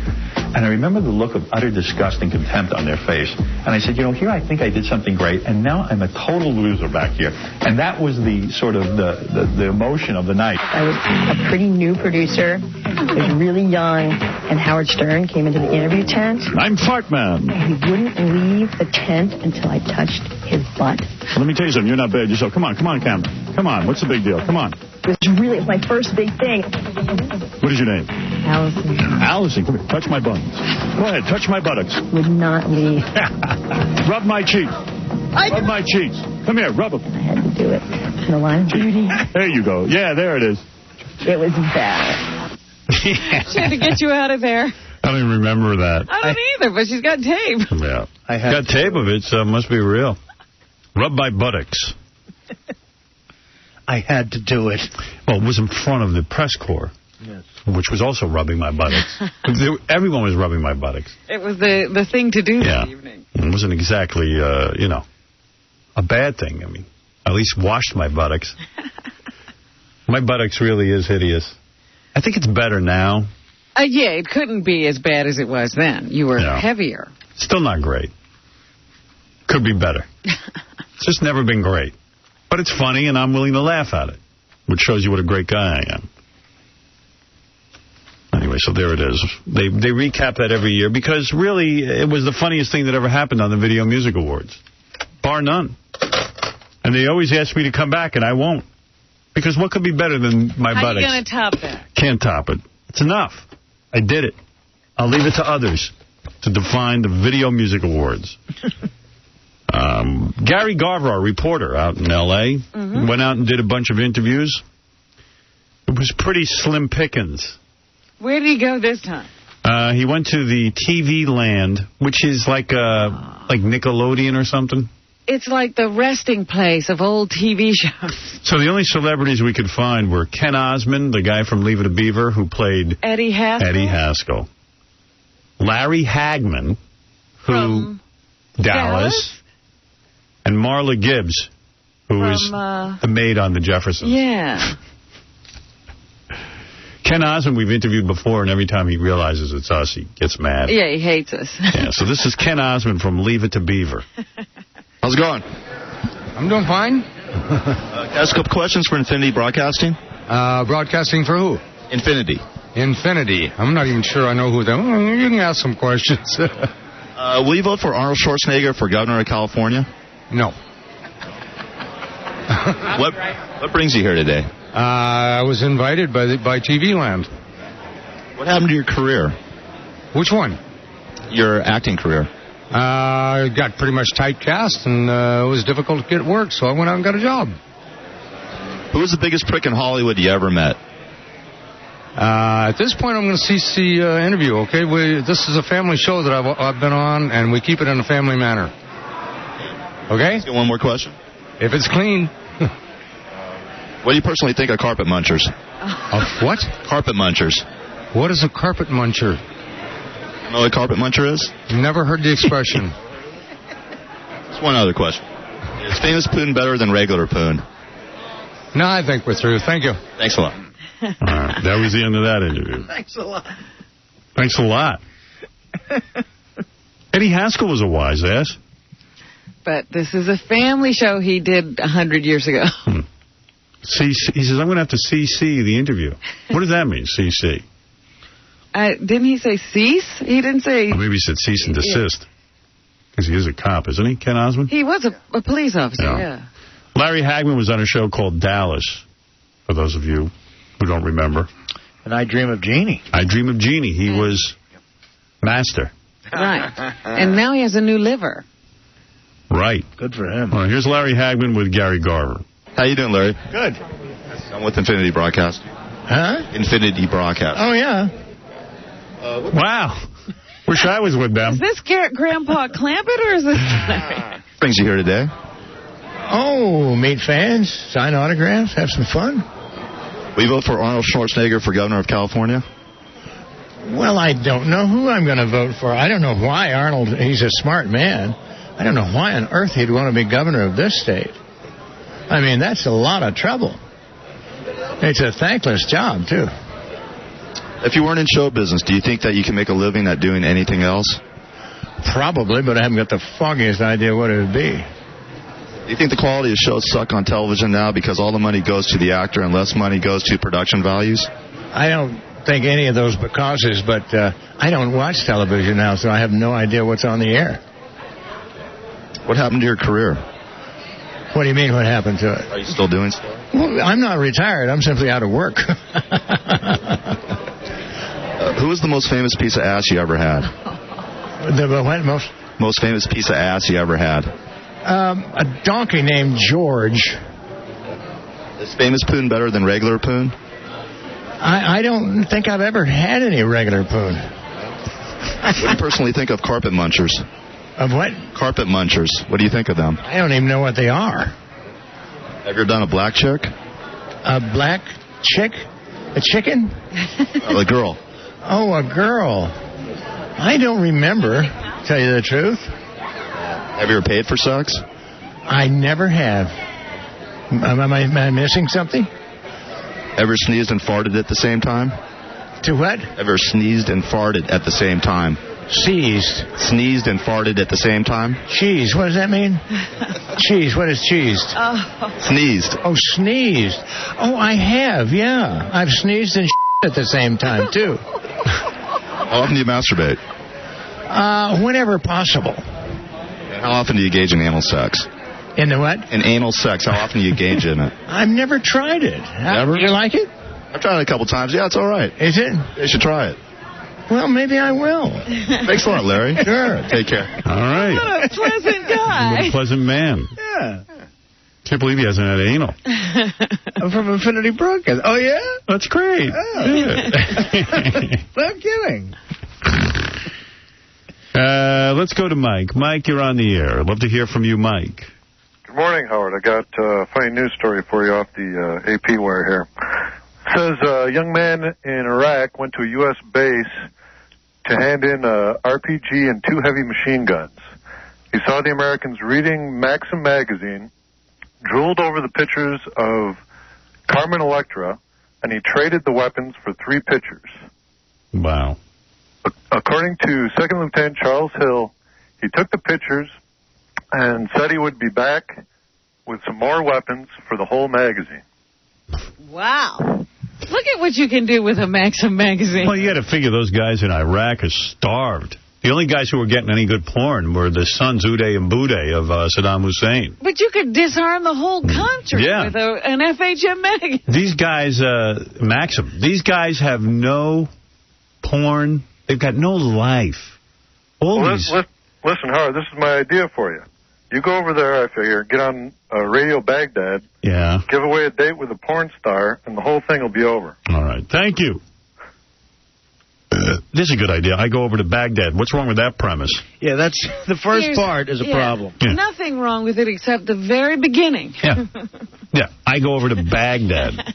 Because that's something I'm looking to do. No. Do you know it's 118 degrees over there, and they say that's comfortable because it's been 130.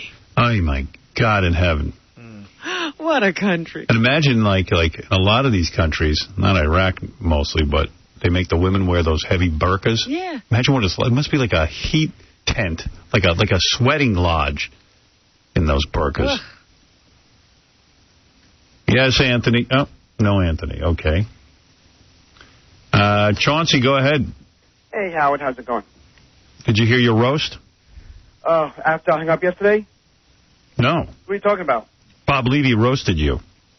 Hey, something's wrong with your phone. It keeps cutting out. Well, go ahead. 2. That. Do you hear that? 8 to 10. 4. And 10. It's annoying. Now, you're annoying. How come you're the only guy who has that problem? I don't think I am. Well, Reverend Bob Levy roasted you. I didn't hear it. I'll play it for you. I can find it. Oh, there it is. It's all the way across the room. You have a great filing system. Don't worry about me. Here you go. Chauncey Hayden, nice orange hair. When did your mom fuck Bozo? Your magazine is called Steppin' Out. It should be called Throwing Out because that's what everybody does with it. Now you got Botox injections. Now you're just a younger version of somebody that no woman would f***. You think every woman wants you. Your d*** has seen less action than Bill Clinton and Nam. Nice tattoo, too. I've seen people walking out of concentration camps with better tattoos. I've never seen anyone that orange before. It looks like you fell into a bag of cheese doodles, and from looking at your body, it looks like you ate your way out, you fat f***. And you think you're a gossip columnist. Well, here's some gossip on the street. You're a douchebag. There it is. Wow. Bob Levy. A lot of anger. Never saw anybody so orange. By the way, I agree with everything he said except for the fat part. I like the part where he goes, that's good, you got Botox injections. Now you're a younger version of someone no one wants to have sex with. That's He's good. Brilliant. But, he is. But, Howard, will you set the record straight and just tell people I'm not fat? I'm not saying that. Because it's true. And all right. All right. Anyway, I got to go. What? No, I got a story to tell you. Yeah. Do you know Lisa Guerrero, the sideline reporter from Monday Night Football? No, but go ahead, yes. She's beautiful. Anyway, this is what she tells me, and it's absolutely amazing.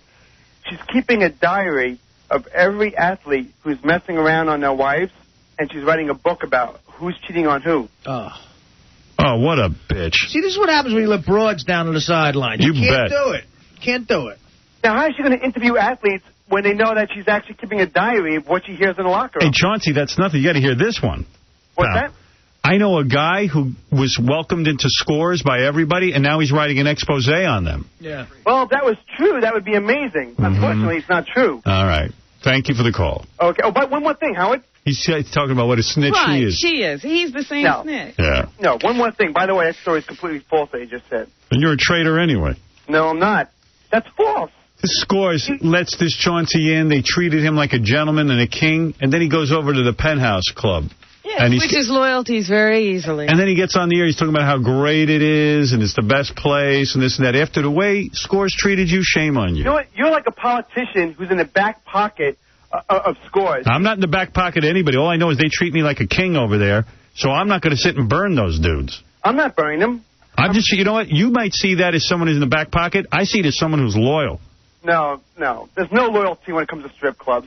And no loyalty. Why is that? So why do you expect Lonnie to sit there and treat you like a king? And Lonnie's such a nice guy, he still treats you like a king. Lonnie and I haven't spoken in about 8 years. Good. And the story isn't about Scores. It's about all strip clubs. Whatever. I heard Scores mentioned. No, you're crazy. So, I mean, you're talking about the chick on Monday Night Football. You're like that chick. You're a girl. You're an orange-haired girl. I wish you knew. You're orange like a cheese doodle. There's no arguing with you because you have an agenda and you can't argue. Well, I'm right. No, I wish you were. Go ahead, Mike. You're on the air with Chauncey Hayden, the editor of Stepping Out. Come on, Howard. This guy's a douchebag. First thing he does, he I see him on Flatbush Avenue at Avalanche, the bar, and he's drinking like a bum, getting out of control, picking up Jackie Connor. You know, he's crazy. He's out of control, these people. The bartender, Todd, he's going to smack him up. All right, there you go. Well, is that true? I got to stop hanging out on Flatbush Avenue. Billy, you're on the air. Oh, Howard, why do you make us suffer with this guy, man? His voice goes right through you like a frickin' toothpick. He's crazy. All right. Get him off the air. Let's play a homeless game. All right, thank you. Let's play the homeless game. Anything. Just get Chauncey off. Anyway, Howard, before I go, I wanted to say one thing. Go ahead.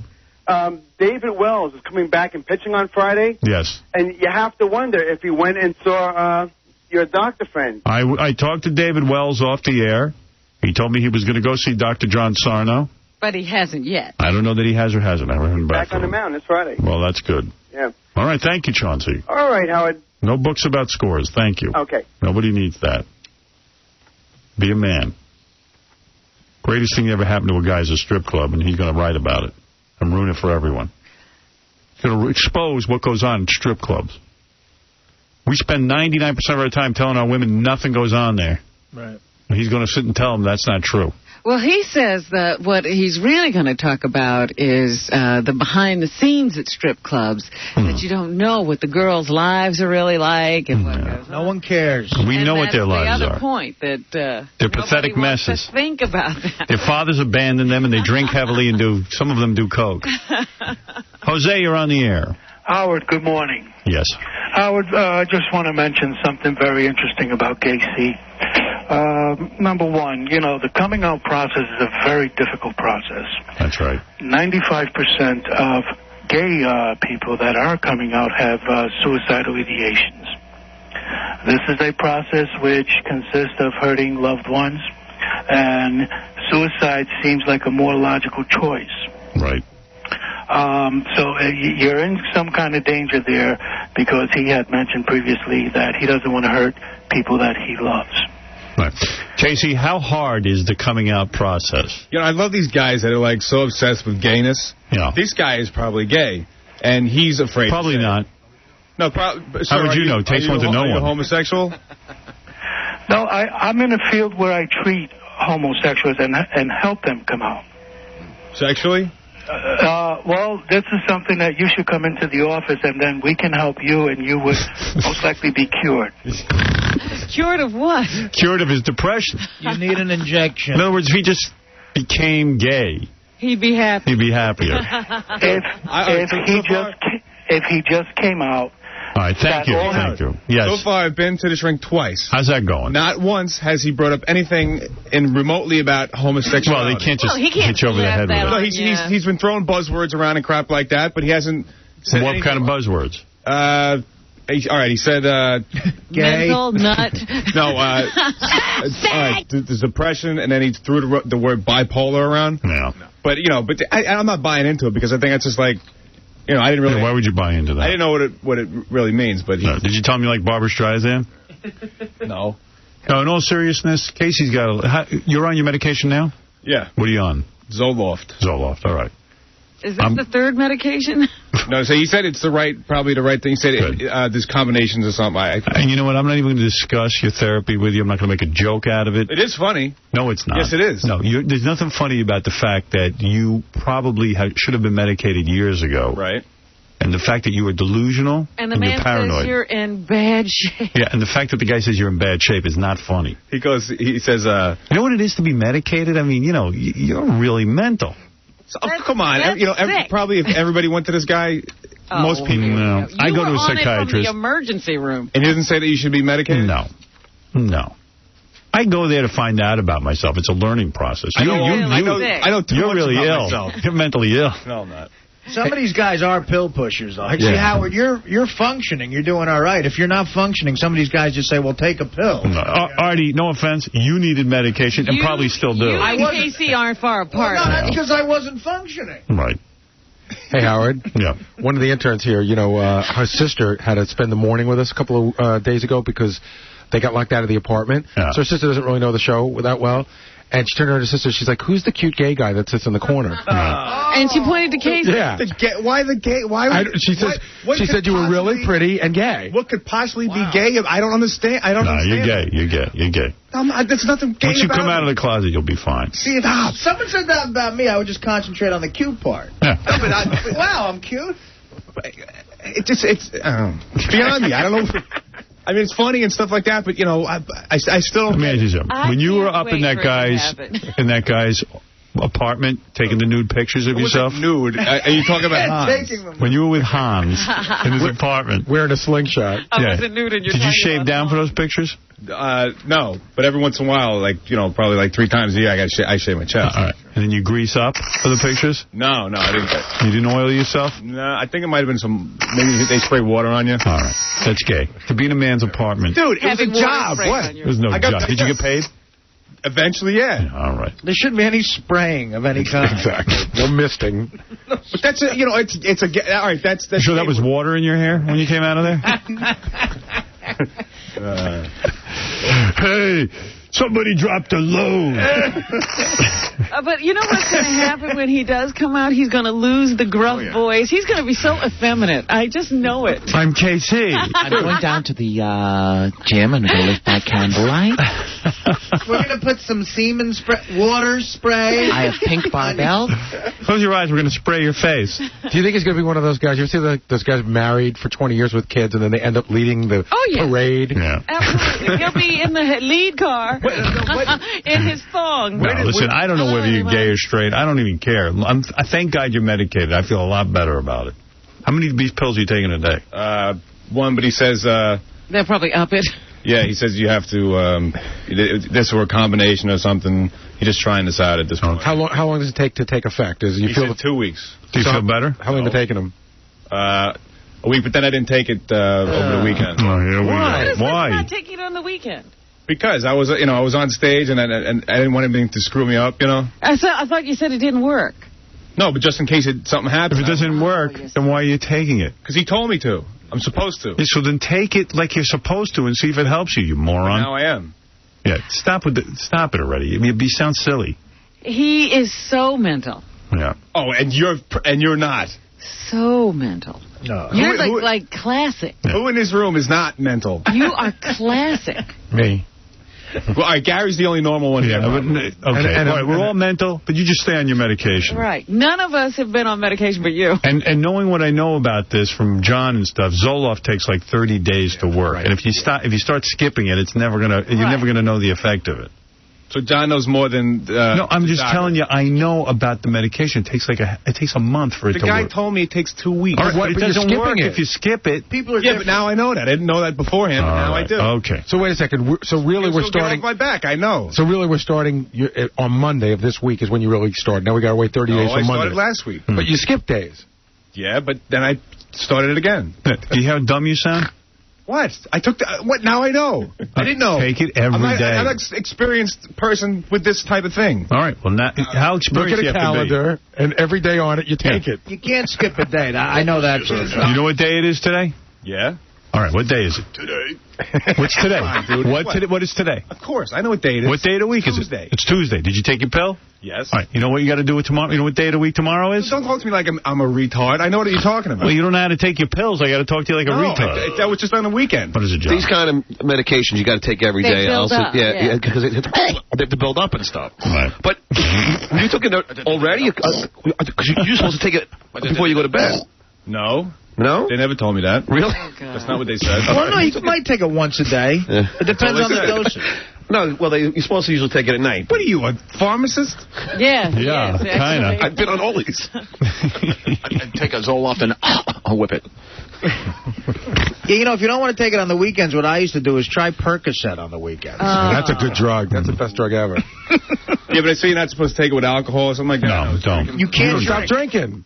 He doesn't drink. No, I ain't going to stop drinking. He likes his Casey doesn't drink? He likes his Crown Royal. You drink? Yeah. Oh, yeah. Yeah, on the weekends, man. Oh, yeah. Well, on weekends, I guess you could drink. Yeah. You're not supposed to drink on that stuff, are you? But don't stop taking your medication. Just take it. I'm gonna. Yeah, what difference does it make? Let's just get him to take it, then we'll work on the drinking thing. Right. But now you're taking it for depression then, right? I don't know. I don't care. You didn't ask why you're taking it? No, he told me. What led him to believe you needed to take this? What did you say to him that really keyed him into your problems? Well, I was there. He was asking me a whole bunch of questions for an hour. Like what? Like how you want to kill your mom and your brother? I don't want to kill anybody. Do you like penis? Besides you, do you know anyone else who's gay? If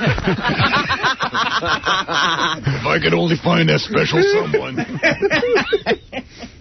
You never think about guys? Dude, I'm telling you, as God is my witness. Do you like when the men at the gym look at you? Nobody looks at me. Admire your body? Nobody looks at me. You know when you take your shirt off in the street and men look at you? Do you like it? Don't give a crap. Yeah. You know, his greatest time was in college when he was on the team and they hung out all the time. In the locker room, right? And they in the shower. They got to be naked together and snap towels and let's sit on the bench and dangle. Hey, you know how good looking Casey is? The couple of women that work here, they were looking out the window. Casey gets right up to 6th Avenue, whips that shirt right off last week. I do not. Yes, you did, and I'll tell you exactly. These two women saw you, and they looked at each other, and they go, give him a raise. What? No, I'll walk home in a wife beater. That's what I'll do. No, a long sleeve shirt. I don't take my shirt off walking down the street. Sure you do. No, I don't. You've told us you do. No, I did. Well, when I go to the parking garage, if I'm driving my car, I will. Because you're gay. Yeah. No, it has nothing to do with that. He wants the truckers to see him naked in his car. Dude, look at me. I got a long sleeve shirt on. It's 90 degrees. I'm not going to wear it. So it's a shirt. Cover up, dude. We all know you're built. Hey, don't push him. No. Do I look what I'm wearing. Look Stop showing off. Look how I dress. Look. Boy, if I had his body, I'd be naked walking around the streets. Howard, it's the guy's in like an incredible shape. Hey, Howard, me and Casey were going to go to Belmont and just walk around all day with our shirts off. Oh, what a sight. Like, I'm behind line waiting to bet. Casey with his shirt off to me. What, we're just buddies hanging out? What's the big deal? Tell me the truth. I'm going to ask you a question, and be honest. I'm always honest. You and your friend in college would hold hands and walk around the campus, and if anyone called you gay, you'd beat them up. Yeah. At the fraternity house, we do that. All right. Me and Buckethead. It's funny. We're proving a point that you shouldn't make fun of people. Hey, let's talk about our general manager, Tom, because we're in a real crisis here. So we had the blackout last week, Thursday, and Tom stayed at the radio station and did nothing except run up and down the stairs backwards. Yeah. He said he went up and down the stairs looking for food and then decided to walk up the stairs backwards. Yeah. And I went, why? That's when you shake your head. Cuss. Big cuss. For a change. For a change. I wanted to change. So, anyway, now I can't get... This station hasn't been the same since. And we don't have any internet. And you need an internet at the radio station because we rely on it now so heavily for everything. You know, you can't even open up Lotus Notes without being on the internet. Right. There's no connection. So Gary complained to Tom, and Tom started yelling at Gary at first, like, you know, this is a company-wide problem. Nobody has the internet. Blah, blah, blah, blah, blah. So then we called a bunch of the other radio stations in the chain, like WINS and stuff. And they're like, we don't know what you're talking about. We've had the internet the whole time. Oh, dear. Because they make it a point to make sure they have the internet. So Tom told me this morning he said it's not company-wide. Now he changed. Yes. Yeah. No, he said it wasn't company-wide this morning. Right. But yesterday, I think some of the guys said it was. Right. But it's not. Then I wanted to get a hold of the guy that's in charge of the computers, because yesterday I couldn't get a hold of him, so I got a cell phone number, but that's not working. And then I was hoping he left me a voicemail, but my voicemail hasn't worked in a week. Oh, jeez. I'm not laughing. But all the other stations, in other words, it's got to matter to you. And this is what I keep telling Tom. It's got to matter to you that we are the only station in the chain that doesn't have computers, voicemail. He's saying that it's a Verizon problem. It's not. And that it's just isolated to our area. Our area. The move, goddammit. How come our area is the only area? Do you believe that? Should I go upstairs and see if the people upstairs have internet connection? Like just in another floor. Because they're in our area. Yeah. Go up and see. I guarantee you they have it. Walk up the stairs backwards. But did I mention I was able to walk up the stairs backwards? Scott Salem got something off the internet for me yesterday. No, that was yesterday. Oh, today we don't have it. It was off yesterday, and then it came back on until about 1 in the afternoon, and it's been off ever since. Oh. Trust me. At WINS, the all-news station, they've got to have internet. Absolutely. And the general manager, I mean, this is baloney. WINS, they have the fish story. Yeah. We don't have the fish. Yeah, we don't have it. Oh, he's unbelievable. And he just accepts everything. Well, he says he's working on it. No, he is. He's not working on anything. It's just like the carpeting. Everything's carpeted except our office. Yeah. The studio has no carpet. You know, yesterday I asked him if he really understood what fully operational meant. Yeah. In other words, the station is running. Just because our lights are on doesn't mean we're fully operational. And you can't get in touch with the computer guy? What's Tom's explanation? That he wasn't sure about. That doesn't bother him. But when I call the guy, what happens is... Were we having the same problem yesterday? Yeah, his phone's out of service. So I emailed the guy yesterday for that hour. Why don't you just get on the phone to Mel and say, I want to make you aware that our computer guy is unavailable to us? Wouldn't you just be out of your mind? Well, I am, but I don't want to get yelled at. No, I mean, if you were Tom. Yeah. He's not. He's like the most type B guy. He's walking upstairs backwards. I want you to relax, Gary, and walk the stairs backwards with me. Mel, it's under control. Ask the wall. He'll back me up. That's why he's not a good general manager. He's not can-do. He's can-do not. See, I have a different theory about this. I think that what happens is the computer guys and stuff, sometimes they make it so technical that at the end of the day they tell Tom, listen, it's just an isolated problem with Verizon. But I think sometimes it's more than that. Yeah. But Tom doesn't know computers. It doesn't matter. And he has to take their word What you do is you say, listen, this guy can't get it done. Give me WINS's guy.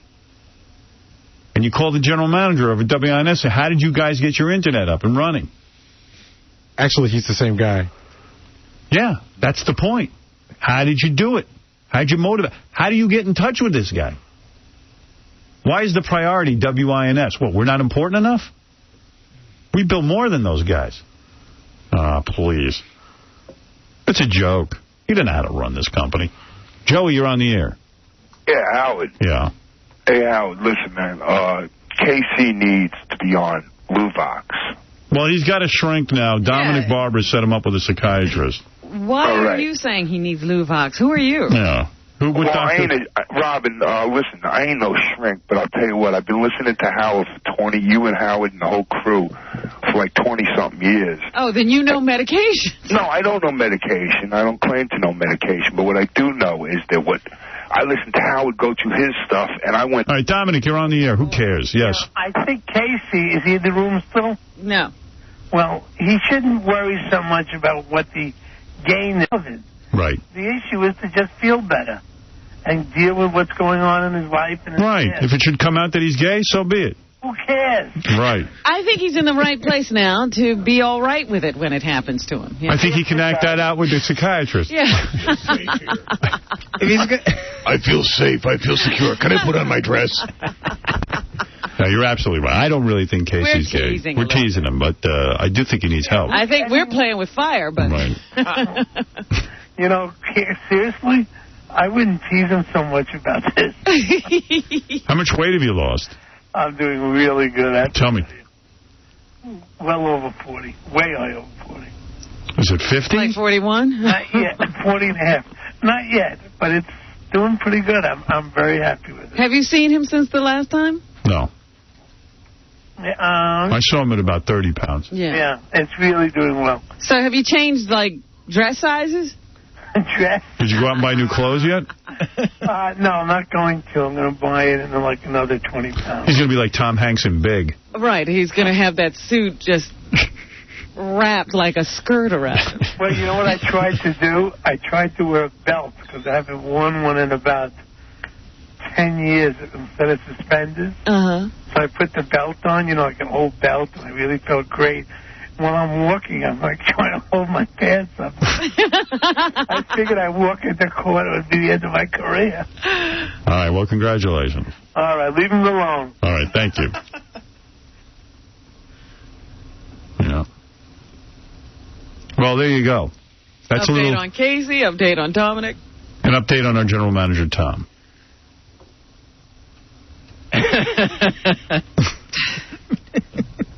Tom thinks I bust his balls. He thinks I'm too hard on him. Oh, of course. I know. But I'm the only one who can actually call him out on this stuff. No one else is allowed to.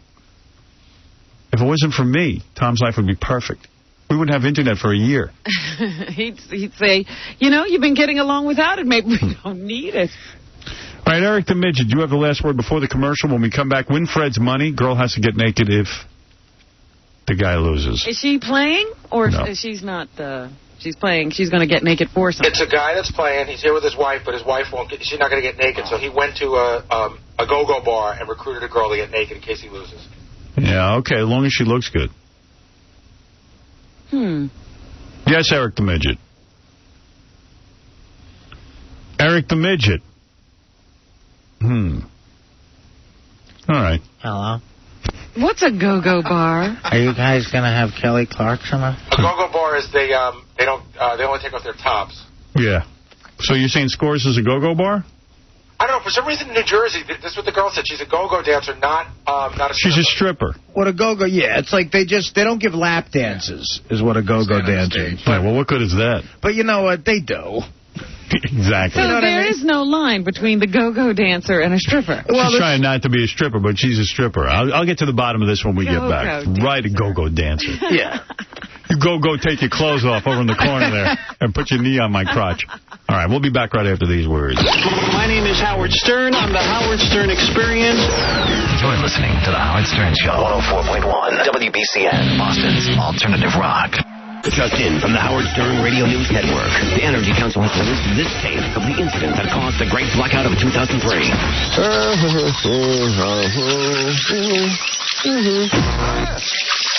Mary, my electric toothbrush blew a fuse again.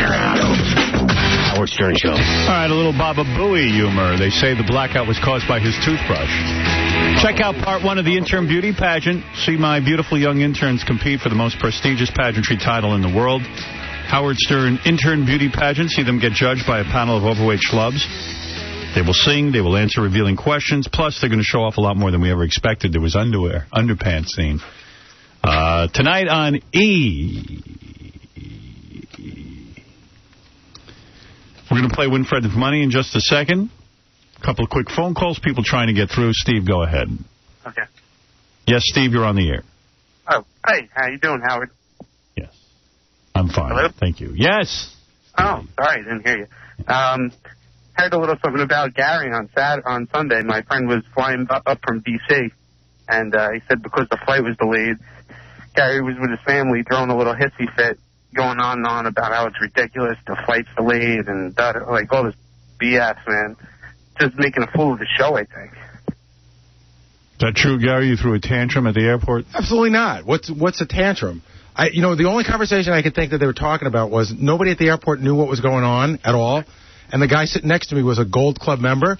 He just picked up the phone and called, his Gold Club membership number, and they told him exactly what was wrong, that the power was out in Garden City. And I said, how ridiculous is it that you know what's going on and the woman in charge of all of us doesn't know what's going on? But it was a conversation I had with the guy next to me. Yeah, but don't you think it's pretty much common sense? We had that big blackout. If we're in an airport, how would we know we're having a blackout? You saying Gary's a bad person because he was mad that the flight was delayed? No, it's just why give him a hard time if he knew there was a blackout on Thursday. But I didn't give anybody a hard time, and you got the wrong day. You're talking about Sunday. Yeah, that was Sunday. So, Thursday comes before Sunday. So when we're in an airport on Sunday, we're supposed to know after the blackout's done that that's what's wrong? Yeah, the flights are still delayed. I know people that didn't get home until Monday because the flights were still delayed. Gary, you should be low-key at airports because you look Arab. Howard, I was. I'm sorry. Good, all right. Dude, we got on a flight at 3:30. All right, who cares? Lori, go ahead. One last phone call before we play Winfred's Money with a $10,000 prize.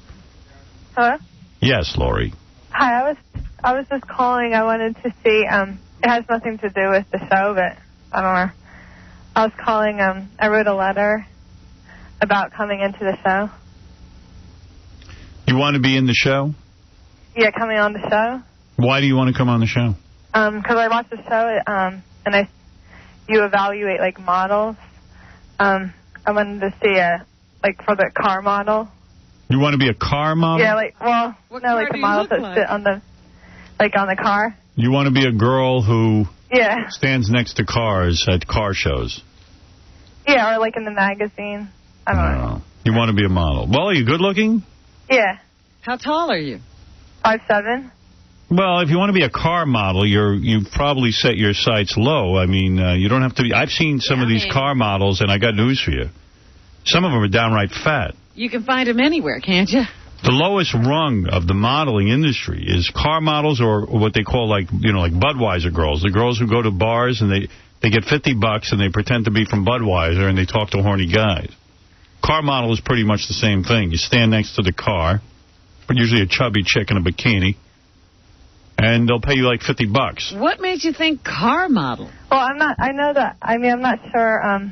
I just would like to do some modeling, but I was thinking that because some. Do you have a gunt? But I don't know what to do, really. Do you have a gunt? A what? A flap of belly skin that hangs over your bikini? No. You got a good body? Yeah. And what about your lid, your face? How's your lid? I sent a letter with pictures and stuff. Why don't you work at Hooters? Go for a real job. Yeah. No, I was just interested in I didn't think I was actually going to be on the radio right now, but coming in. Well, you can come in. I can tell you if you could be a car model. I would think if you've got a vagina, you could be a car model. But maybe she could be something more. I don't think she doesn't know where she fits on the scale. All right, fine with me. Hold on. I'll schedule you in. I'll take a look at you. Bring your bathing suit down so that I can evaluate you. All right. Robin, as you know, over the years, I've seen so many women, I can instantly size up where they belong. You can put them where they belong. That's right. You go into that slot. I can place them.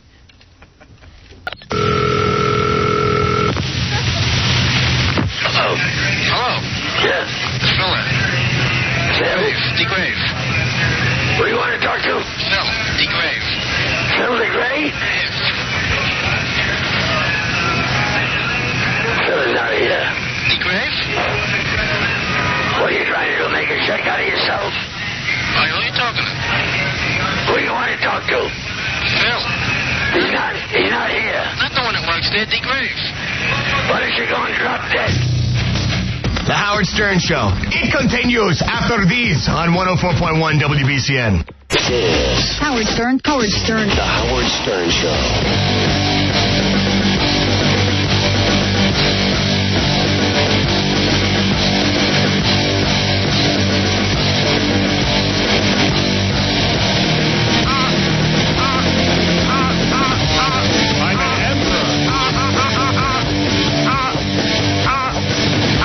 I feel like the emperor when that music plays.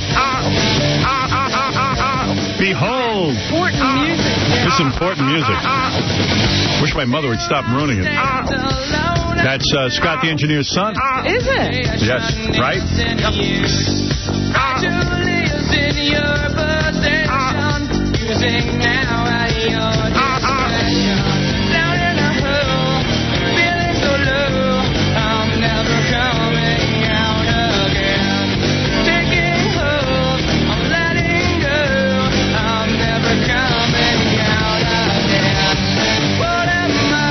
The engineer's son making his jump into the music business. And what's happening? Well, hopefully he'll make a lot of money and get Scott out of the hole. Music the way you want it. You know, Scott is a disc jockey at bar mitzvahs, and he can play his son's music there. And he's creating a following for his son. That's exactly right. Well, good. Young Scotty Jr. is doing well.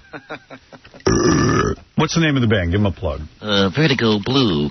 Vertigo Blue, after Howard told me to change the name. A song title which is a play on words about me, Happy Depression. Vertigo Blue? Vertigo Blue is the name of the band. Yeah. What was their other name? Vertigo Green. What was the other name that I hated? I forget. I don't know if they have. I don't know. I know the song is Happy Depression. Happy Depression, yes. I guess when you're Scott's son, you see a lot of that. Is happy depression? I'm happy. I'm happy, but everyone knows I'm depressed. I'm happy and sad. I'm happy, I'm depressed. Where's the happy? Vertigo has nothing to do with happiness. No. The name of the song is... That's the story behind the song, behind the music. Oh, it doesn't mean happy depression. What do you want to add to this? No, there was no other name. You didn't like that name, but they... Vertigo Blue. They haven't come up with a new one yet. All right, it's not bad. Very nice. Thank you. Thank you. In a minute, we'll meet Nikki Icox. Icox. Icox. Nikki Who's a hot chick. Yeah. Who was in a movie that I doubt any of us will ever hear of. Jeepers Creepers 2. I can't believe there was a Jeepers Creepers 1. Yeah, what happened? You didn't? You missed Jeepers Creepers? Did you see it? Yes. All right, we'll get to her in a couple of minutes. Gary, can you close the door when you talk? Thanks, pal. can't win. Oh, I don't know. Let me take one phone call, then we'll get to her. Okay, this is Giselda. Go ahead. Hi. Yes, Giselda. How are you doing? I'm sorry. I hear you show whenever I can, whenever I don't have the kids in the car. And I heard the other day you talking about your bathroom. You're married? Yes. Wow, there's a guy putting up with this accent? Maybe he's got the same one, hopefully. Is he an American, the guy you married? Yes. Oh. And he got to listen to this. Wow, what's wrong with it? Oh. Well, where should we start? Yeah. Oh, I could never, ever marry you. I'm calling you because I want to help you with your bathroom. I'm a house cleaner in Boca. Oh. And I thought, if anybody can clean your bathroom, that would be me. Oh, let me tell you something. It would be very simple to clean our bathroom. There are a lot of people who clean for a living, and you'd think that they would hire someone around here to clean it. It's disgusting, and we've called the Board of Health. We reported ourselves. Yes. Yes, we did. Well, I can really do a great job. Are you, Giselda, are you good with 4-day-old hardened duty? I can do anything. You can clean. What's the best way to clean 4-day-old hardened duty? You throw a big gallon of bleach in there. Let it sit for a while. Go back and do it. And what you have to do. So you're saying seem to know what to do. You're saying pour the bleach on the duty? Flush it first. Yeah. You break it down the duty. Break down the duty with the bleach. I'm sorry. Listen, I've seen everything. I've been cleaning for 15 years. I've seen everything. What's the worst thing you've ever seen? A tampon on the side table of a house. Ooh. Really? What'd she say? A tampon on the side step of a house? Side table. Yes. You ever and see the condom on the other side night table. One time I left to use rubber on my night table, and I forgot about it, and the housekeeping people at the hotel just, like, covered it with a sheet of paper. And left it there. Yeah, they didn't want to touch it. I don't know why not. I have beautiful. seen everything. I pick up dog poop, I flush people's poop. I've seen everything. Well, you haven't seen our men's room. That's a big thing. I was talking to a woman who cleans hotels, and she said that people are always leaving stuff in the toilet at the hotel. I know. Why? I don't understand that. People just are too lazy to flush. People poop. Artie, you've done that, haven't you? Yeah, well, I did it at my own house. Well, after 15 years, I learned I don't lift the seat. I don't open the seat until I flush. Right. So I learned that. And you ever get like a big duty in there and you have to chop it up with like an axe or something? Well, I have to let it sit, and I flush, and I go back and flush a couple of times. Well, let's say you flush and then you open up the seat and there's still a big surprise in there. Well, I have do you to do? go get the plunger. You have to get the plunger, right? Yes. And then you have to plunge the duty. Yes. But I done everything. I took out pads out of underwear. My sister usually... What'd she take out of turds? Turds? Did she say that? I thought she said crabs. I take pads. Oh, pads. Did you say turds? No, pads. Oh, pads. Sorry. Well, if you come here to clean, you would see Scott DePace's movements. Oh, and let me tell you something. You haven't seen anything. Let me tell you, I did. I seen a lot.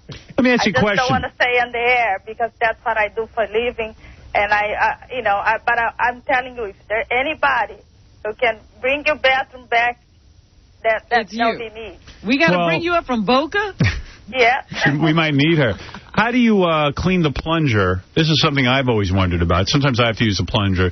After the plunger makes contact with duty, how do you clean the plunger? Because it's a problem. After the toilet is clean, you leave the plunger in there, keep flushing, then you throw the bleach. Bleach is the secret. The secret. Is the secret. The secret of cleaning. Well, then you don't want to smell the bleach. You rinse everything out, and then you go with the good cleaning supply. Well, you know, Scott DePace, our director, has big movements, and we had a cleaning person here who had to use 3 plungers. He broke the plunger. He broke the plunger twice, and then the third one worked.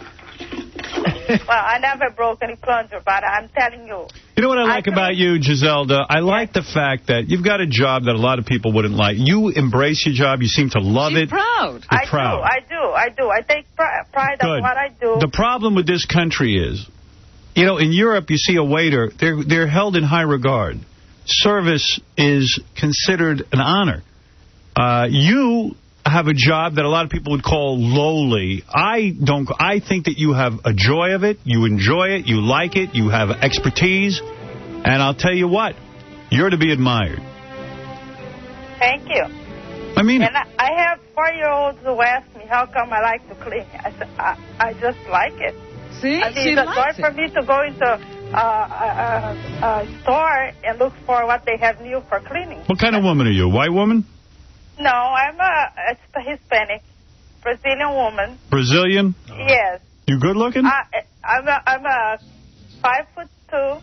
I'm very short. I'm not a good looking. I'm not like the girls that you have in there. But I can clean your bathroom and you have to give a plug. I'm just register my company. I did this for many years in Brazil, and I came here and I see that it's a good business so far. And what do? You clean private homes? Yes. All different ethnic groups? All different. What ethnic group is the sloppiest?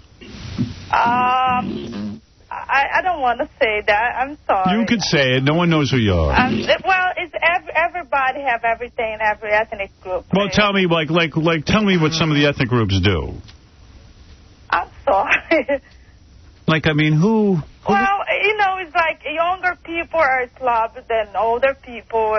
Sometimes you find old people that think their house is clean, but it's really not. And, it's just... What ethnic group tips the least? Do you get tips? No, not really, but Americans are great. All right. I tell you what I'm going to do for you. I'm going to give you $500 cash, courtesy of Lionsgate Home Entertainment DVD Collection, the 25 years, Saturday Night Live, all the music, all the great skits from Saturday Night Live. It's a great DVD. Okay. $500 cash, because I like you. Thank you. I like you, too. You don't complain.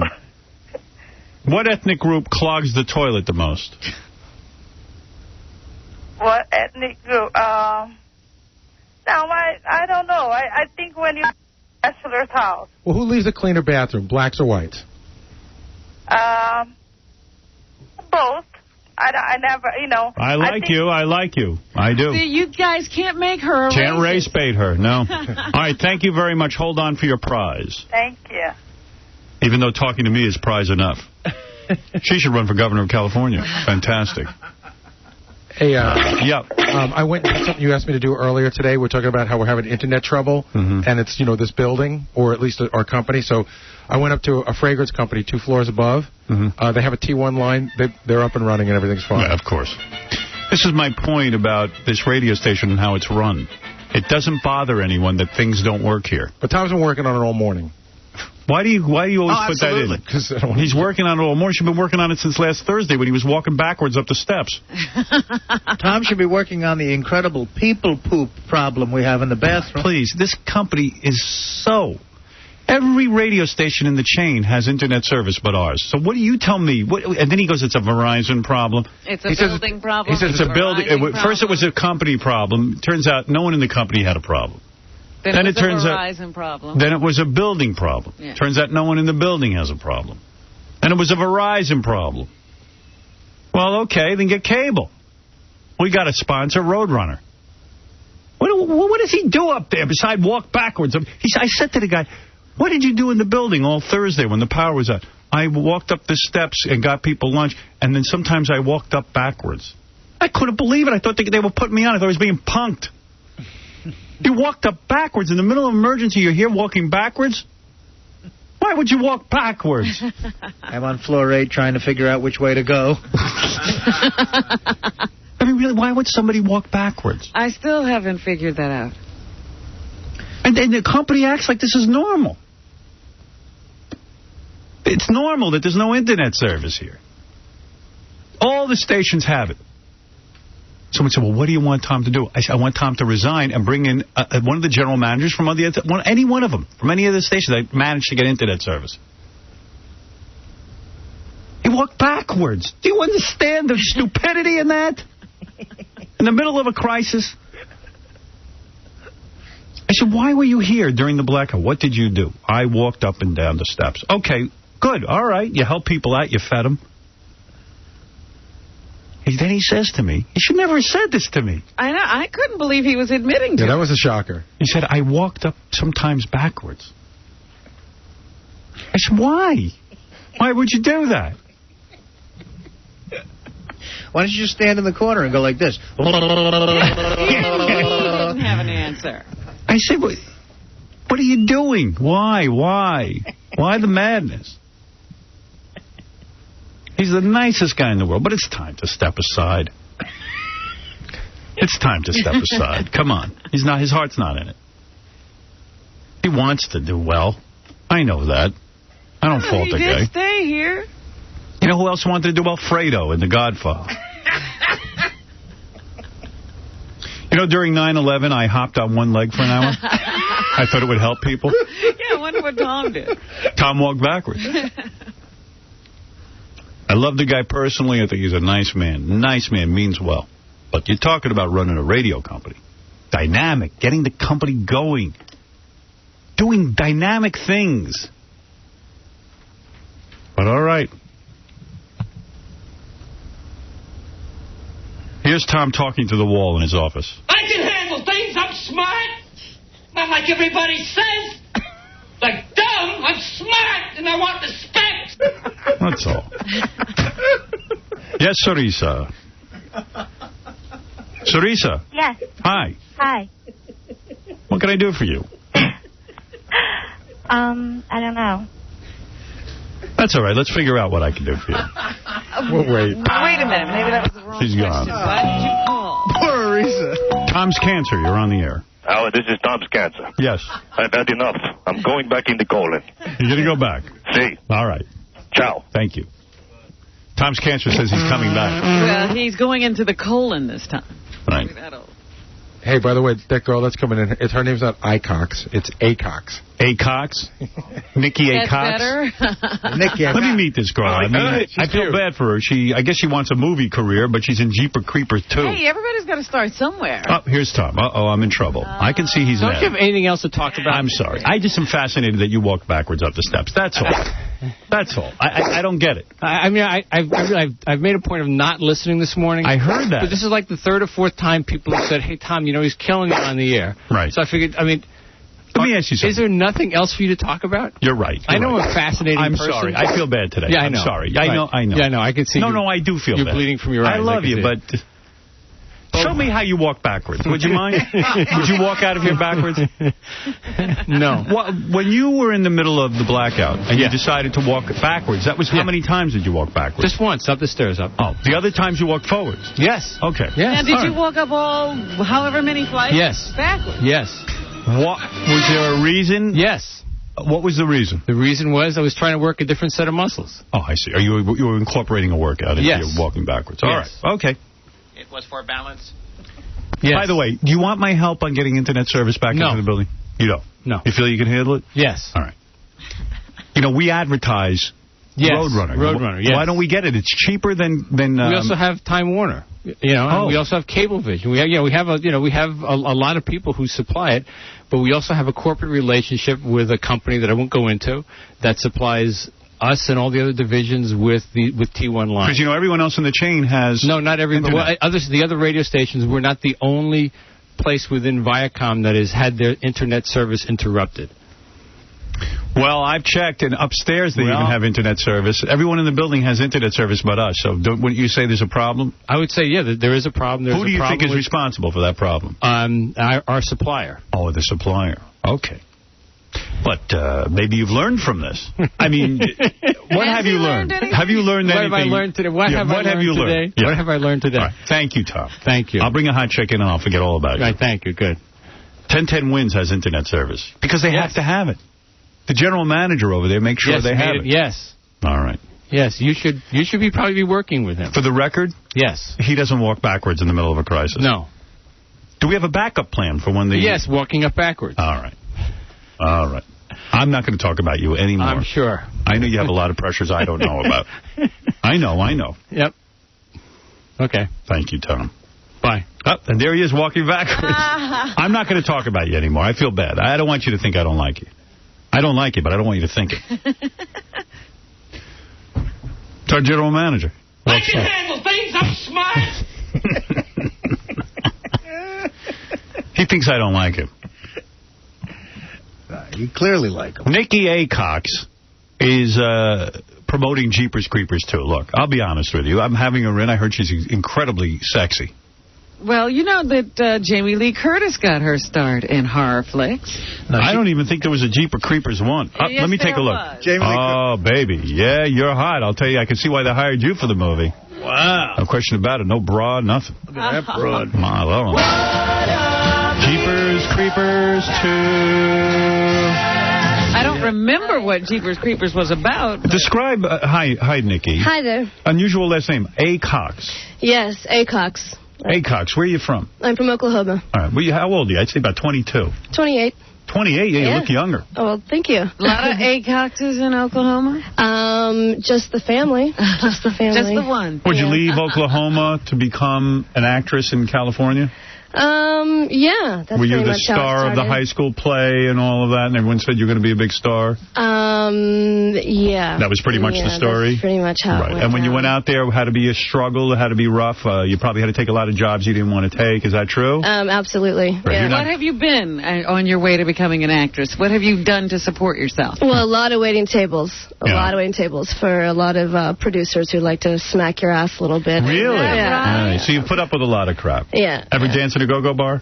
Never danced, no. Never danced. Not much of a great dancer, to be honest with you. I might have probably tried that. I heard it's a lot of money. Well, you're not lucky enough to be Goldie Hawn's daughter. Yeah, exactly. Or anything no. like that. You have to make It didn't on go your down own. that way, no. Unfortunately, you were born to the parents you had.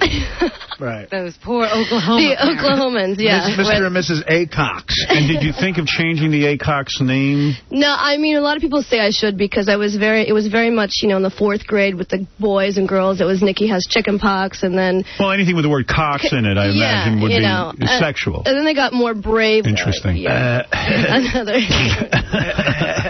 Second grade. That's my sense of humor. I always wondered what level I was on. So, so you kept the name A. Cox. So people have think your name is Nikki A. Cox. A as the initial A. No, but they mistake me for Nikki Cox. Yes, there is a Nikki Cox, right. But no, the A, I think usually people keep it because it's A-Y. Were you in Jeepers Creepers 1? No, I was not. You were not. Is there really a Jeepers Creepers 1? Yes, there is. Wiped out, right? Yes, there is. There's not as many characters in the first one. It was a smaller film, and then the second one. But there's a lot more characters. Like Jeepers Creepers 1 was probably released to video, or was in the movie theater? It was in the movie theater. It did great. It did great. It did really great. So we got the sleeper hit. I see. And so you got to do the second one. Now, when is this movie open? August 29th. Okay, and you are the star. Yes. And what happens to you in this movie? Who is Jeepers? It sounds like a horror movie, right? It is a horror film. All right. And what happens to you there? You get killed? I do not. No. You live through the whole film? Yeah.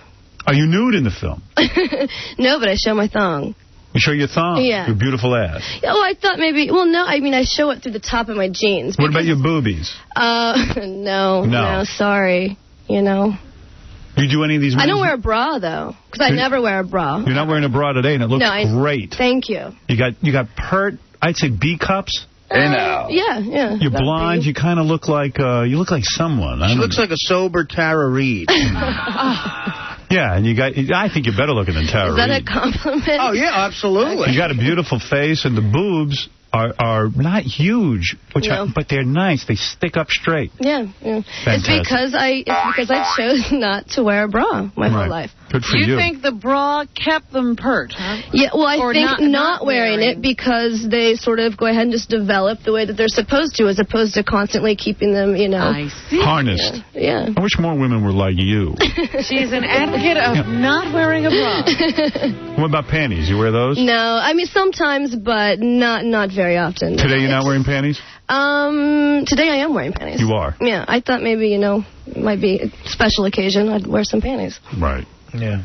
Well, you're very, very attractive. I see here on your resume that you have like 9 boyfriends or something. You don't believe in commitment? I have a very hard time with commitment, yes. Yes. 9 I boyfriends. actually sort of just recently started seeing someone that it's gotten more serious, and he's actually been able to calm me down a bit. But I'd been single for about 3 years, and I don't believe in being committed. I hadn't believed in being committed. So what happens? So what happens when you meet a guy? You say to him, "Look, I'm going to have sex with you if I like you, but I am not going to be in an exclusive relationship with you." Well, I don't think it's really something that you have to say. I mean, I feel more it's like, I'll tell you if I want to be committed. Right. And until that point, don't assume that I am. So let's say I'm banging you, and let's say it's a Monday night, and we bang, and we have beautiful sex together, and we feel something for each other. Sure. And then I call you Tuesday and say, I need to see you again. You might say to me, listen, Junior. I'm busy. I'm busy. Absolutely. You're not going to see me Tuesday night, and if you're lucky, you'll see me Friday night. And my theory is if something goes wrong and they get angry, there's plenty more out there to go ahead and fill that gap. Do you act romantic with these men? Do you act like you're in love with? Did you ever fall in love with any of them? No, I didn't fall in love with any of them in the 3 years. No. Really? No. Well, you sound like one tough broad, I'll tell you that. Jesus. And the guys put up with this because they want some of your poontang if they can't have it all. Yeah, if they can have a little, why not? Right. Well, look at this. Great. It's just like heroin. God. But I think they're happy about it, you know? I mean, they get to have a sexual relationship with a blonde girl that they don't have to have any commitment with. You get to have sex with the star of Jeepers Creepers, too. Exactly. I mean, don't complain. Do you ever out in Hollywood, do you ever have sex with famous guys? More of the up-and-coming, I think, that, you know... Anybody we've gotten to know since... Arnold Schwarzenegger, maybe? No? The governor? No. I don't really think anybody that you might know. No, I don't know if it'd be worth it. Yeah, I don't know if it'd be a worth it topic. Now, this is the same director who directed Powder? Yes. Now, this is the guy who ran into trouble when he directed Powder, right? Yes. What was he, convicted pedophile? Child molester? I don't... The thing is when I auditioned for this and I was getting the role, they asked me to look this up. And to be honest with you, I didn't, just for the simple fact of I didn't want to know much about it because I just felt like... You want the movie. Well, you want the movie, you want to work, and I don't know. I mean, I just feel like it's what business is it of mine. But yeah, he did get into some trouble with that. So maybe he paid his debt to society and he behaves himself now. He was nothing. You didn't see anything. You didn't see any kids hanging around? No, nothing but gentle and great to me. I'll tell you, I like the movie Powder. I care about. Powder was a good film. I like Powder that movie. was great. Yeah, I thought it was really good. Mm-hmm. All right, so you date multiple men. Yes, no problem with that. I like that. Did you go to college, or did you go straight from high school to Hollywood? No, I went to the University of Oklahoma for a couple of years, and then when I moved out to L.A., I put myself into Long Beach State out there and did theater there as well. Yes, Rob, you're on the air. Yeah, how you doing, Howard? Hey. Yes, I want to know, did she ever give oral or give anal to the producers to get on a movie or anything like that? Have you ever given oral or anal to a producer to get in the movie? No, but I've cocktail waitress and let them slap me on the ass, and when they said they were going to give me a movie, but they didn't. It's a tough life. You seem bitter a little bit. They lie. Are you bitter about your career, that it's so hard you have to take the ass slap and all that kind of stuff? No, I think it just made me a better person. Now I like to be spanked, you know? All right, yes. Oh, sorry, I didn't mean to hang up on him. I didn't. I actually did not mean to hang up on him. I'm just so used to hanging up on everybody, I hung up. All right, so I'm trying to understand this. I'm a guy, I'm having sex with you, I'm falling in love with you. You have to give me a speech and say, listen, calm down, right? Yeah, that comes up every once in a while, but it's not really a speech. It's just what I exactly said. When I want to be committed to you, I will tell you. Wow. You'll know. Boy, that's keeping us in line. Because I want her to be with me. God damn it. And if you're going to be with those other guys, I'm going to kill you. Nikki A. Cox gets real on the Howard Stern Show. You know, with this attitude, she probably has to say that line more often than not. Yeah. Guys always want what they think they can't have. Yeah, true. It always works a little bit more in your favor when you have that attitude. You just really have to not care. Just don't care. You know, you don't care. You know his attitude she has a little bit is like a Lisa Marie Presley when she was in here. Like, yes. Really? Yeah, very sort of... Strong woman. Yes. I believe once you hit 30, that'll all change. I don't know. We'll see. Biological clock? Are you thinking of having children? No, I don't want children. Is no. that right? No. As of now, no. Wow. Let me see some more about you. You once had sex with a guy in a train going to Rome, Italy. Yes. Right outdoors like that. It wasn't outdoors. It was in the train. Yeah, but wait a second. I mean, people could see, right? No. Where, in the bathroom of the train? Think of how fast that train's going. It's going fast, but you're in the train. There were people... Was it an empty car, is what you're saying? No, it was the bathroom. Oh. Nikki had sex on a golf course. No, a golf course. Who wrote that debauchery? That's what it says. No, I'm better than a golf course. A swimming pool and a balcony in Paris. I'm better than a swimming pool, but I did do the balcony in Paris. You love to have sex in the shower. Yeah, that's nice. Yeah. How do you do? Because I find that people think that, but no, there's a lot. All you do is the shower heads, they move. You just kind of move them over whenever you get in there. Really? And then Look you at don't you. hit the water. All experience. If you're having sex with a guy in a shower, you think it's weird if he's wearing a flannel? Shirt? Yeah, because Artie doesn't want his belly to show. Yeah, I like to wear a shirt, even if we're in the shower.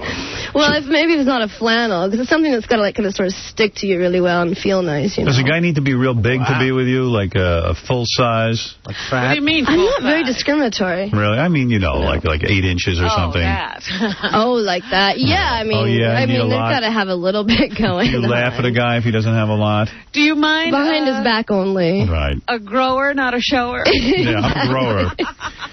You lost your virginity when you were 14 years old. 14. To a 21-year-old guy. Yeah, he was Wow, look older. at you. He was in college. Well, you love sex, huh? Oh, I've enjoyed it in my life. Have any chicks in your life? You ever have sex with one of those? No, I did kiss a woman once in Vegas, but that was after, I think, something like $500 in Goldschlager. Oh, I see. Yeah. That's hot. So I don't know if that really means that I like chicks, you know. At 18, you had sex with your 28-year-old boss. And then later had sex with his business partner. Look at you. Whoa. What was going on there? It's not, it's not always, but I was always honest. It was never like something that people thought that I was, I always was never afraid to say, it's just nice for the night. Boy, you're a home run. I have slowed down. No, you're a home run. Don't slow down. Yeah, come on. You sound real hot. You do. You sound real hot. You know what you're doing. Well, as long as there's honesty, I just really know what the problem is. I don't. Guys have been doing this forever, where they, so why am I not allowed to do it? You're not doing anything wrong. I didn't think so. Now, Jeepers Creepers isn't your first film. You've been working for a while, haven't you? Yes. What else have we seen you in? I'm on the television show Ed with the reoccurring. I was in Providence, a lot of TV, X-Files, Ally McBeal. I was in a film called Slapper, She's French.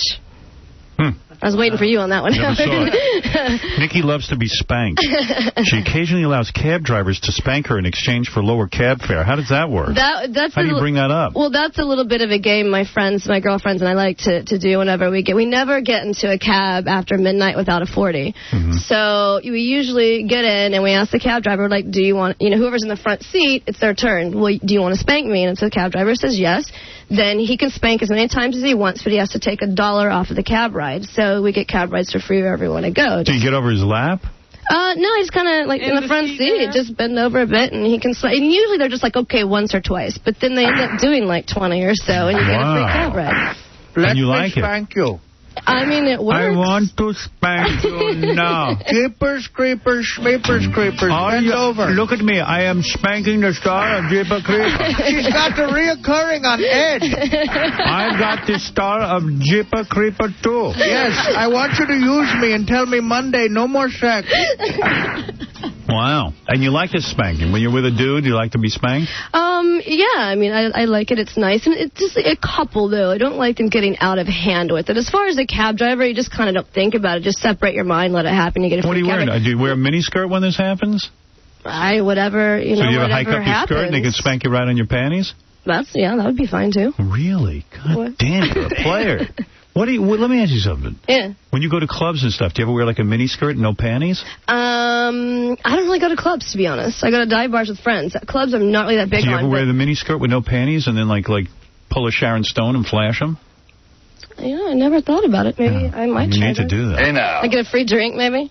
It's unbelievable. I never thought about that one. Try that this afternoon. Have you let the guy at the bank spank you to knock your mortgage down? If I had a mortgage, that would be great. I will definitely try that when I have a mortgage. So these cab drivers, do they ever slip some fingers? I mean, you got to be careful, right? I mean, come on, Robin. You do have He's only giving them like a little bit. Well, he's absolutely right, though. You should be careful because I guess that could happen. Robin, can you ever imagine going in a cab and saying to the cab driver, you can spank me to lower the fare? No. Yeah, I can't imagine I can't imagine doing that. Pay no attention to my two friends. Nikki loves to blindfold men during sex. Now, that's hot. Yeah. She likes to be in control. Hey, now. Oh, good. You like older men. Oh, yes. Not that I'm What's one. an I'm just older saying. man? What? What's an older man? Well, how old? Like 30. Like, yeah, exactly. No, I had a German guy that I dated for just a little bit or whatever that I really thought was hot, and he was 40. Oh, yeah. 40's older. Okay. Yeah, that's an old bag. A couple of girls have asked me to blindfold them during sex, which I yes. thought was a weird request. Practically every girl. Well, I dated a German guy once, and How old sorry, I didn't realize you were on the mic. So, you once attempted to have sex on an airplane. You haven't? No, that's not true. That's absolutely a lie. I've never tried on an airplane. Your I have boyfriend no started problem. to use his hand on you. That wasn't sex, though, but that was, I kind of got into that, but I think he got embarrassed and he stopped, so I broke up with him the next day. You get angry with a man when you don't have an orgasm. If he finishes too fast, you're really pissed. I have a very big theory on this. I would really like for me to come up with the name for blue balls that's equivalent to women. Can I tell you something? Let me tell you something. Let me explain the world to you a little bit. What you have between your legs feels very, very good. Yeah. And sometimes it feels good.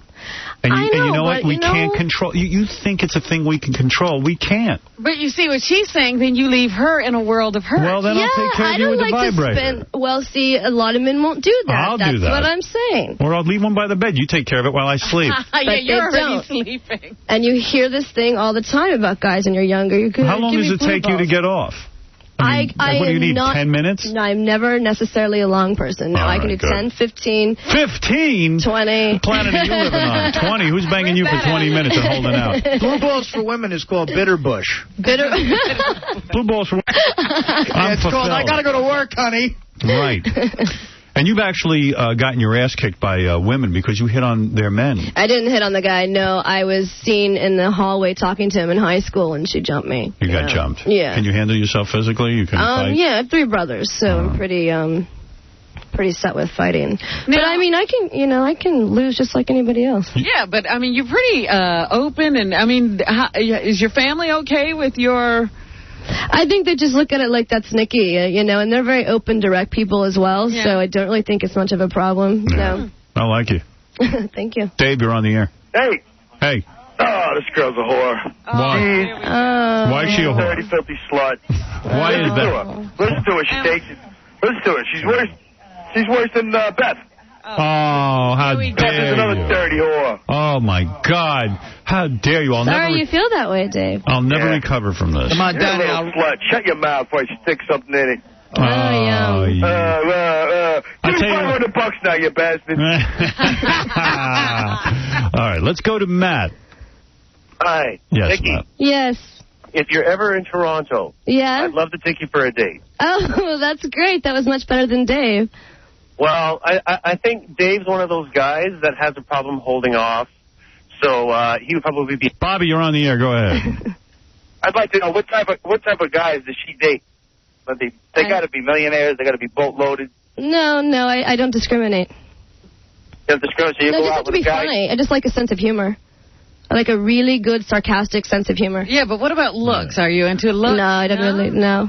Somehow I don't believe that, Howard. So what is this? You're going to be in Playboy. You're going to be featured in a... I am. I'm in the September issue. What do you mean? Like a layout? No, I'm in the... There's like a page or whatever in the beginning of me called in the Babe of the Month section. Are you topless in that? I'm topless, but I'm like... You're covered. Yeah, you're covered in certain ways. Not much, but covered. Oh, good. My ass is hanging out a bit. We see your ass? A little bit, yeah. Oh, Hey, nice. now. Sweet. Oh, I'll have to take a look for that. Yes, Alan. Hey, tell this little whore to get off the damn air. She's nothing but a little whore. Okay. Listen, you little whore. Get off the air. Do you remember what he said? Why She just does nothing but uses men all Why the do you time. say that? Because she has sex with various men and doesn't commit? I don't know. I think that's kind of hot. I don't think that makes her a whore. Yeah, but she just, her whole attitude is poor. You think? Horrible. Gee, I don't know. Sounds like a lot of fun. She sounds like a lot of guys I know. Yeah. It's the first time I was ever happy. First time little whore, get off the air. All right, thank you. It's the first time I was ever happy to be an ugly, sarcastic guy. Right. Double A, you're on the air. Hey, Howard, why are you not slapping that ass yet? She sounds like a hot chick. Double A. Slap that ass, Howard. All right, thank you. Let's go to Wingster. Wingster, go ahead. You're on. Oh, no, Wingster. Wingster's gone. Okay. And finally, Chris, go ahead. Howard. Yes. Hey, how's it going? Love the show. Robin, good morning, everybody. Hello. This girl, you know, everybody's jealous because she comes from Oklahoma, and these people have probably never seen something like this. Girl, I implore you, you go with your thing. You go with your thing. One thing, how long are you here in New York? Just for today? Just today. Aw, it's a sad thing, you know. Where are you going to after here? I'm going back to L.A. You're going back to L.A. I would love to see you before you go so I can give you a piece of New York to take back with you. Thank you. Man, you are so generous. Thank you. Let me tell you something, baby. I think you're kind of hot. Thank you. I like the top you wore. Thank you. I don't know anything about Jeepers Creepers. It's a fun horror flick. Fun. Yeah. Yeah. If you're into that sort of thing, it's a great ride. Where you scream a lot in it and everything? I don't scream in it, no. Yeah. Where you get chased by a monster or something? Yeah, definitely. I wouldn't even know what to do if a monster was chasing me. You'd die. I would die. Right. I would just give up. I would let the monster eat me. I wouldn't fight You back. would be one of the first to go. I would.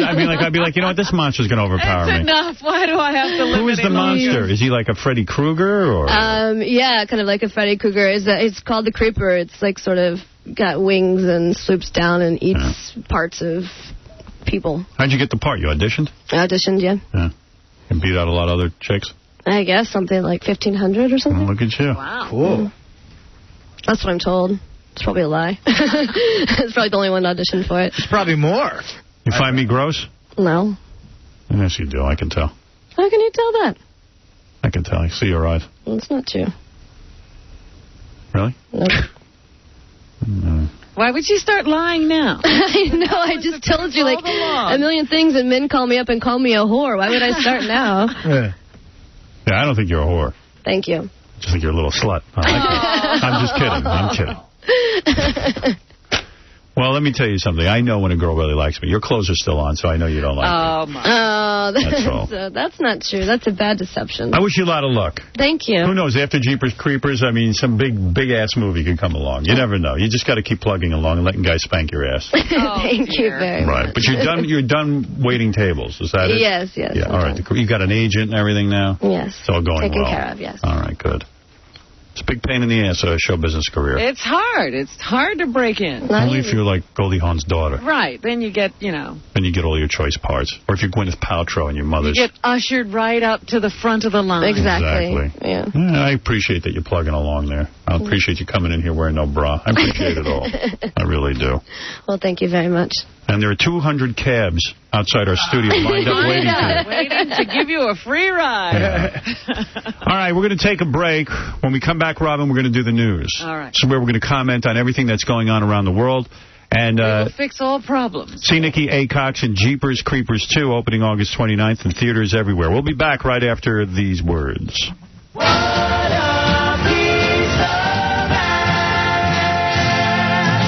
Do you think making hamburger out of me would make you feel better? Mother of Christ, is this a woman thing? You ask me how I'm feeling. I tell you how I'm feeling. And now you're going to torture me with it. The Howard Stern Show. For a man who didn't embarrass the governor of New York, Howard Stern.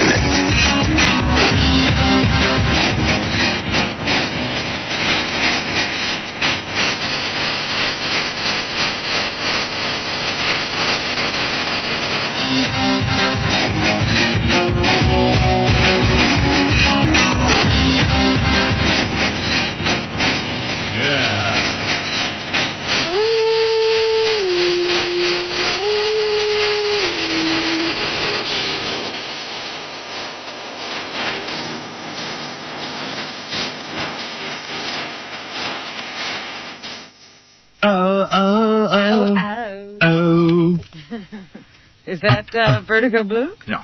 Oh. No, they've retired. They're already done. They're done with their career. Talk about women changing after they get married. Are you doing that story? No. Some woman went berserk after she got married? You know what? I was sitting there just reading that story, and I was wondering whether to bring it up. A Connecticut bride from hell wound up in a cell after flying into a rage at her reception, lobbing wedding cake at her new husband, smashing flower vases, and then trying to bite the cop who tried to cart her off. I was going to say, I mean, after your wedding ceremony, if this is what your bride turns into, what do you do? I think you should have the right to annul. Yeah, right away. Everything was going fine until 4 in the afternoon when the bar was closed. Recalled Helmar Wolf, co-owner of the Mill on the River Restaurant in South Windsor. And, people just kept trying to steal drinks from the closed bar. That was the first thing that happened. But that had nothing to do with the bride. While he was trying to keep people out of the bar, all of a sudden he noticed the bride lobbing wedding cake at the groom. Why?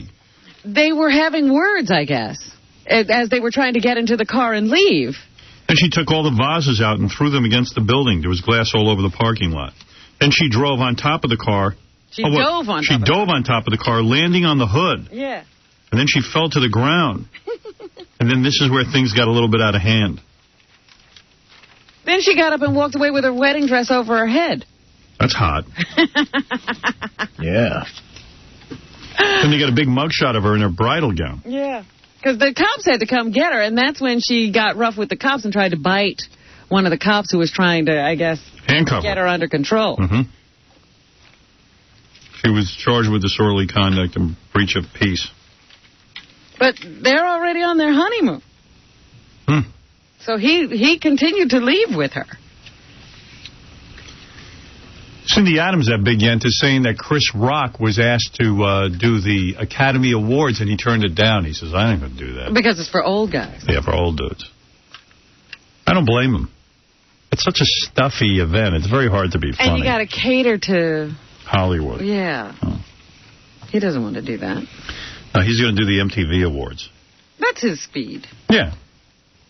Yeah, see? He's great at that because he F's with all the... Right. The celebrities. Yeah, I think he's terrific. I think Chris Rock is a real good MC and a real good stand-up comic. Yes, he should stay out of movies. Yeah, that's the thing. How do you goof on people after you make head of state? You know what I mean? Yeah, that's tough. Like when he gets up there and starts saying, hey, what's wrong with you, J-Lo? And like, you made Geely. And then like, well, dude, you made head of state. You could name a bunch of things. Every one of his movies. Geely is like kryptonite to movie critics. I mean, how do you... Yeah, it is tough. You're living in a glass house at that point. Right. I haven't seen Head of State, actually. I just got a copy of it. That's what made me think of it. But there's Bad Company. There's, I haven't seen that either. One where the Takeoff on Heaven Can Wait. I can't watch that. He came back from the dead or something. Yeah, I don't care about that. But they're all bad. No. Yeah. Even the Mel Gibson one was bad, right? The one where he... Oh, the 48 hour... I mean, not 40... Lethal Weapon. Yeah. Yeah. See? Well, I mean, I love Chris, man. I think he's the top comic right now. Yep. Hey, Pat, you're on the air. Hello. Hey. Howard. Hey, brother. How you doing, buddy? Okay. Let's see. I was calling because, first off, I just want to say me and my friends we're off in Boston here. We're big fans of yours. We have been for years. Thank you. My buddy got married about a week ago, and we planned on coming down there to New York for the bachelor party, which we did about 3-4 weeks ago because he wanted to go to Scores. Right. Because you talk so highly of it. You're damn right. Well, let me tell you, we were disappointed. We stayed 25 minutes and left. What happened? Whoa. Don't call my show. Hey. Junior. Don't call my show and start bad-mouthing Scores. You got to be out of your friggin' mind. I just wanted to say that we were kind of disappointed. Maybe we're spoiled because up here in Mass, the laws are, the girls are full nude at the clubs here. Well, hey, I can't... There was only topless, but, I mean, out of the 15, 20 girls that were on that Saturday night, there was only maybe 2 good-looking girls. Oh, you're killing me here. Get out of here. Don't call up here saying stuff like that. Hey, you know, Oh, man. Sorry the girls aren't hookers. Get the hell out of my life. Who needs you? Beat it. Leave me alone. What, is he crazy? Why would you badmouth Scores? I don't know what his agenda is. Guys have gone insane. Yeah. Oh. Shut up! Right. You got to be kidding me. Scott, my microphone is not the same as it used to be. I want compression on this thing. You fix that by tomorrow. Right, Robin? That's right. Get on it now. Don't stop until you're done. Even if it takes all night. Right. Get to work. Keep Tom here if you need people to run for food. Yeah. Tom will run out and get you some eats. Greg, you're on the air. Hey! Hey-oh. This is Greg down in Memphis. Howard, you got to give me a second. I got to try to sweep Robin off her feet. Robin, I'm telling you right now, darling, I've been watching you on Ian since you lost that weight. Now, I know down here, down south, it's a little bit unorthodox, and it's, you know... What is this guy doing to me? He's ruining my show. Thank you. Mingle with the animals. What do you... I don't know what you're saying. What did he say? You know, to have a black and a white person having sex together, that's like being with an animal. That's reality. Come on. He knows that's unorthodox in the South, but he's feeling that way. He's got jungle fever. You're right. It's jungle fever for you. You're Since right. you lost the weight. Okay. In that scenario, though, sir, you're the animal. Okay? Stephanie, go ahead. Before I do the news, you can have the last word. Hello? Yes, Stephanie. Hi. I have a question. Yes. Hello? Yes. Okay, sorry. I have a question. I have a friend that's in a band, and I'm willing to do basically anything to get his song on the radio. Is that possible? No, you're not. You're lying. You're not willing to do anything. Would you come down here and give all of us oral? Well, I'm in Missouri, but if I had the money to fly out there, then yeah, I would. I'm willing. Okay. I would do anything. How old are you? I'm 19. You're going to come down here and give us all oral? If I had the money to, I would, but... That's me, Artie, Benji, Fred, Robin, Casey, Oh, God. Stuttering John, Tom Chisano, Steve the engineer, and Scott the engineer.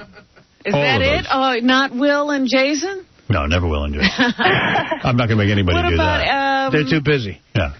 What about JD? And JD.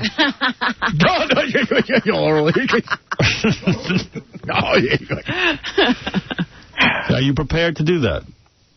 I told you if I had the money, I would fly out there and do We'll it. fly you out for that. Yeah, absolutely. That's worth it. I don't know. That's a lot of oral. That's Oh, right. see, now you're changing your mind. So when you say you're willing to do anything, you're not. You're not. Well, I'm willing to do anything I can do over the phone. Oh, over the phone. Who cares about that? All right, goodbye. Can you shut up? Yeah. Please. Willing to do anything over the phone. Hit yourself over the head with it. Is she there? I would like to hear that. Robin, what's in the news?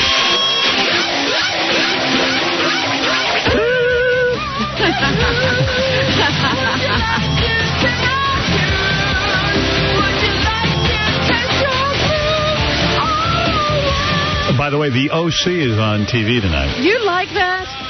I'm watching it. I'm not crazy about it, but I'm watching it. I am watching You it. are watching it, though, because it was awful that first week. I haven't come back. I'm going to tape the Shania Twain Up live in Chicago. I'm going to be taping that tonight. You're into her? Not her music. I want to see what she looks like. Just what she's wearing. Yeah, I'll record it and fast forward to the different outfits. Your new Buffy the Vampire Slayer's in rerun. It's over. I know, it's in rerun. Who the hell wants to see that? Smallville's in rerun. There's hardly ever new episodes.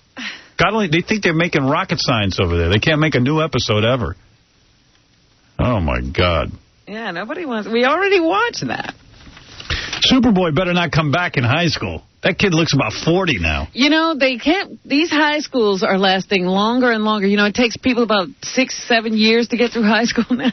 I'm in the middle of producing Porky's, and we're not done with the script yet, but I got to tell you something. I'm going to cast real teenagers in a teenage film. Yes, please. No 25-year-olds. I'm tired, you know, like American Pie, this last one, the people are over 40, aren't they? Yeah, they're supposed to be in high school, a band camp, and have kids. Yeah, they're bringing their children to the premieres. I see real teenagers now. I'm confused. I'm like, you guys look like you're 4. That's right. You look like babies. Because I mean, Porky's going to have real teens. Yep. There's another film I'm going to produce. Hopefully I'll be able to do it. I'm in the middle of trying to get it. What's and I'm not going to talk about what it is. Is this the one that you said was really creepy? Yeah, very creepy. Yeah. But it calls for teenagers. I got to use real teenagers. I mean, you can't use these. Why do they use 30-year-olds to play teenagers? I don't know. They're nuts. Beats me. Maybe they want nudity or something. I don't know. Maybe, See, that's the thing. I'm going to try and get like a 19-year-old. They could be naked, 18, right? 19? Yeah, at least somebody in the age range. You think they're afraid teenagers can't act or something? They can act. Of course they can. Any imbecile can act. Yeah, they could probably act better than adults. I mean, we're not talking Shakespeare here. Well, we are talking Porky's, though. I know. That is a classic. If you ever watched the real Porky's, the original. I haven't seen that in a long time. Some of those guys look like they're 40. Yeah, those were old-looking high school kids. You're damn right. They look like they actually could go into the bar and get a drink. Yeah. They're not going to be carded. I don't think high schoolers shave. They just start to have like those little Puerto Rican-looking mustaches. The peach fuzz. Yeah. Some of them do, but it's rare. You know, and it can't be tough to find teenagers who can. I mean, Dakota Fanning's 10 years old. She acts just fine. Yeah, so if she were a few years older, what, is she going to forget how to act? Exactly. Maybe I'll throw her in Porky's. She'll be ready by then. I should get 12-year-olds. Anyway, Robin, what's in the news? Well, the 78-year-old woman survived for 4 days in a ditch. Did you hear about this? No. 78-year-old diabetic woman fell into a ditch and survived in the woods for 4 days through hail and lightning before she was rescued. This is down in Kingston. Remarkably, the doctors say she only had a few bumps and bruises. I don't know exactly how she fell into the ditch. She was at a mall. And her friends started to get worried about her because she never returned from this shopping trip she went to. And it took, I guess, a while for the people to find her because the ditch was kind of deep. She lost control of her legs and tumbled into the ditch in the woods near the mall. Whoa. Spraining an ankle, she could not stand up. And for 4 days, she just had to lay there, and it rained on her, it did everything. But, you know, she didn't get crazy. She did say that she talked to God while she was in the ditch. What did he say? During the thunderstorm. And she didn't tell us what he said. But she recalled that the ditch was deep, and that's why it took time to find her. Finally, the security guards at the mall found her, and she's been in the hospital. They're probably going to keep her there for a day or two more, but she's going to be okay after that 4 days of exposure. There's a new product headed this way from Japan. It's called Bowlingual. Bowlingual, yeah. It's a thing you put on your dog to interpret his barks. Wow. The people in Japan who created this claim that they, listened to the barks of 80 different breeds of dogs to determine exactly what each bark would mean. So silly, isn't it? And you put this little sensor on your dog, and then when the dog barks, you have a little handheld unit that will read out what the bark means. Yeah, I think you'll know what it means. I don't think you need that. It has a price tag of $120. It was a very hot item in Japan. They sold 300,000 of them there, and they expect it to do very well over here as well. There's also a... You think we're as big idiots as the Japanese? Yes. Okay. Definitely about dogs. All right. There's a new move afoot in resorts, plus-size vacations. Oh, you're kidding me. You're kidding me. What's a plus-size vacation? Well, there are places opening up in, Mexico and other... these properties cater to... plus-size travelers. The guests get generous proportion, get comfortable chaise lounges. They're bigger than the normal chaise lounges. Armless benches and reinforced king-size beds. And extra big meals and stuff. Door frames have been widened, and dining room chairs have been expanded. Oh, my God. In addition, the staff has been trained to be sensitive to overweight clientele, so they don't feel that they're being judged when they don swimsuits or make a second trip to the buffet. Wow. I don't know. That doesn't sound good. It sounds like, an enabling kind of thing to keep people fat. Yeah, but can you imagine? You don't want to be at that resort when they're there. Because the sights must be incredible. And I don't guess you can train the other guests to be as sensitive. So I guess now we're segregating fat people to go to their own resorts. Artie, you want the number? Yeah, I'll take it. I mean, anything could help.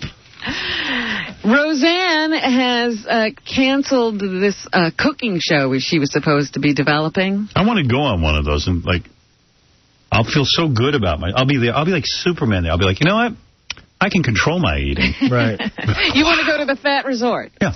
No, I'm telling you, man, nothing makes me feel better than a guy fatter than me. Because, you feel in control. I'd say, hey, I've got superpowers. I can actually control the amount of food I put in my mouth. Yeah. Artie, you walk by those people and say, that guy would like to be me. Right. No, exactly. Right. Artie looks somewhat human.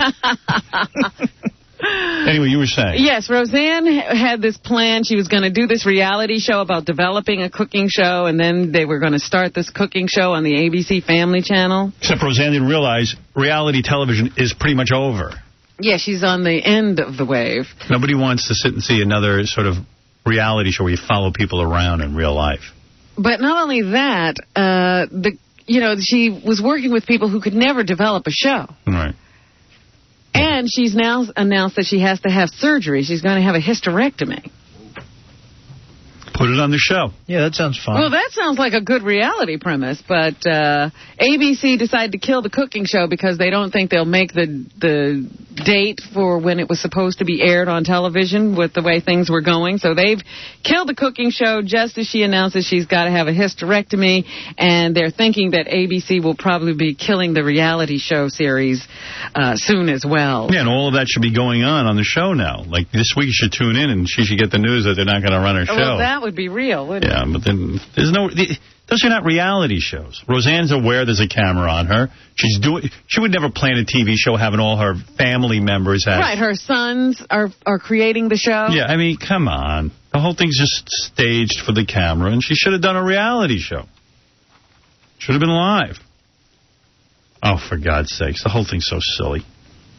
Reality show is when they hide the cameras on Roseanne and you don't really get to see a created image. Yeah, there's a great reality show there somewhere. Yeah, but they're not going to put it on the air. Roseanne would never let you see it. Right. Rob Lowe was standing in for Arnold Schwarzenegger yesterday. That can't help Arnold. Definitely a member of the cabinet. Why would Arnold... I'm going to ask Arnold. We're going to speak to him on Thursday. Why would he have Rob Lowe? Is Rob Lowe considered a serious spokesperson? I think people feel he's an actor who has political interest, but I don't know that... I mean, Arnold already is a tough sell. Right. He shouldn't have Rob Lowe being his spokesperson. Right. I wonder what's going on there. So far, Arnold has only given 2 3-minute press conferences. He will be speaking here at length. And has talked to no California reporters. And so I don't know what he's doing. He's only been available to people outside of the state, and he's been closeted now for several days. Everybody's wondering what his views are on any number of things. This is why he's getting this moniker, the Phantom, because now he's completely disappeared. Well, because he really needs to go formulate an opinion on things. Look. Well, he had plenty of time before he decided to run for governor to formulate an opinion on things. No, why don't we wait and see? I'm not trying to be critical. No. Yes, you are. Oh, stop it. But there's nothing wrong with being critical. We have to whip him into shape so we can back him. That's true. But, you know, you got Rob Lowe out there representing you, and he's saying dumb things like, I know that when I'm on a set, I want to know who the director is. I don't want to have to guess.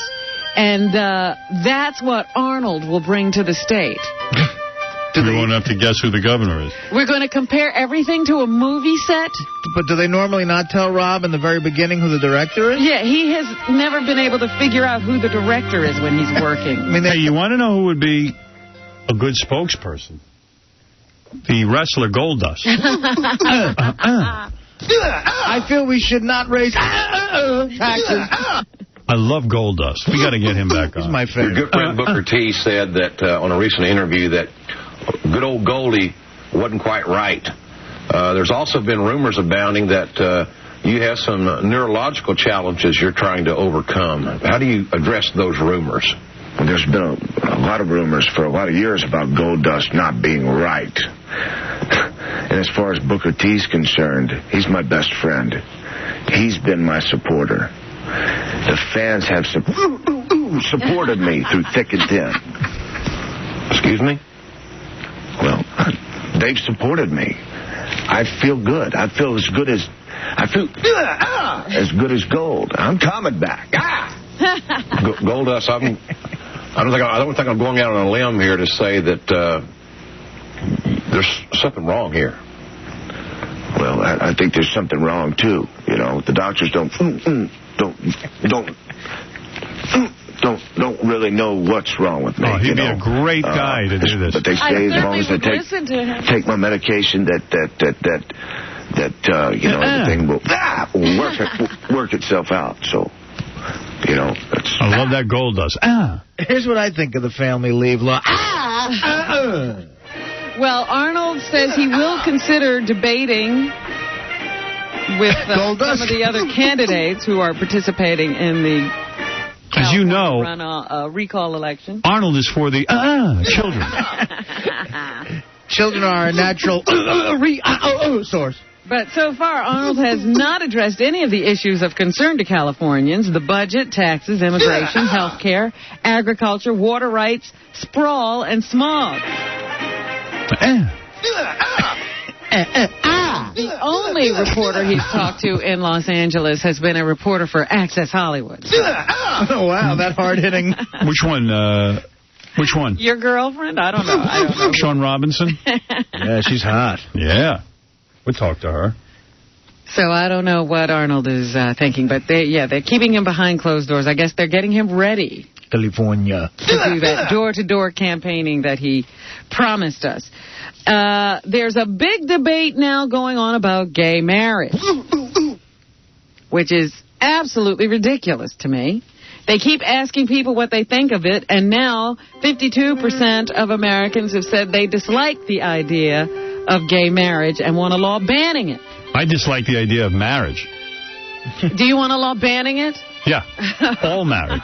No, if gay people can't get married, neither should heterosexual That's people. right. If we don't want the gays to be married, let's have nobody be married. Yeah, save everybody a lot of aggravation. There you go. I can get behind that one. Because I can't understand not allowing people who want to be together. It's none of your business whether they are or not. I just want to be invited to more weddings.